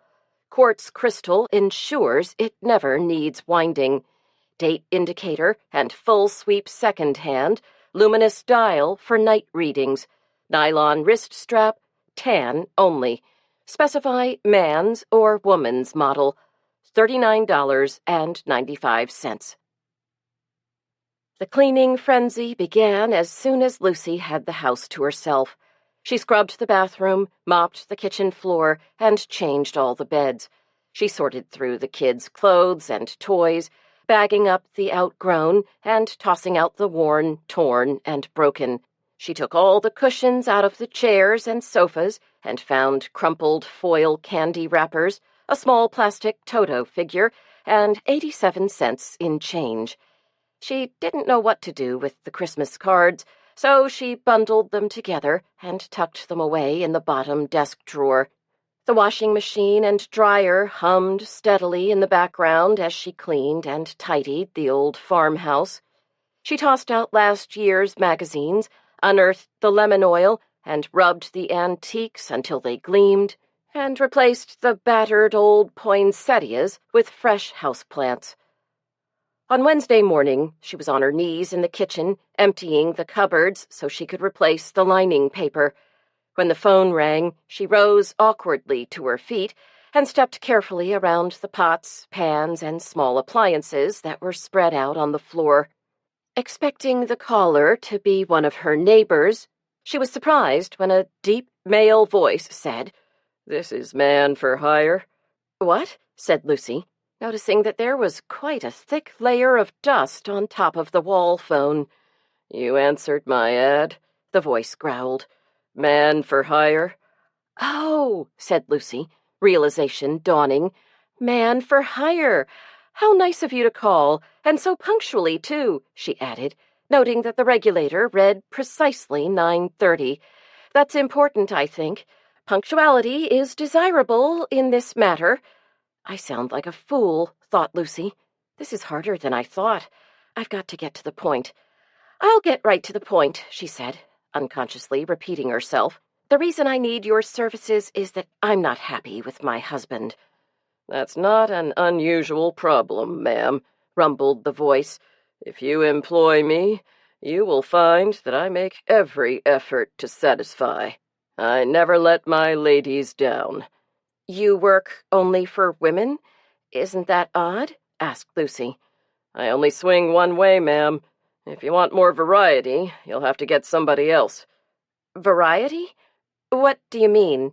I give you the picture, you do the job." "Ma'am, you must be looking for a hitman. I provide other services." "Oh," said Lucy, color rising to her cheeks. "I'm not interested in that, but thanks for calling." She put the receiver back on the hook and stood looking at it as if it would suddenly leap off the wall and attack her. Then, holding her sides with both hands, she slid onto the floor, sputtering with laughter. Pulling herself together, she checked the clock. Her conversation with man for hire had taken only a few minutes. It would be at least 25 minutes before the next call. What was his name? She couldn't remember. In fact, it seemed eons ago, almost another lifetime, that she and Barney had sat together at the kitchen table, answering the ads in Modern Mercenary. At exactly 10 o'clock, the phone rang. Lucy took a deep breath, and while she waited for the second ring, she rehearsed what she planned to say. She picked up the receiver and said, "Hello? Lucy, this is Dave Davidson. I didn't wake you up, did I?" As minister, Dave knew that a lot of the women in the parish who worked the night phones at Country Cousins took naps at odd times during the day. "No, Dave, I'm up and about, but I am expecting an important call. Could I call you back later?" "This will only take a minute." Dave spoke in quiet, measured tones. "Can you host the coffee hour on March 20th? Lucy sighed. "I guess so." "Good. I'll put you down. You'll get a reminder the week before." His voice was very sincere as he added, "Thank you. Go in peace." "Thank you," said Lucy, wondering how it was that whenever Dave Davidson asked her to do a favor, she ended up thanking him. She had no sooner replaced the receiver than it rang again. She snatched it up, reminded herself to calm down, and said cautiously, "Hello? Pest control here? Thank you for calling. I have a job, and I wonder if you'd be interested." "Pest control's my business, ma'am," said the voice, chuckling. "Well, the pest I want removed is my husband," said Lucy. "It usually is." The voice sounded resigned. "It's sad, really. Marriage isn't what it used to be."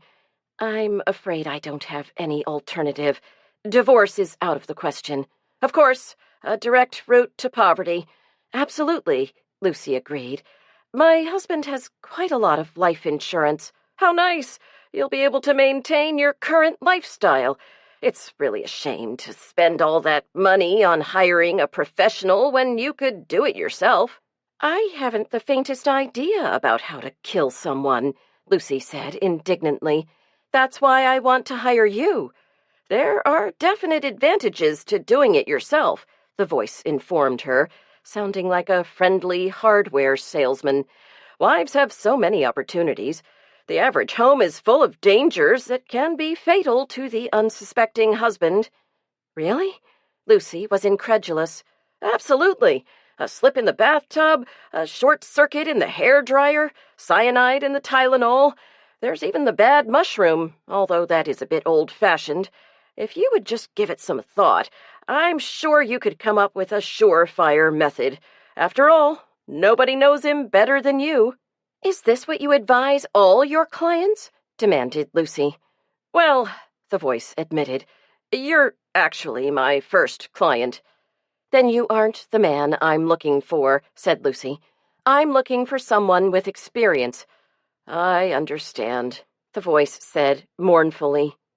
Lucy replaced the receiver, feeling a bit like Alice in Wonderland. Had she really had this conversation? "Curiouser and curiouser," she muttered to herself as she opened the under-sink cabinet and got to work. When the phone rang at 10:30, Lucy was sitting at the kitchen table, relaxing with a cup of coffee and a piece of toasted raisin bread. "This is bad, Guy," announced the voice. "Have you been a naughty girl?" "No, but I'm thinking of doing something very naughty," she said in a playful tone. "Are you interested?" This was sort of fun. "I'm always interested when little girls are naughty," affirmed the voice. "I bring my own paddles, whips, and chains." Lucy slammed the receiver on the hook and stood leaning on the counter, afraid her legs wouldn't support her. This was too much, and the worst part was that she couldn't tell anybody about it. Sue would love this. Lucy just couldn't believe these things really went on. Did they? Was it all make-believe? Did grown-ups really do this stuff? What was the world coming to? She wondered if she would ever be able to look at people in quite the same way. When 11 o'clock came and went and the phone didn't ring, Lucy was relieved. Although the house was cleaner than it had been in months, every surface gleaming and twinkling in the bright winter sunlight, she knew it was largely an illusion. Decades' worth of dust was packed into every crack and seam, impossible even for the vacuum to suck out. She washed her hands and face, combed her hair, and carefully applied lipstick and eyeliner. Her face in the mirror looked the same as it had yesterday, but she felt different somehow. She remembered hearing as a teenager that once you lost your virginity, it showed in your face. When she had finally gone all the way with an earnest second-string soccer player during freshman year of college, she was both relieved and disappointed that she couldn't see any change in her features. Grabbing her bag and keys, she decided to take Sarah out for lunch at Jake's donut shop. It would be a treat for Sarah, and she wanted to get away from the telephone for a while. The next morning, the phone rang promptly at 9:30. No matter what she might think of the characters who advertised their services in Modern Mercenary, Lucy had to admit they were certainly punctual. They must consult their field watches frequently, she thought. "This is Combat Veteran, answering your note," said the voice in the tone of one reporting for duty. "I am ready to go into action any time, anywhere in the world. Asia, Africa, Latin America are all no problem for me." "That's certainly good to know," Lucy said, impressed. "This job is in Maine." "Maine? You must be crazy, lady. Maine in the winter? Poor tactics, extremely poor. Don't you know what happened to Napoleon in Russia?" Lucy smiled as she replaced the receiver and pulled on a pair of rubber gloves. She reached for the oven cleaner and got to work. Half an hour later, she was closing the door on a spotless oven when the phone rang. The voice on the other end was warm and reassuring. "This is Cool Professional, answering your letter." "Terrific," said Lucy. "I'm looking for someone to kill my husband. I'll want $50,000. 25 up front and 25 afterward. Cash. I don't wait for insurance payoffs. Send me his name and address, a picture, and his schedule." "As simple as that?" "Absolutely. Perhaps you'd like to think about it for a while?" he asked courteously. "Maybe you can work something out?" "No, I've made up my mind." "Fine." "Just a minute," said Lucy. "Would you answer just one question for me? Have you ever killed anybody in Tinker's Cove, Maine?" "I've never even heard of Tinker's Cove," said the voice. Lucy believed him. Just because he was a killer didn't mean he was a liar, too. Chapter 20. Number 3167. Originally designed for runners' use in the winter months, these snow boots are lightweight and practical for everyday use. Uppers constructed of polyester fabric are breathable, warm, and guaranteed waterproof. Vibram soles provide excellent traction on ice and snow. Whole sizes only, men's and women's, $69.95. As she looked around the house, Lucy realized there was nothing left to do. 4 days of steady work, fueled no doubt by post-holiday letdown and premenstrual hormones, had wrought a miracle.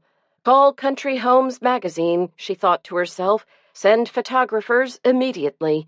This will probably never happen again." As she wandered from room to room, admiring the handsome antiques she and Bill had collected over the years, the afternoon stretched emptily ahead of her. Sarah had a play date at a friend's house and wouldn't be coming home. Lucy climbed upstairs to change out of her grubby cleaning clothes, thinking perhaps she would spend the afternoon checking out the after-holiday sales in Portland, and noticed the bags of outgrown clothes piled on the landing. There were some nice things in those bags: warm-footed pajamas, cozy sweatsuits, winter jackets, and even a pair of hardly worn snow boots bought late last winter that Sarah couldn't cram her feet into this year. Lucy hated just to toss those things in a Salvation Army bin. She tried to think of someone she knew who could use them. Unfortunately, none of her friends had girls younger than Sarah, and her playmates all wore clothes larger than the things in the bags. Then she remembered Lisa Young's little girl. Surely she could use those clothes. Her thoughts were interrupted by Bill's voice. "Lucy, are you home?" "What are you doing home this time of day?" she asked, bounding down the stairs. "I'm looking for some lunch, woman. Where's Sarah?" "At Caroline's." "You're alone? There are no kids?" Bill was like a bird dog catching scent of a hot trail. "That's right," Lucy admitted. "Thank you, God," he said, reaching for her. "Sorry, Romeo. It's the first day of my period." "Why do you have to sound so pleased about it?" complained Bill, dropping his arms. "What's for lunch?" "Turkey soup, homemade." Lucy hauled a big enamel pot out of the refrigerator. "And tuna fish sandwiches."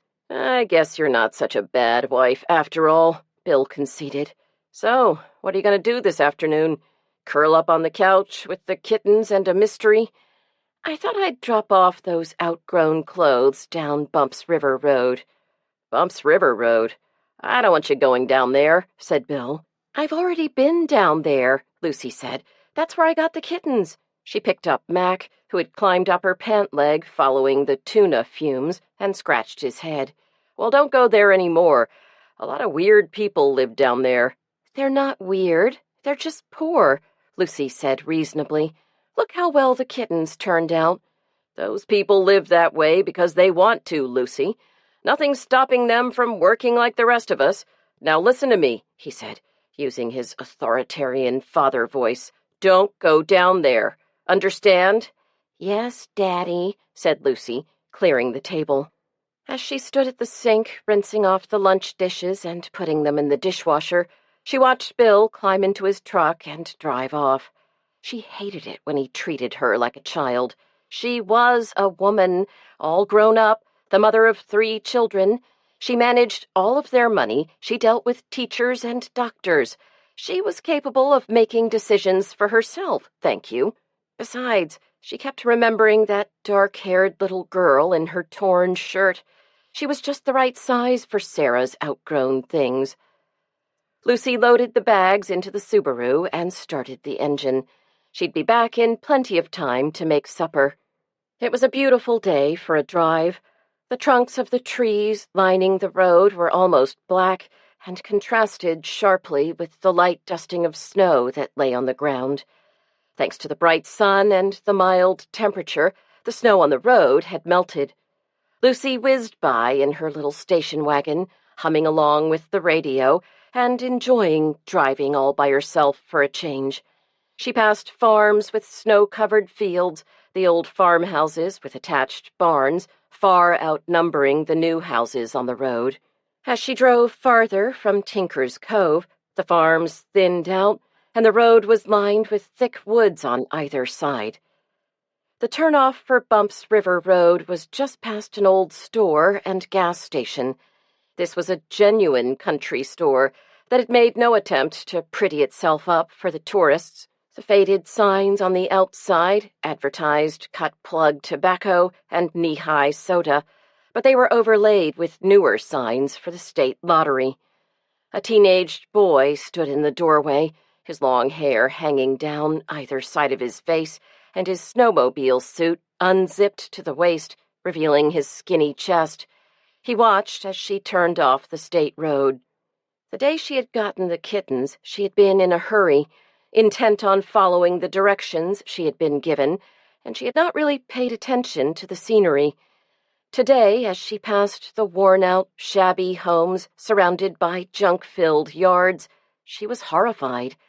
Up close, in the unblinking winter sunlight, the houses looked flimsy and unsubstantial. How would these people survive the cold winter?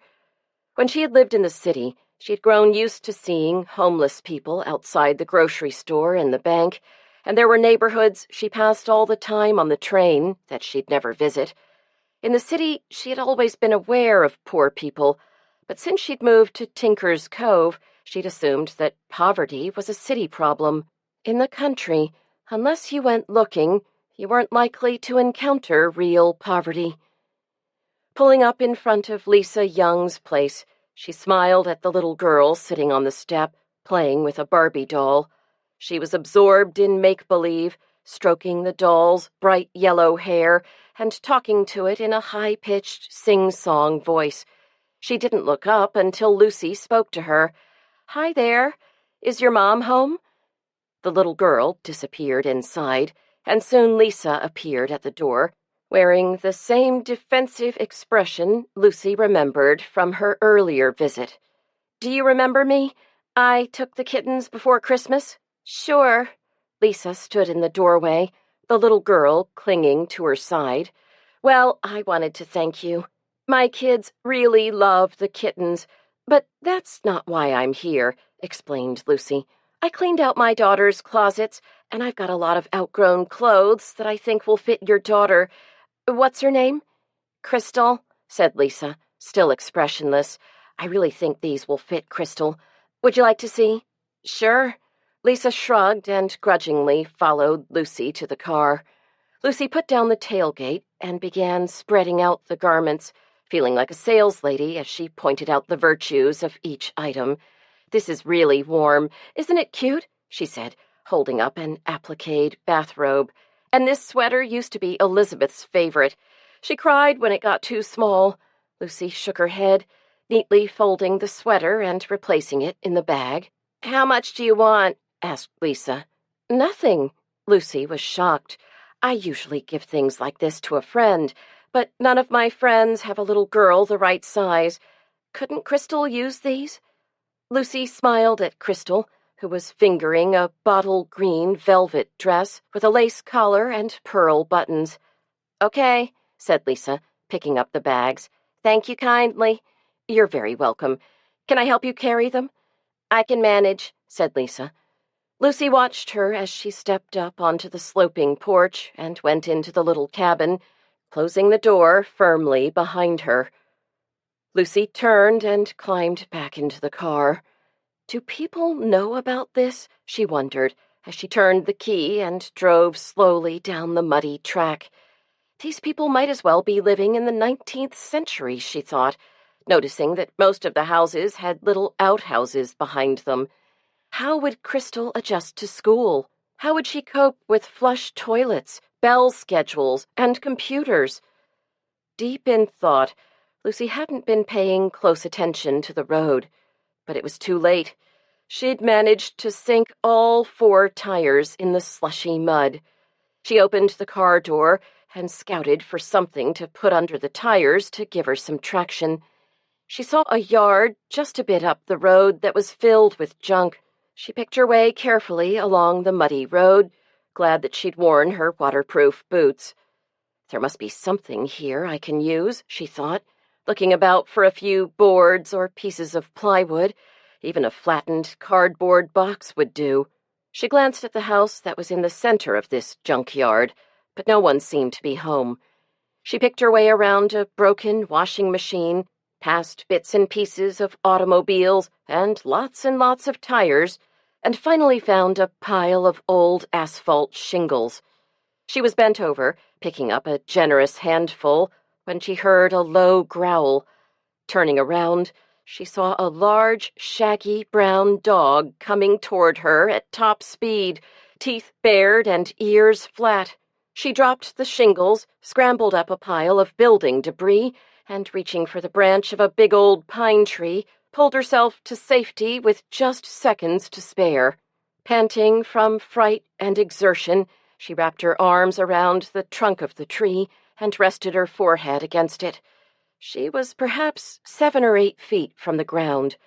The dog had climbed up the pile of debris and was standing on his hind legs, barking frantically at her and snapping his teeth at her feet. She was safe enough since he couldn't climb the tree, but she sure couldn't go anywhere. After a while, the dog stopped barking and jumping. Instead, he stood on all 4s, eyeing her patiently, prepared to wait.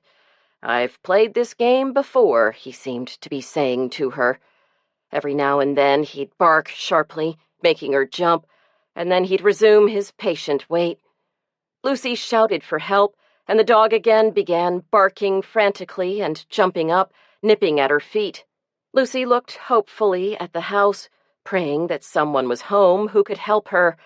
Miraculously, the door opened and a large, fat man in overalls scrambled out holding a shotgun. "Don't shoot!" Lucy shouted. "The dog's got me stuck in this tree." She watched in horror as the man slowly and deliberately raised the gun to his shoulder and fired. Instinctively, she crouched as the shot rang out. She saw the dog's legs go out from under him as he collapsed on the junk heap, whimpered once, and went still. Perhaps the dog belonged to someone else, Lucy thought, as she jumped down from the tree.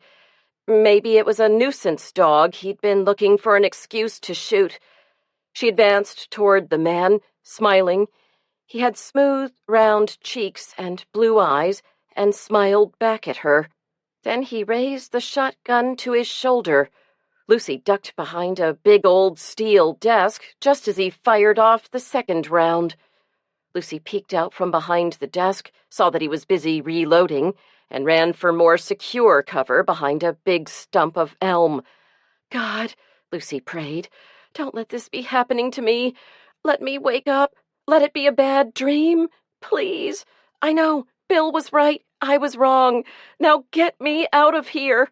She cringed behind the stump, shaking violently as 2 more shots rang out. The man wasn't coming any closer, she saw. He was still standing in the same spot, reloading again. If only he'd stop smiling at her. Damn it, that smile was familiar. She just couldn't place it. Maybe he would run out of ammunition and give up. It would be getting dark soon. Maybe she could creep away in the darkness. Maybe she'd die like the dog, shot by a smiling idiot. "Harold, put that gun down," said a voice. "Harold, I mean it. This is an order. Put it down, right now." Raising herself just enough so she could see over the stump, Lucy saw Lisa standing at the edge of the yard, pointing her finger at the man as if he were a naughty child.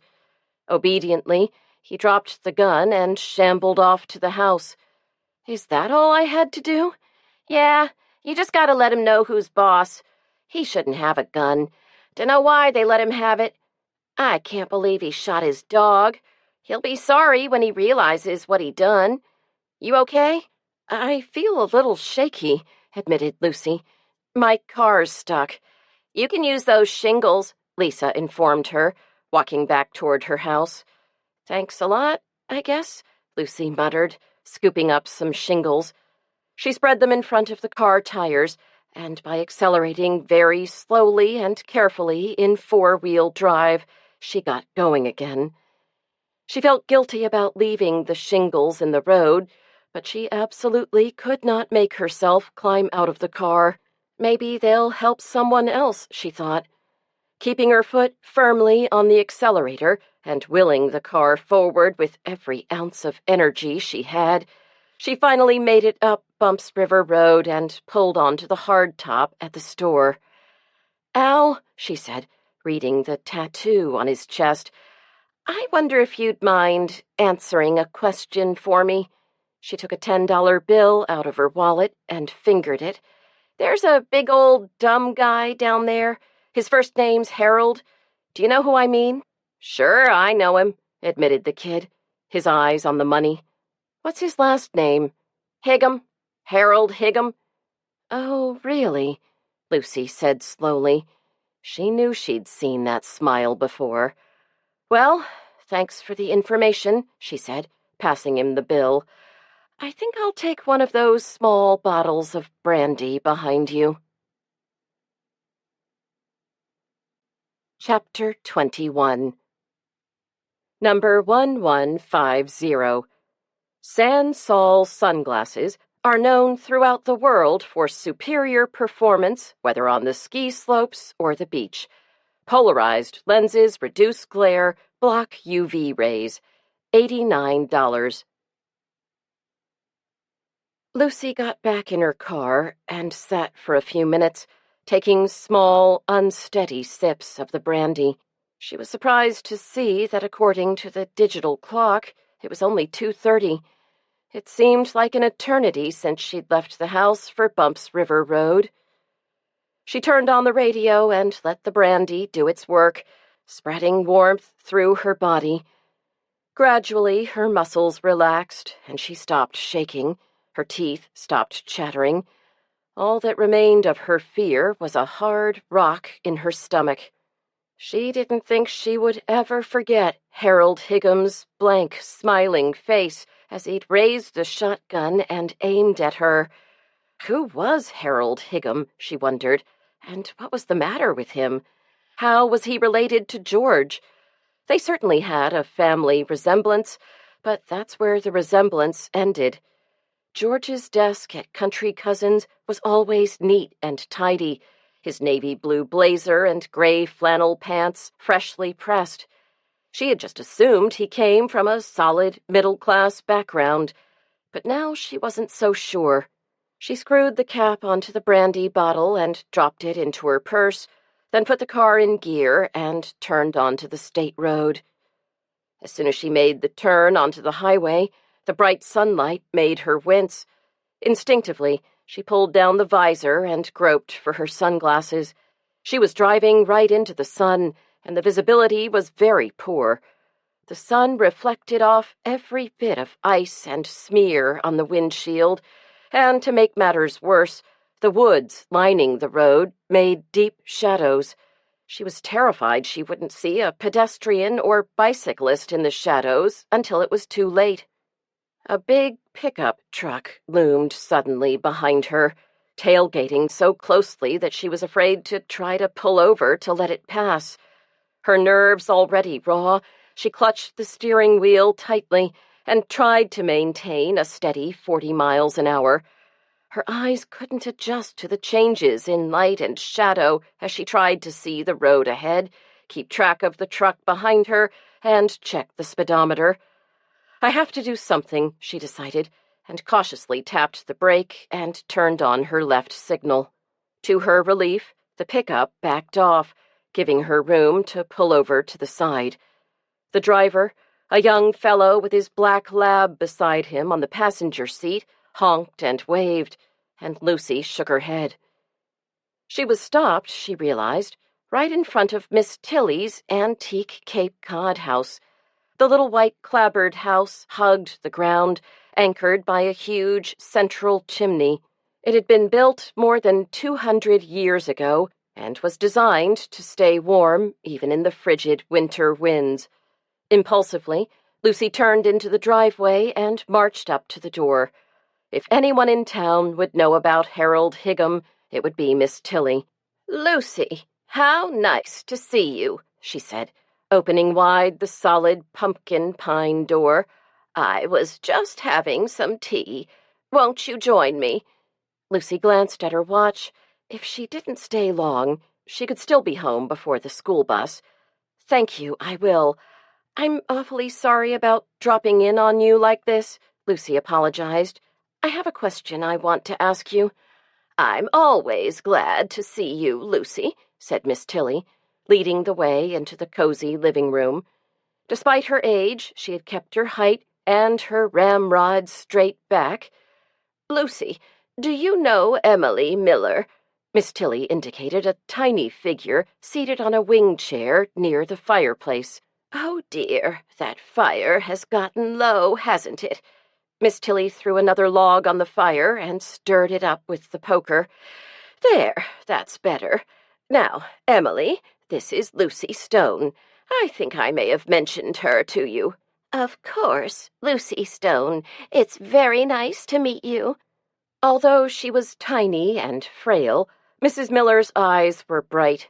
She seemed to have recovered her strength since the day of Sam's funeral. "I really don't want to interrupt you," insisted Lucy. "I'll come back another day." "Nonsense," said Miss Tilly in her old library voice. "Just sit down in that rocker, Lucy, and I'll freshen up the teapot." Lucy smiled apologetically at Mrs. Miller and did as she was told. Miss Tilly always had that effect on her. She did on everybody. Lucy didn't understand how she did it. Everyone in town knew her name was Julia Ward Howe Tilly, but Lucy had never heard anyone call her Julie or Julia or anything except Miss Tilly. "Julia is so forceful," Mrs. Miller said, smiling. Lucy's eyes widened, and she smiled politely at the old woman. "I am awfully glad you stopped in. We have tea together quite often, and it's nice to have someone new to talk with." Miss Tilly appeared in the doorway, carrying a loaded tea tray. Lucy watched as she stepped across a minefield of small, frayed antique rugs, but the older woman never missed a step. She sat down gracefully on a straight chair and, lifting a teacup in her left hand, poured a steady stream of steaming tea from the royal Doulton pot she held in her right hand. She was seeing a perfect demonstration of a lost art, Lucy realized, feeling that she was taking part in some ancient ritual. "Sugar?" asked Miss Tilly. "No, thank you." "Cream or lemon?" "Lemon." Lucy leaned forward to receive the teacup and saucer and settled back in her chair, holding the fragile porcelain carefully. She still felt a bit shaky and was wondering how she could break the tranquil atmosphere with her rather awkward question. "Lucy, you said you had something you wanted to ask me," said Miss Tilly, handing a cup to Mrs. Miller. "I do." Lucy took a sip of tea. "I was wondering about a man named Harold Higham." "However did you hear about him?" wondered Mrs. Miller. "He's not wandering around town, is he?" "No, I encountered him on Bumps River Road today." "Whatever were you doing down there, Lucy?" demanded Miss Tilly. Wondering how she had become the questioned instead of the questioner so quickly, Lucy replied, "I was just taking some outgrown clothes to a woman I know there." "I thought playing Lady Bountiful had gone out of style years ago," Miss Tilly observed tartly. Mrs. Miller cackled at her old friend's comment. "You can't just forget those people," Lucy defended herself. "There's terrible poverty down there. If I can do something to help, what's the matter with that?" "Well, from the look of you, I'd say your charitable impulses were resisted," Mrs. Miller chuckled. "More than resisted, I'd say," hooted Miss Tilly. "They must have put up quite a fight." Looking down, Lucy realized that her jeans were covered with mud, and the pocket of her jacket was torn. She must be a sight, she thought, color rising to her cheeks. She laughed. "Well, I can laugh about it now, but I was pretty scared. The car got stuck in the mud, a vicious dog had me treed, and then Harold Higham shot the dog and took a few shots at me." The two ladies clicked their tongues sympathetically. "That's why I stopped by," Lucy continued. "I was wondering about Harold Higham. Is he related to George Higham?" "He's his brother," said Miss Tilly. "How can that be?" Lucy demanded. "They're so different." "George is a remarkable man," said Mrs. Miller. "He's really his own creation. He pulled himself up by the bootstraps and walked right out of Bumps River Road. When he was a little boy, he'd come to the library after school every afternoon. He'd settle himself in a little corner of the children's room and read there until closing time. Then he'd go walking off down the road, a tiny little fellow. I don't think they lived so far out of town then." "No," agreed Mrs. Miller. "They lived in a ramshackle old house next to the Mobil station. It's gone now. It fell down. It was an awful place, a terrible fire trap. I used to worry about them, especially in winter.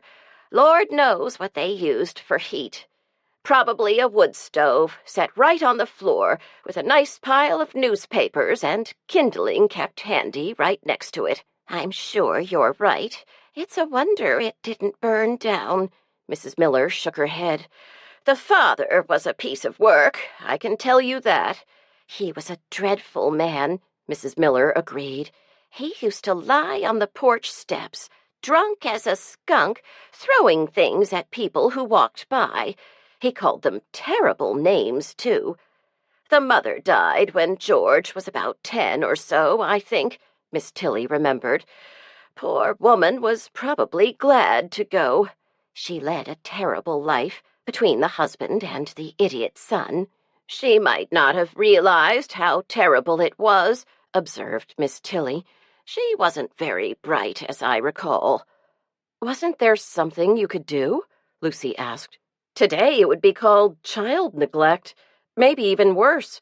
People did try, but all they ever got for their efforts was a torrent of abuse from the father, or worse, just like you did today.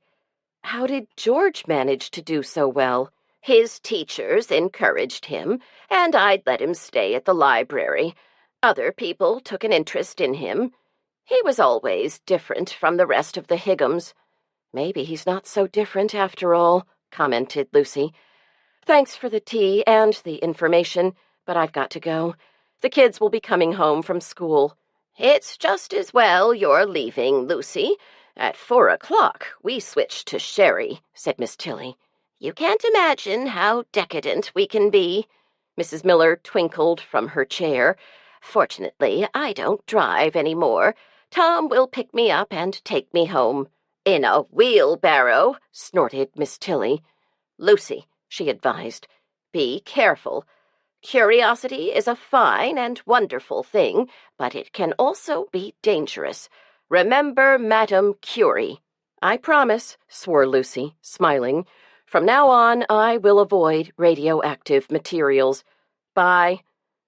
Lucy caught up with the big yellow school bus on Red Top Road and followed it the rest of the way home. She put out a plate of cookies and glasses of milk for Toby and Elizabeth and sat with them at the big oak table. Elizabeth was somewhat disgruntled. Her best friend had played with someone else at recess. She consoled herself with a huge number of chocolate chip cookies and then went off to play in peace by herself before Sarah came home. Toby only nibbled at his cookies, and Lucy instinctively asked him what was the matter. The Pinewood Derby is Sunday, Mom, and I haven't even started on my car. Well, you better get started. I don't know how. Let's look at it together. Toby brought the little box to the table and took out the block of wood that he had to turn into a car. Lucy turned it over in her hands. What style car do you want to make? Have you got any ideas? I want it to look like a Corvette. Lucy smiled. That's pretty ambitious. How about making some sketches? Then Daddy can help you cut it out tonight. She ruffled his hair as he bent over the table, his pencil gripped tightly in his chubby hand. She smiled to see him concentrate so hard on his drawing, then went upstairs to change her clothes. It was time to get ready for work.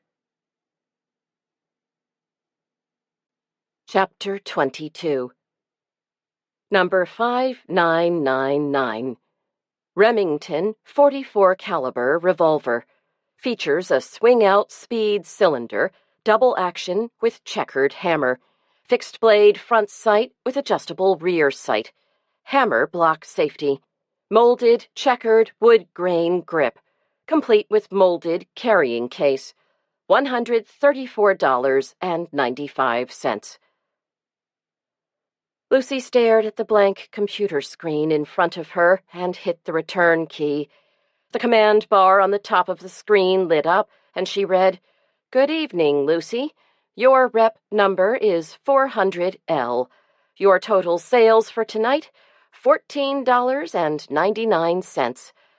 I hate it when it's slow," she announced to no one in particular. Me too, agreed Ruthie. It's always slow after Christmas, but I've never seen it this slow. It's depressing with everyone gone. But I can see why they made the layoffs, admitted Lucy. I guess, Ruthie agreed. I've been looking for another job. Really? Doing what? Anything. I saw an ad for a ward secretary at the hospital in Portland, and I put my name in for customer service rep at Kmart. There's not much out there, but anything's better than this. I hope you find something, but I'll really miss you, said Lucy, feeling bereft. I miss the old gang. Lucy's light went on, and she answered with the usual, "Country cousins, may I help you?" The voice that answered was clipped and very British. It was the expedition leader of a group planning to map the Andes. "Never been done up till now. Done properly, that is," explained the voice, which went on to order 9 sets of polar underwear, 9 Arctic tundra parkas, 9 pairs of Arctic tundra pants, 9 pairs of glove mitts, and 9 pairs of sure-tread boots, guaranteed under all weather conditions. "Do you need any camping gear?" asked Lucy. "I'm afraid we do," complained the voice. "Lost an awful lot of stuff to a Yeti in the Himalayas last spring." "Really? I thought they were mythical." "It's difficult to be certain," said the voice. "There's not much oxygen up there. Men behave strangely in extreme circumstances." "I suppose they do," agreed Lucy. "Now what do you need?" She placed orders for 9 down-filled mummy bags, guaranteed to maintain body temperature to -20 degrees, 5 two-man mountain tents, 5 flame-glow camp stoves, and a case of pressurized fuel canisters. "Anything else? Socks, for example?" "Good show," said the voice. "You can never have too many socks on an expedition." "That has been my experience," said Lucy, thinking of last summer's camping trip to Mount Desert Island. "I'll take 36 pairs of your very best socks."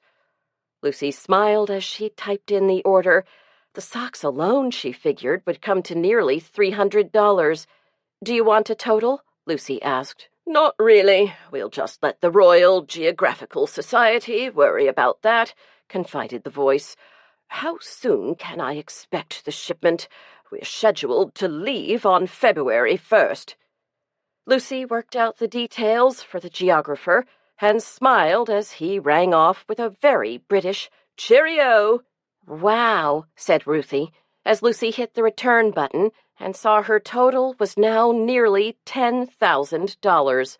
Boy, that was something that doesn't happen every day. That man was outfitting a 9-man mountain climbing expedition. I think I'll call Ted Stillings. Maybe he'll put it in the paper. "Might as well," agreed Ruthie. "There's nothing else going on." Lucy stood up and stretched, dug her change purse out of her bag, and headed for the break room, where the payphone was located. She got a Diet Coke from the machine and dialed Ted's number. "Ted, Lucy Stone here at Country Cousins. I think I've got a scoop for you." She gave him the details of the order, and he promised to write it up for the paper. "That's a cute story, Lucy," he said. "Thanks." "Pam told me you've been following Barney's accident. Do they know any more?" asked Lucy. "Only that something caused the car to go right through the guardrail. Fortunately, it got caught in some trees. If he'd been a little farther along, it would have gone right into the water." "Do the police know what caused him to go over?" "There were tire marks showing that he swerved. Something made him swerve, but they don't know what. If he doesn't come to, they may never know." "What about the crime lab?" questioned Lucy. "They did send stuff to be analyzed. They won't have the results for a couple of weeks anyway." "Hey, don't you read the paper?" demanded Ted. "I do when I have the time," Lucy said guiltily. "Which reminds me, I'd better get back to work." She hung up and, walking out to the hallway, stood reading the bulletin board and finishing her soda. There was a strict policy forbidding liquids near the computers, and she didn't want to risk angering George. Where was George tonight, she wondered. She hadn't seen him at all, which was unusual. In fact, peering down the dark tunnel of hallway that led to the executive offices, she didn't think any of the managers were in the building tonight. Lucy took a last swig of soda and walked slowly down the hallway. All the offices were dark. She stood for a minute outside George's door, then impulsively reached for the knob. It turned. and immediately she snatched her hand away and jumped back. She hadn't expected the door to be unlocked. She stood in the hallway for a minute, then slipped into the office, closing and locking the door behind her. She flipped on the wall switch and stood for a moment, blinking in the brightness. Then she went over to the window and pulled down the shade. Quickly, she worked her way around the small room. She pulled out file drawers and felt behind the files. She peered into a decorative vase. She even checked the wastebasket. She couldn't have said what she was looking for, but when she opened the desk drawer and saw a black revolver, she was sure she'd found it. She glanced around quickly to make sure she hadn't disturbed anything, switched off the light, and slipped out into the hallway. Her heart was pounding as she walked back to her desk. Whatever had possessed her to do such a thing? What if she'd been caught? What could she have said? Sitting down at her desk, she realized how foolish she'd been. She jumped when Ruthie asked her if Ted had liked the story. I think so. We talked for quite a while.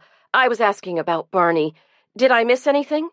Lucy hoped her nervousness didn't show. Mrs. Murgatroyd in Sioux Falls is not happy with the Dipsy-Tipsy bird feeder her son gave her for Christmas. No? Asked Lucy. Why not? The squirrels still get the bird seed, Ruthie told her. She wants to return it for a refund. And what did you tell her? Asked Lucy. Just pack it in the original carton, if possible, and include the original invoice, please, recited Ruthie. We will be happy to refund the entire purchase price. At Country Cousins, we're not happy unless you are. Very good, said Lucy. What time is it? Almost 9. Only 9? Lucy was incredulous. Sorry. Want to balance my checkbook for me? No, I guess I'll make up my grocery list. Lucy thought her shift would never end. By the time the clock buzzed at 1 a.m., she was exhausted, twice as tired as she would have been if she'd been busy. As she drove home along the dark, lonely roads, she kept thinking of Barney, driving along a similar country road on Christmas night. Had a shot suddenly exploded into the darkness, causing him to jump reflexively and swerve right off the road, through the black emptiness and into the trees? Had George fired that shot? Lucy pulled the car up as close to the house as she could and ran straight into the kitchen without pausing to look, as she usually did, at the night sky. Reaching the safety of the kitchen, she leaned against the door for a moment, panting, and then turned the lock. Tiptoeing upstairs, she checked to make sure the kids were safely asleep. Reassured, she went back downstairs and heated some milk for herself. She knew she'd have a hard time getting to sleep. As she sat at the kitchen table, sipping her hot milk and whiskey, Lucy tried to relax. But no matter how hard she tried, she couldn't control her thoughts. She kept thinking of the ugly black gun in George's drawer, and poor Barney, his car spinning out of control and plummeting through the darkness to the rocks below. Chapter 23. Number 4263. Handmade by a native Maine craftsman, this earthenware jam pot is decorated with a charming blueberry design, complete with wooden spoon. $18. In Maine, the winter sun is very bright, and on Friday morning it poured through the kitchen windows, turning the oak table into a golden pool. The 3 children were sitting with their backs to the window. The morning sun seemed to give them halos. Lucy was not impressed. "Eat your oatmeal," she advised them. Bill bounced into the room, humming a little tune, and poured himself a cup of coffee. He sat down at the table and took a spoonful of sugar, spilling some on the table. "Do you know you always do that? Whenever you fix your coffee, you spill a little sugar. I'm always wiping up after you," Lucy said meanly. "Gee, I didn't realize. I'm sorry," said Bill, raising an eyebrow and reaching for a corn muffin. He broke the muffin open with a knife, scattering crumbs on the table as he buttered it liberally. Then he compounded the mess by dropping a large blob of marmalade on the table. "Look what you're doing," said Lucy. "Haven't you ever heard of plates?" She picked up the muffin and plopped it on a plate, then carefully wiped off Bill's patch of table. "I have to do everything," she complained. "I work until 1 in the morning, and then nobody helps. You just make messes and leave them for me to clean up." "You're right," placated Bill. "I just wasn't thinking. We'll all try harder to be nice to Mommy, won't we, guys?" The children nodded solemnly. They were wisely keeping silent this morning. "Tell you what, Lucy, I'll leave a little late and drop Sarah off at preschool for you. How's that?" "It's no good," Lucy grumbled. "I have to go out anyway." "Oh, I was thinking you might like to have a second cup of coffee and some time to yourself. Maybe read the paper, have a relaxing bath, take some Midol." "I have to take Marge to the hospital." "Oh," said Bill, in the tone of one who sees light dawning. "Don't say it," Lucy warned. "You think I'm just irritable because I hate going to the hospital. That might be true, but you have to admit you're awfully messy." "I know," admitted Bill, "but you usually don't mind." "I do mind. You're going to have to try harder. I can't work and do all the housework, too." "Of course not," Bill agreed. "I solemnly swear I will change my ways from now on. I will faithfully strive henceforward to be neat and clean, especially at certain times of the month." Then he added, "You don't have to see him, you know." "I can't just drop Marge off and go shopping or something." Lucy was horrified. "You could. You hate tubes and things, you know you do." "Well, I'll just have to be brave. He's a friend. Marge would understand. I'd hate myself." Bill nodded and picked up his plate and mug. He carried them over to the sink and rinsed them. Then he placed them carefully in the dishwasher. "Do I pass inspections, Sergeant?" Lucy laughed. "Get out of here." An hour later, she was waiting in her car outside Marge Culpepper's house. The engine was running, the radio was playing, and she was tapping the steering wheel nervously. Marge climbed in beside her, squeezing her large self onto the small bucket seat. "You can slide the seat back. It'll give you more room." "You can't be serious about this seat belt, Lucy. Nobody has a waist this small." "Toby does," Lucy smiled. "He's a stick." "How's Barney?" "The same," Marge sighed. "What do the doctors say?" "Well, they say there's more brain activity. That means he could wake up pretty soon. But I don't know. He looks just the same. He's hooked up to all sorts of machines. It's been an awful long time." "Less than 2 weeks," Lucy said. "Seems like forever," said Marge. "I don't know how I'd have managed if it wasn't for Dave."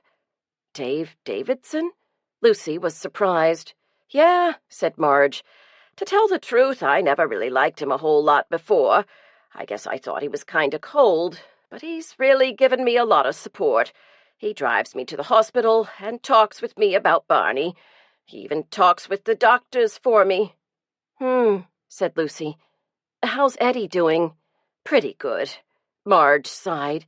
"He spends a lot of time with his friends. I haven't brought him to the hospital.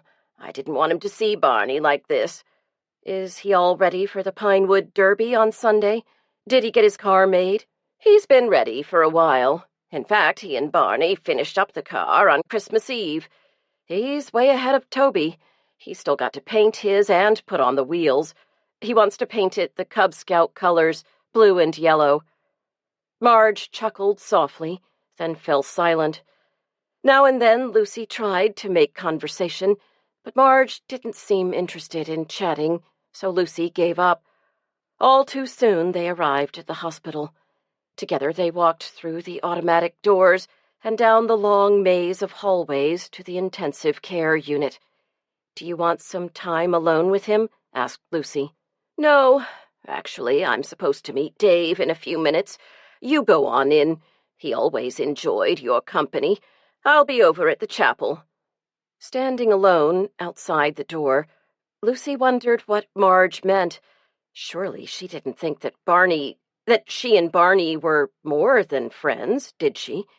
But Marge had always been completely straightforward, never one for double entendres, Lucy thought to herself, and pushed open the door. Barney's room was bright with sunlight and full of flower arrangements. A young nurse was bustling around, straightening the sheets and checking the indicators on the machines that flanked the bed, all of which served to distract Lucy, for a few minutes at least, from the figure lying there. When she finally did look at Barney, she was startled to see that his eyes were wide open.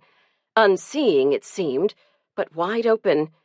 "His eyes are open," said Lucy. "That's right," said the nurse. "He opened them yesterday. He's also been moving his arms and legs." "Is that normal?" asked Lucy. "Oh, yes. Actually, they're signs of progress. He's coming closer to consciousness. One of these days, someone will walk through the door and he'll say, 'Hi,' just as if he'd never been unconscious." "Really?" asked Lucy. "Really," the nurse smiled. "Isn't that right, Barney? There's more going on in that coconut of yours than people realize. Isn't that so?" She spoke to Barney, looking directly into his eyes. "Can he hear you?" Lucy was doubtful. "We think so," said the nurse. "People who come out of comas tell us that there's a long period during which they can see and hear others, but can't speak themselves. He's making excellent progress, and the doctors think he'll begin speaking any day now. I'm just going to put the radio on, and then I'll get out of here. If you need anything, ring the call button." "Okay," said Lucy, taking off her coat and sitting on the orange plastic chair the hospital provided for visitors. "So, you can hear me, Barney. At least I hope you can. Well, I don't know where to begin." She looked cautiously at Barney's face, but found his open eyes unnerving. A tube snaked out of his nose, an electrode seemed to be glued to a shaved patch on his skull, and an IV machine blinked at the head of his bed. A bag of yellow fluid hung from the bed rail. Barney had been catheterized. Lucy immediately averted her gaze, turning back to his face. "Poor Barney. This is a hell of a mess. They say you're doing real well, though. Poor Marge is so worried about you, and Eddie, too. He's a good kid, Barney, and he really misses you. Oh, shit. You know all this stuff. I know you're working hard to get well as fast as you can." Unable to sit any longer, Lucy got to her feet and paced back and forth between the window and the door. "I've been getting some phone calls lately, Barney. The mail-order murderers all called." She couldn't keep from smiling. Boy, that was a stupid scheme. Her face got red as she remembered the phone calls, and she looked at Barney to see if there was a response, but he seemed the same as before. "If I'd been interested in weird sex, those guys were more than willing," she continued. "But I don't think any of them killed Sam Miller. Only one of them seemed like a real professional killer," she shrugged. "I guess it was a silly idea." "Barney," her voice rose, "if you could just tell me what happened the night of the accident, it would be an awful big help. What made you swerve? A gunshot? A bright light?" "I have an idea," she said, dropping her voice and leaning closer to him. She looked up, startled, as the door opened and a tired-looking Marge entered the room, along with Dave Davidson. The three of them stood awkwardly together in the small room. Lucy smiled. "Hi, Dave." He nodded but didn't speak to her, and Lucy thought briefly of Mr. Shea, the minister of the church she had attended as a child. Mr. Shea had been a round, jolly man who made everyone feel at ease. Dave Davidson was tall and thin, and he had a permanent slouch. Through years of counseling sessions, he'd developed the habit of helpful listening and rarely initiated a conversation himself. Lucy had no doubt that this technique was useful in helping troubled souls focus on their problems, but it did little to smooth the course of social exchange, especially in uncomfortable situations in places such as hospital rooms, or even in the vestibule after church services. Dave's attentive gaze always reduced Lucy to profound speechlessness, and as he himself did little but proffer his limp white hand, Lucy routinely scooted past him after church on Sundays. As she stood there today, she felt the familiar urge to flee, but first she had to tell Marge the good news. "Marge, look! Barney has opened his eyes. The nurse says one of these days he'll just start talking as if nothing happened. Isn't that great?" Marge and Dave didn't react with the joy she had expected. In fact, they seemed to be waiting for her to leave. Lucy was only too happy to oblige. "I think I'll get some coffee. You can find me in the coffee shop whenever you're ready." "Thanks, Lucy." "See you downstairs," Lucy said as the door swung shut. But she couldn't help wondering why Marge wasn't as overjoyed about Barney as she was. Chapter 24. Number 1005. Tater chips are made from native Katahdin potatoes grown in Maine. Carefully sliced and kettle-cooked in 100% soybean oil, these chips are favorites everywhere. 3 pounds in a decorative tin, $5.99. Lucy stood for a moment, looking at the door that had just been closed so firmly. Then she shrugged and began walking down the corridor to the elevator. The snack bar was bright and cheery. It was staffed by volunteers, mostly retirees, who enjoyed playing waitress 1 or 2 mornings a month. The food was delicious and reasonably priced. Lucy treated herself to an egg salad sandwich, something she loved and rarely bothered to make.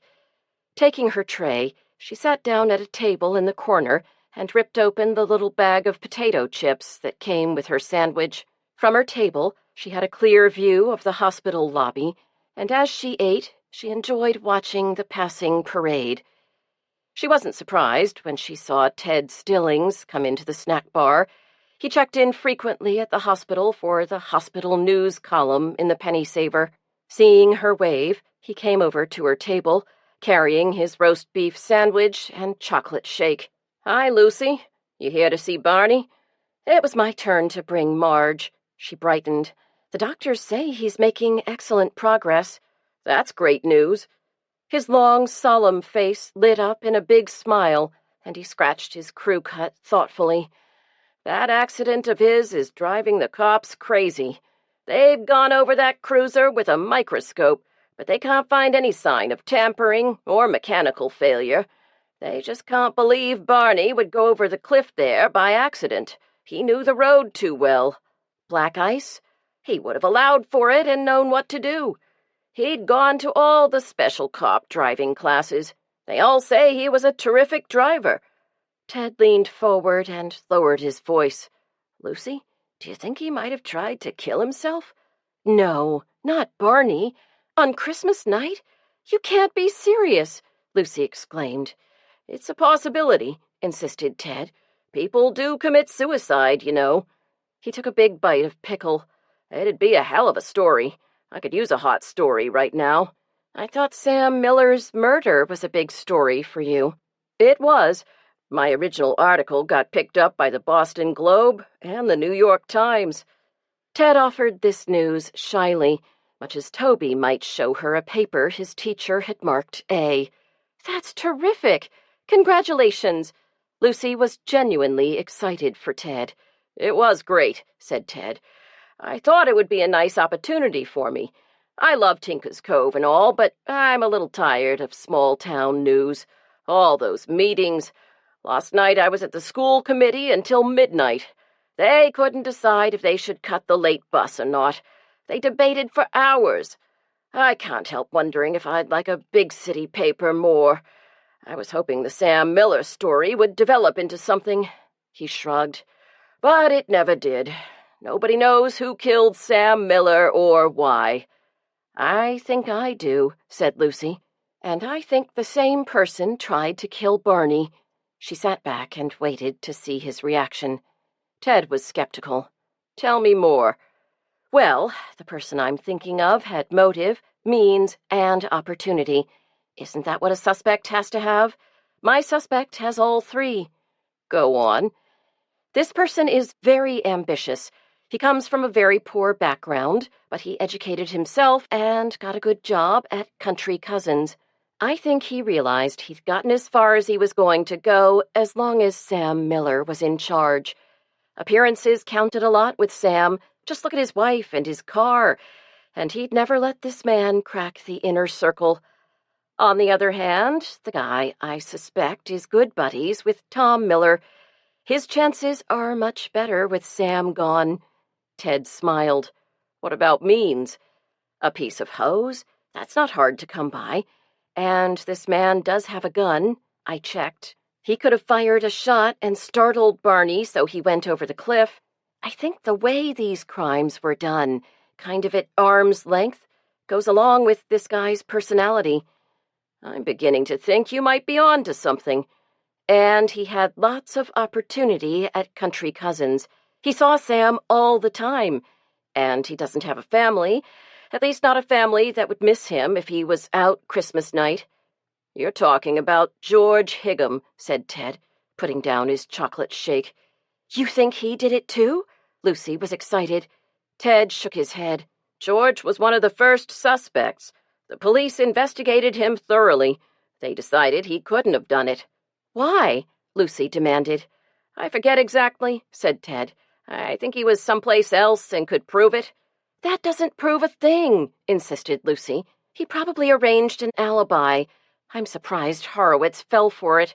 Horowitz is a pro, Ted reminded her. He knows what he's doing.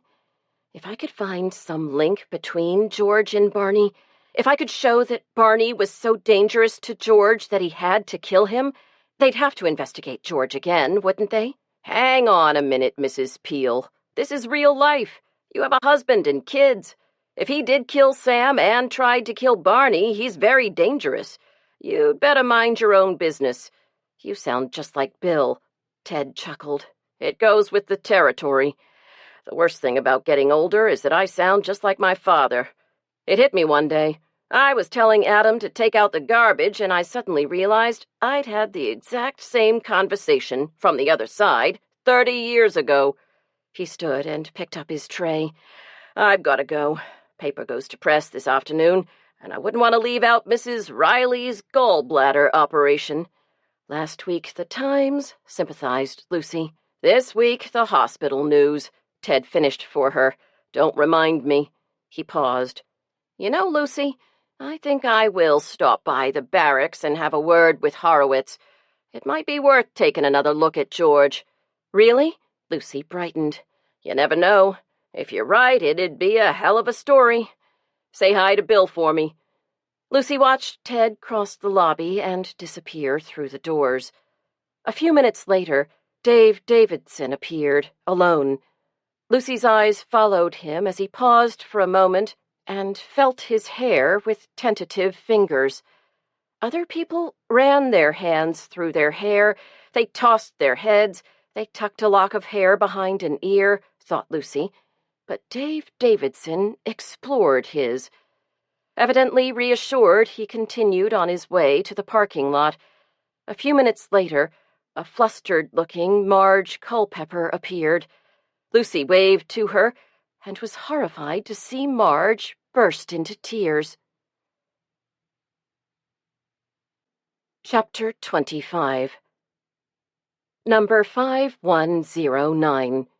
Fine Irish linen handkerchiefs are appreciated by those who still value quality, with hand-crocheted lace trim and blue forget-me-not embroidery.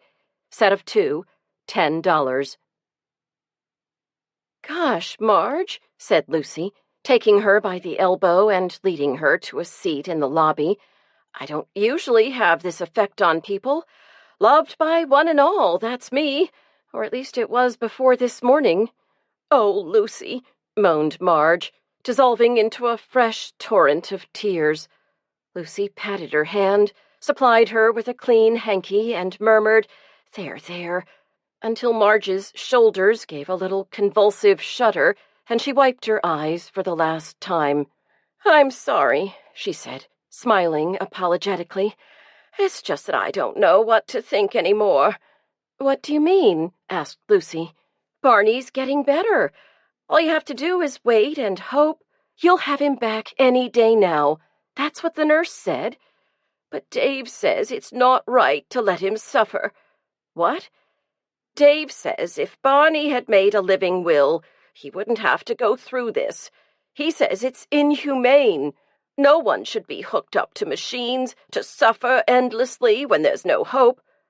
Maybe he's right when there's no hope, but there's plenty of room for hope in Barney's case, Lucy said with what she hoped was cheerful encouragement. Dave says there isn't. He's seen this before, he says. It's just a cruel hoax that the doctors and hospitals play on families so they can collect weeks and weeks' worth of medical insurance. Dave said that? When? Questioned Lucy. All the time, Marge wailed. He's been wonderful to me. I don't know what I would have done without him. He's spent so much time with me and Barney. But now he says it's time to say goodbye. He's going away? Lucy was puzzled. Lucy, I can't talk about this here, she indicated the busy lobby. Let's talk in the car. Back in the car, heading for Tinker's Cove, Marge sat quietly and chewed her lip. Lucy was determined to get her talking again. She was sure Marge had discovered the key to Barney's accident. Marge, what did Barney do before the accident? Did he call anyone or go anywhere? Do you remember anything that would help? No, Marge remembered. It was Christmas. We opened presents. We ate turkey. That's all. It was just a regular family Christmas. Marge's voice began to tremble, so Lucy changed the subject. But Dave's been real helpful? Lucy looked over her shoulder, checked the mirrors, and accelerated onto the highway. He's been real nice, and I feel like I owe him a lot. Whenever I turn around, he's there, ready to help me. He says he'll help me do it. Do what? Lucy asked. Marge looked around her. She took a deep breath and lowered her voice. He says that I must summon all my courage and... She stopped, staring down at her hands in her lap. And what? Lucy asked impatiently. And pull the plug, whispered Marge. He wants you to pull the plug on Barney? Lucy couldn't believe it. She braked and pulled the car off the road, bouncing on the rough surface. As soon as the car stopped, she turned and faced Marge. He wants you to pull the plug on Barney? She demanded. He says it's the only thing to do, that Barney is suffering, that his spirit wants to be free, that people in his condition want to die. They're not afraid. They see a long, dark tunnel with a light at the other end, a warm, radiant light of shining peace. Barney wants to get there more than anything, and we're holding him back. He says I must let him go. I must set him free. Marge's voice droned on. This was a lesson she had heard so often she knew it by heart. That she didn't accept it as true was clear from her tone, but she was also obviously afraid of disobeying her teacher. Nonsense, Marge. Barney's not your pet pigeon. He's a man who loves you and Eddie and wants to get back to you as soon as he can. He's coming back, Marge. I'm not kidding. I saw his legs twitch like crazy when the radio said the Celtics lost at the Garden last night. Marge laughed weakly. Oh, Lucy, you do have a knack for making people feel better. I'm so glad you were here, or I might have done something terrible. I don't think so, said Lucy. Oh, yes, I was really weakening. I almost did it today. Well, Lucy said, you might have unhooked something, but it wouldn't have killed Barney. Those machines are just monitors. He's breathing on his own. I guess Dave didn't realize that. You mean, even if I had pulled the plug, it wouldn't have mattered? Asked Marge. Well, it might have set off some alarms, but it wouldn't have killed him, Lucy reassured her. My father was on a life support machine, so I know. Now, we've got to get back home. I'm going to have to pay extra at Sarah's preschool as it is. She paused, choosing her next words carefully. Marge, if I were you, I'd try to avoid Dave for a few days. He's probably sincere and all, But Barney's getting better. Believe me, I don't know who to believe anymore. It's been so long, Lucy. I just want Barney back. I miss him so much." Lucy glanced anxiously at Marge, but was relieved to see she wasn't crying, just sitting quietly. "So do I. We'll really miss him at the Pinewood Derby. Last year he did such a good job as announcer." "He really hammed it up, didn't he?"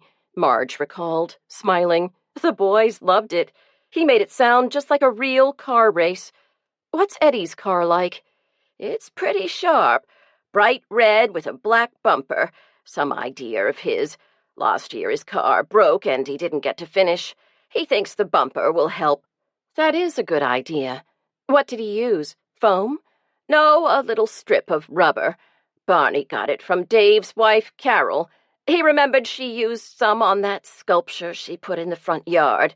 Lucy laughed. "That thing is ugly, isn't it?" "Sure is. And she gets a lot of money for those things," said Marge. "When they sell," observed Lucy. "Who would buy one?"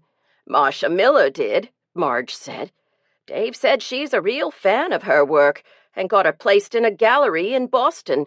I guess they're friends." Lucy pulled up in front of Marge's house and waited patiently as Marge hauled herself out of the little car. "Thanks, Lucy. Thanks for everything." Lucy gave her a cheery goodbye wave, then checked her watch and sighed. It was already 1:30, and the meter was running over at Kitty College. She shifted the car into gear and turned onto Main Street, the most direct route to the preschool. As she passed the church and the rectory beside it, she glanced at the piece of black sculpture Carol had placed on the front lawn. Impulsively, she pulled the car over and stopped in front of it. The sculpture was made of automobile parts. At least Lucy assumed the odd metal forms came from automobiles. As she studied the sculpture, she could make out two human forms. A muffler and a transmission made one, a piece of twisted fender the other. The whole piece had been spray-painted black, and a length of sturdy black hose wound the two figures together. Lucy decided she'd better take a closer look at the hose. She turned off the ignition and climbed out of the car. She slipped as she scrambled up the steep, grass-covered bank, and as she got back to her feet, the sculpture loomed over her. The piece generated a sense of pain and anguish that made Lucy uneasy. She paused to read the handwritten label that had been placed at the base of the statue, and then jumped back as if she'd been bitten. "Bondage of Love," it read. Lucy leaned forward to examine the hose, reaching out and wrapping her fingers around it. It felt just as she expected it would. For now, there was no doubt that she had tried to pull a piece of the exact same hose from Sam Miller's car window. Carol worked in an old barn behind the house, and that's where Lucy went, her ankle smarting. She didn't want to go, but she had to talk to Carol. Things were beginning to add up, and she didn't like the way her thoughts were headed. The big barn door was unlatched and yielded to her hand with a noisy scrape. She stepped into the dark and waited a moment for her eyes to adjust. She looked up toward the loft window, and there she saw Carol's limp body, swaying slightly, silhouetted by the bright afternoon sun. Chapter 26. Number 3335. Magnetic slate is a copy of the slates used by students in one-room schoolhouses, but can be affixed to the refrigerator and used as a noteboard. A useful memory jog. $12.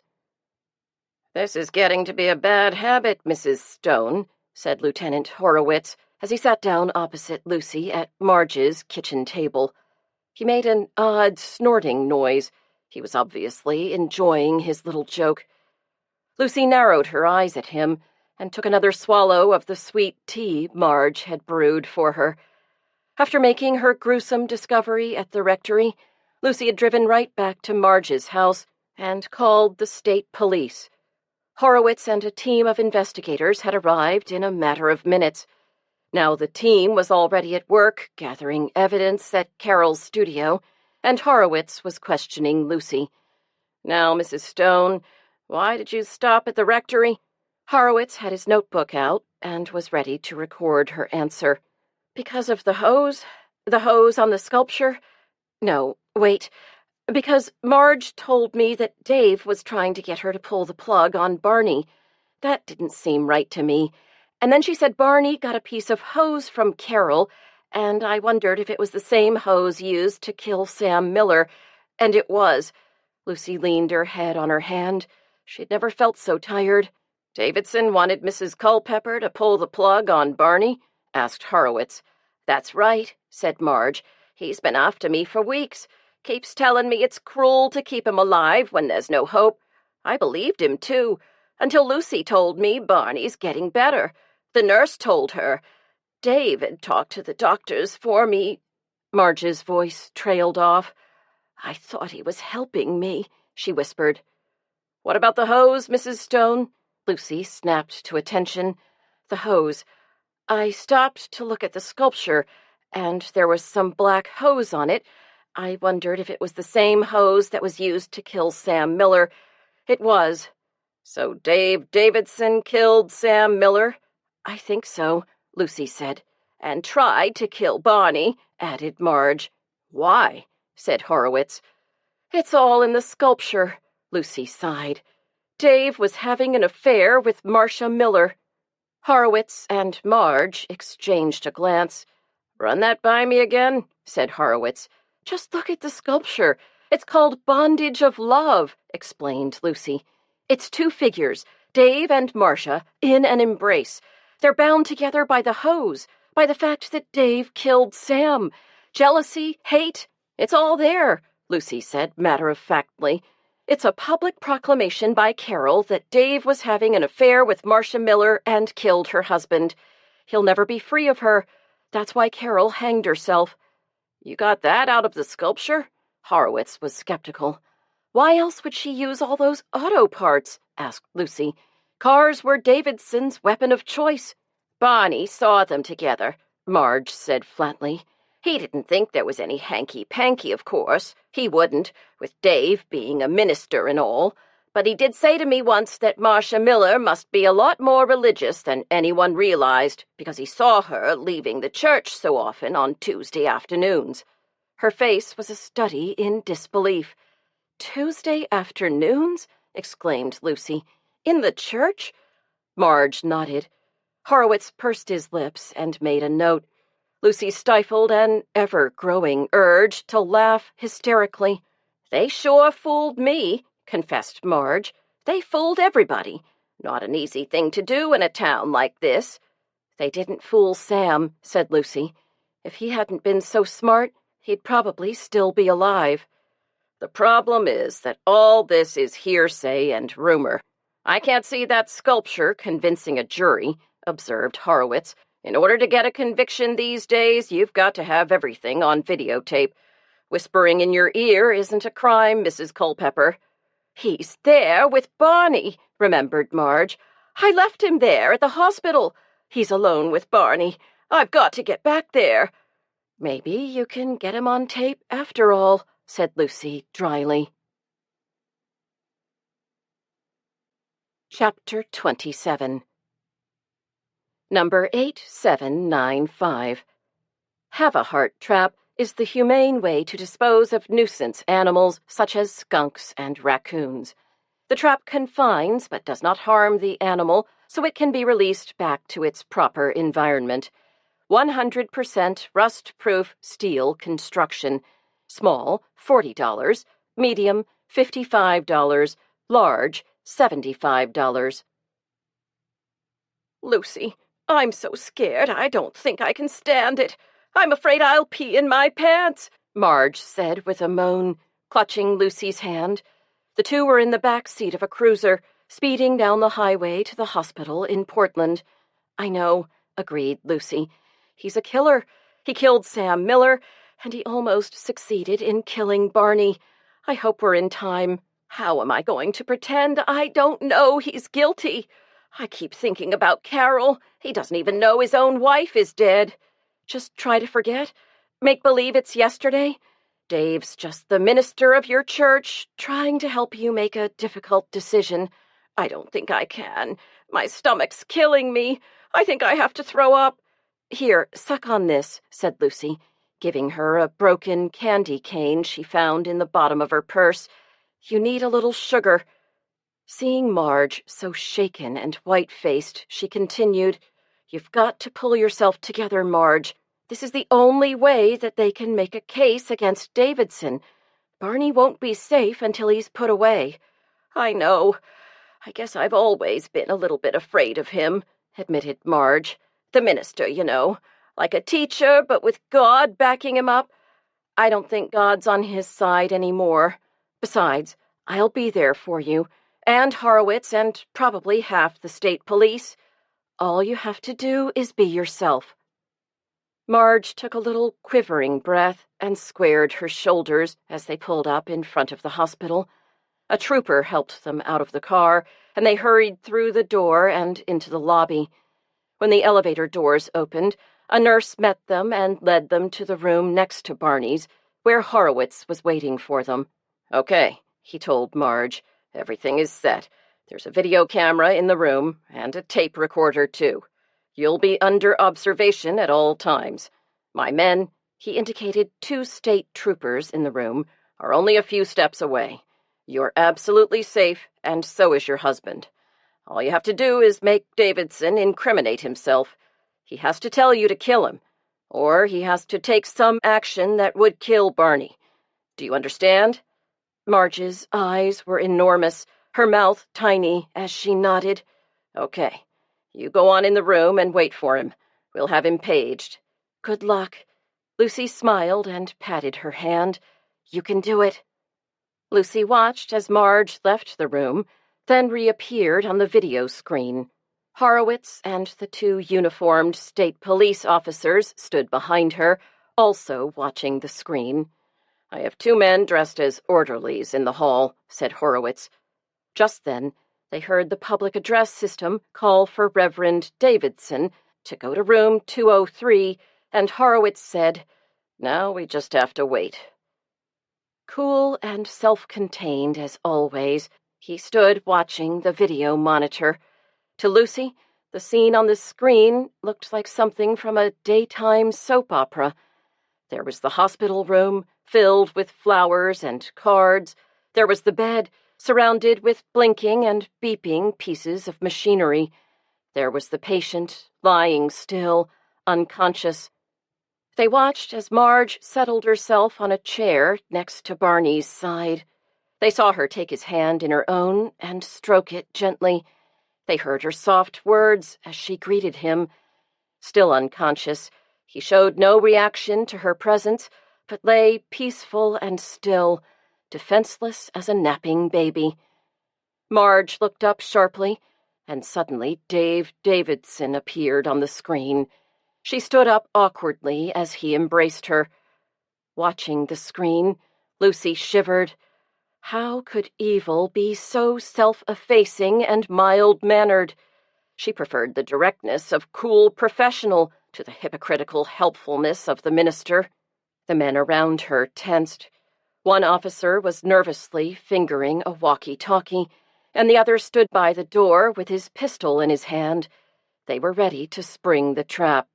This is a sad business, said Davidson, withdrawing from the embrace and patting Marge mechanically on the back.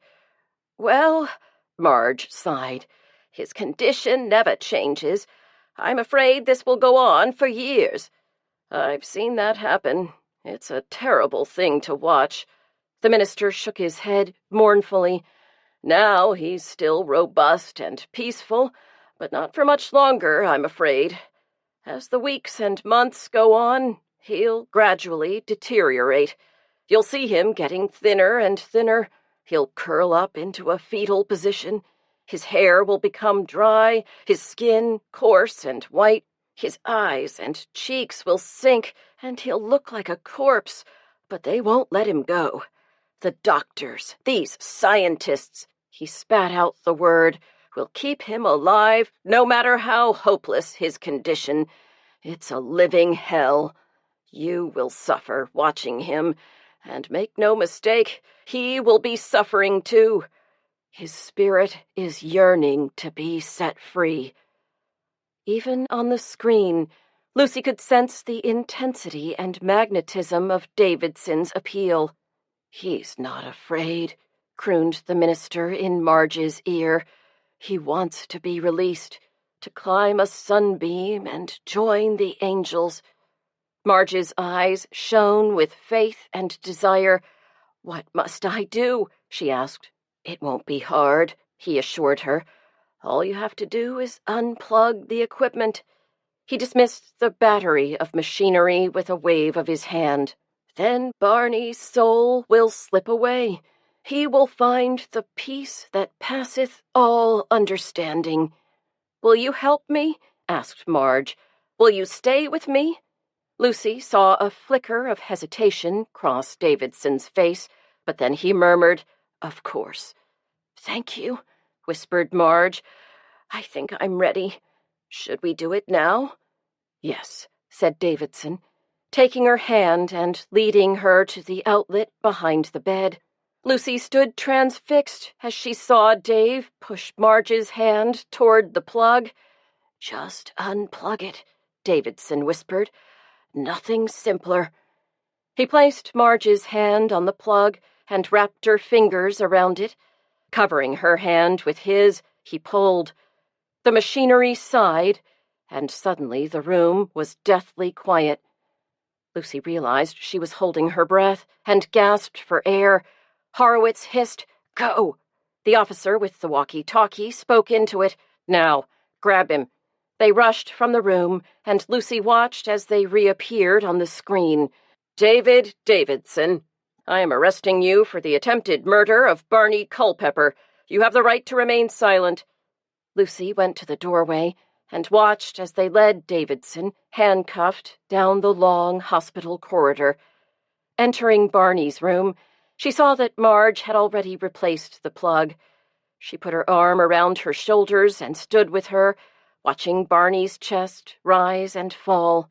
"It doesn't seem to have done him any harm, but I think I'll call the nurse just to be sure," said Marge.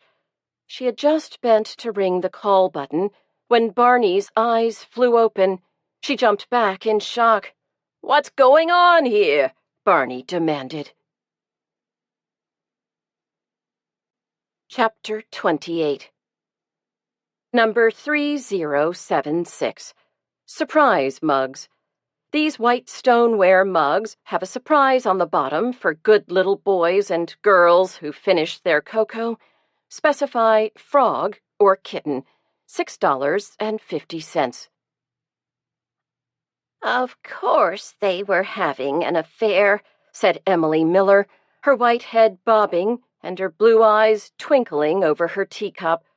Her ancient friend, Miss Tilly, nodded.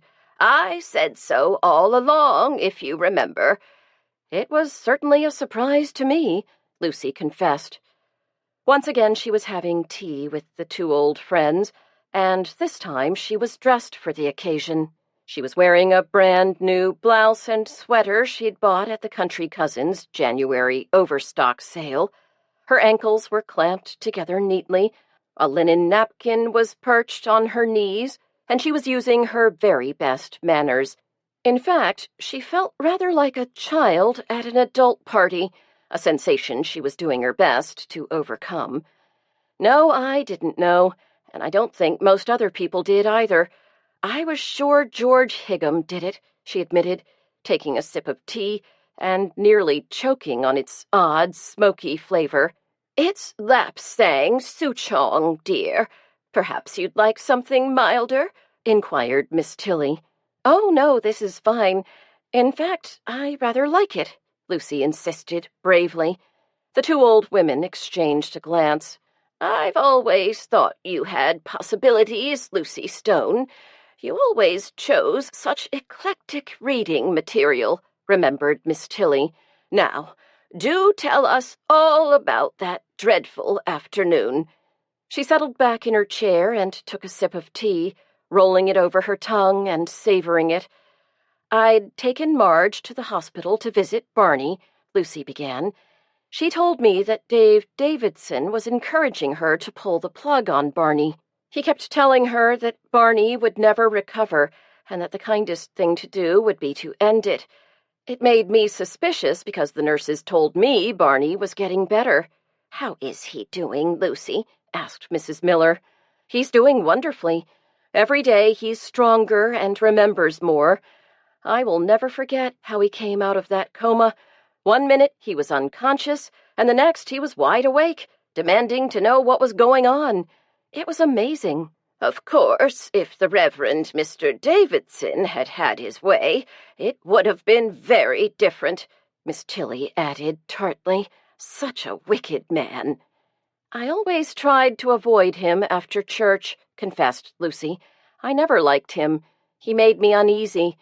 Of course, I never thought he was a murderer until I saw the sculpture." "Carol's sculpture? That did surprise me," said Miss Tilly.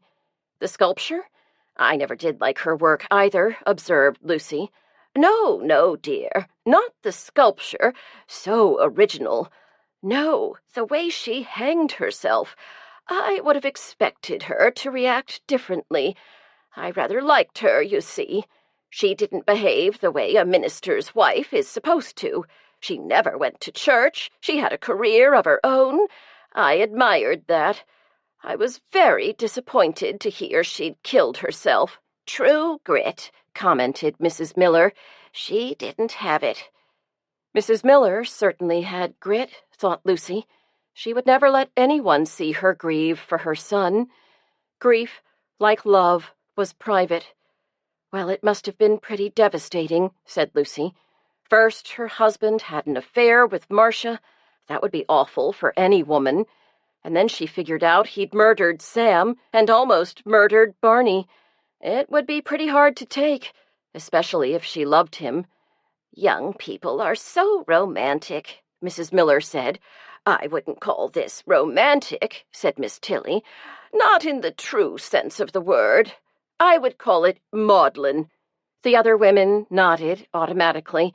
After 40 years as a librarian, no one argued with her about facts or definitions. "What about the sculpture?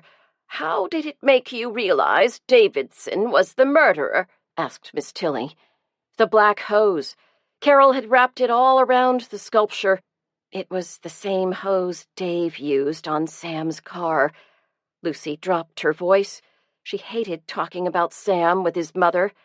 "A public declaration of his guilt?" Mrs. Miller asked a little shakily. Lucy was reminded again that this must still be hard on her. "I think so," she said. Barney had stumbled on the hose when he mentioned to Carol that he needed something for Eddie's car. The Cub Scouts are having the Pinewood Derby this month. You know, they race little wooden cars that they make themselves. Well, Barney was looking for some scraps of rubber to make a bumper for Eddie's car. Knowing Carol was a sculptor and apt to have bits and pieces around, he asked her if she had something he could use. When she gave him a bit of black rubber hose, he recognized it as the same hose that was used on Sam Miller's car. Barney was going to take it to the police lab the day after Christmas, but he never made it. Dave must have realized Barney had the evidence that could convict him and decided he had to get rid of him. He parked out near the point, and when Barney came around the bend, he turned on his high beams. Barney swerved right off the road. The two women clicked their tongues. "I wonder how many of the 10 Commandments he actually broke," Miss Tilly mused. "Definitely the 7th, and the 6th, of course." "He was covetous, and he lied," Lucy added. "And Marcia certainly became more important than God to him. She had that effect on a lot of men, including Sam, I'm sorry to say." Mrs. Miller helped herself to another piece of banana bread. "He did remember the Sabbath," said Miss Tilly, determined to be fair. and I must say I never heard him swear. That's more than many Christians can claim." Lucy and Mrs. Miller chuckled.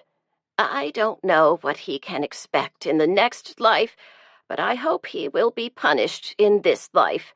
Mrs. Miller smoothed the napkin in her lap. "Oh, yes. Detective Horowitz told me they have an airtight case. Carol left a detailed suicide note, and of course they videotaped him trying to convince Marge to pull the plug." "And you saw the police arrest him?" asked Miss Tilly. "How did he react when he knew the game was up?" Mrs. Miller sounded serious. "He seemed angry," Lucy reported. "He didn't say anything, but he looked furious." "I hope he's punished," said Mrs. Miller. "I hope he doesn't get off on some sort of technicality." "I don't think he will," said Lucy. "What about Marcia and your grandson? Will they come back?" "I don't think so. She's living in Paris. She writes to me, you know. I think Tinker's Cove was a bit tame for her. I may visit them this summer." Lucy smiled at her. The resilience of this old woman amazed her. She reached for a piece of banana bread, chewed it thoughtfully, and sipping her tea, she observed the two old women. Miss Tilly, with her large, strong features covered with a tough netting of wrinkles, her long white hair drawn up in a bun, and Mrs. Miller, with a round face just like a dried apple-head doll, and her carefully curled and blued hair. In the life of Tinker's Cove, they were forces to be reckoned with. As ardent conservationists, they had been instrumental in creating the Tinker's Cove Conservation Trust. Miss Tilly had spearheaded the local literacy program, and she was a frequent contributor to the letters column in the Penny Saver. Together, the two women acted as a collective conscience for the town. They were vital, strong women who were interested in the world around them.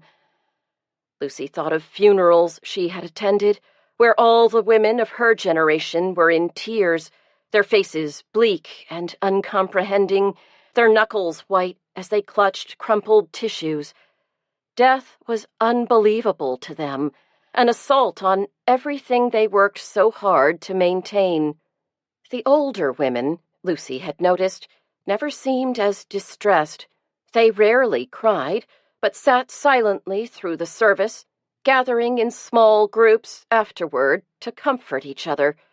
When it was time to speak with the bereaved, they knew what to say, while Lucy and her friends could only babble clichés such as, "Call me if there's anything I can do." She had always admired the acceptance and assurance of these women. She had hoped that in time she would grow to be like them. She thought of her mother. Her mother had never accepted death the way these women did. Although she was in her 60s, the death of her husband had left her as raw and hurt as if she were a young bride. Her mother had never developed the self-protective detachment so many older women grew. Lucy wondered what life held for her and how she would cope. Would she maintain her naivete and her vulnerability as her mother had, or would she turn into someone as wise but as cynical as Miss Tilly? "We've been keeping an eye on you, Lucy," Miss Tilly interrupted her thoughts. "Yes, you seem, well, interesting," agreed Mrs. Miller. "You're not afraid to get involved." "My husband wouldn't agree with you," observed Lucy. "He's always telling me to mind my own business." "Oh, husbands," Miss Tilly said dismissively. "I'm afraid I'd better be getting back to mine. He's watching the kids today." She stood up reluctantly and said her goodbyes. But as she drove home, she kept thinking of the two old women. Pulling into the driveway, Lucy was surprised not to see any sign of the kids. Maybe Bill had gotten a video for them, but she thought they really ought to be outside on such a nice day.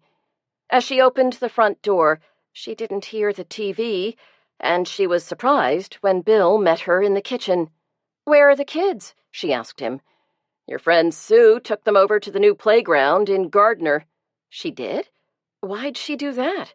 Well, she's your best friend, and she thought you might enjoy a little time alone with your husband. I don't suppose you had anything to do with that, Lucy said, smiling.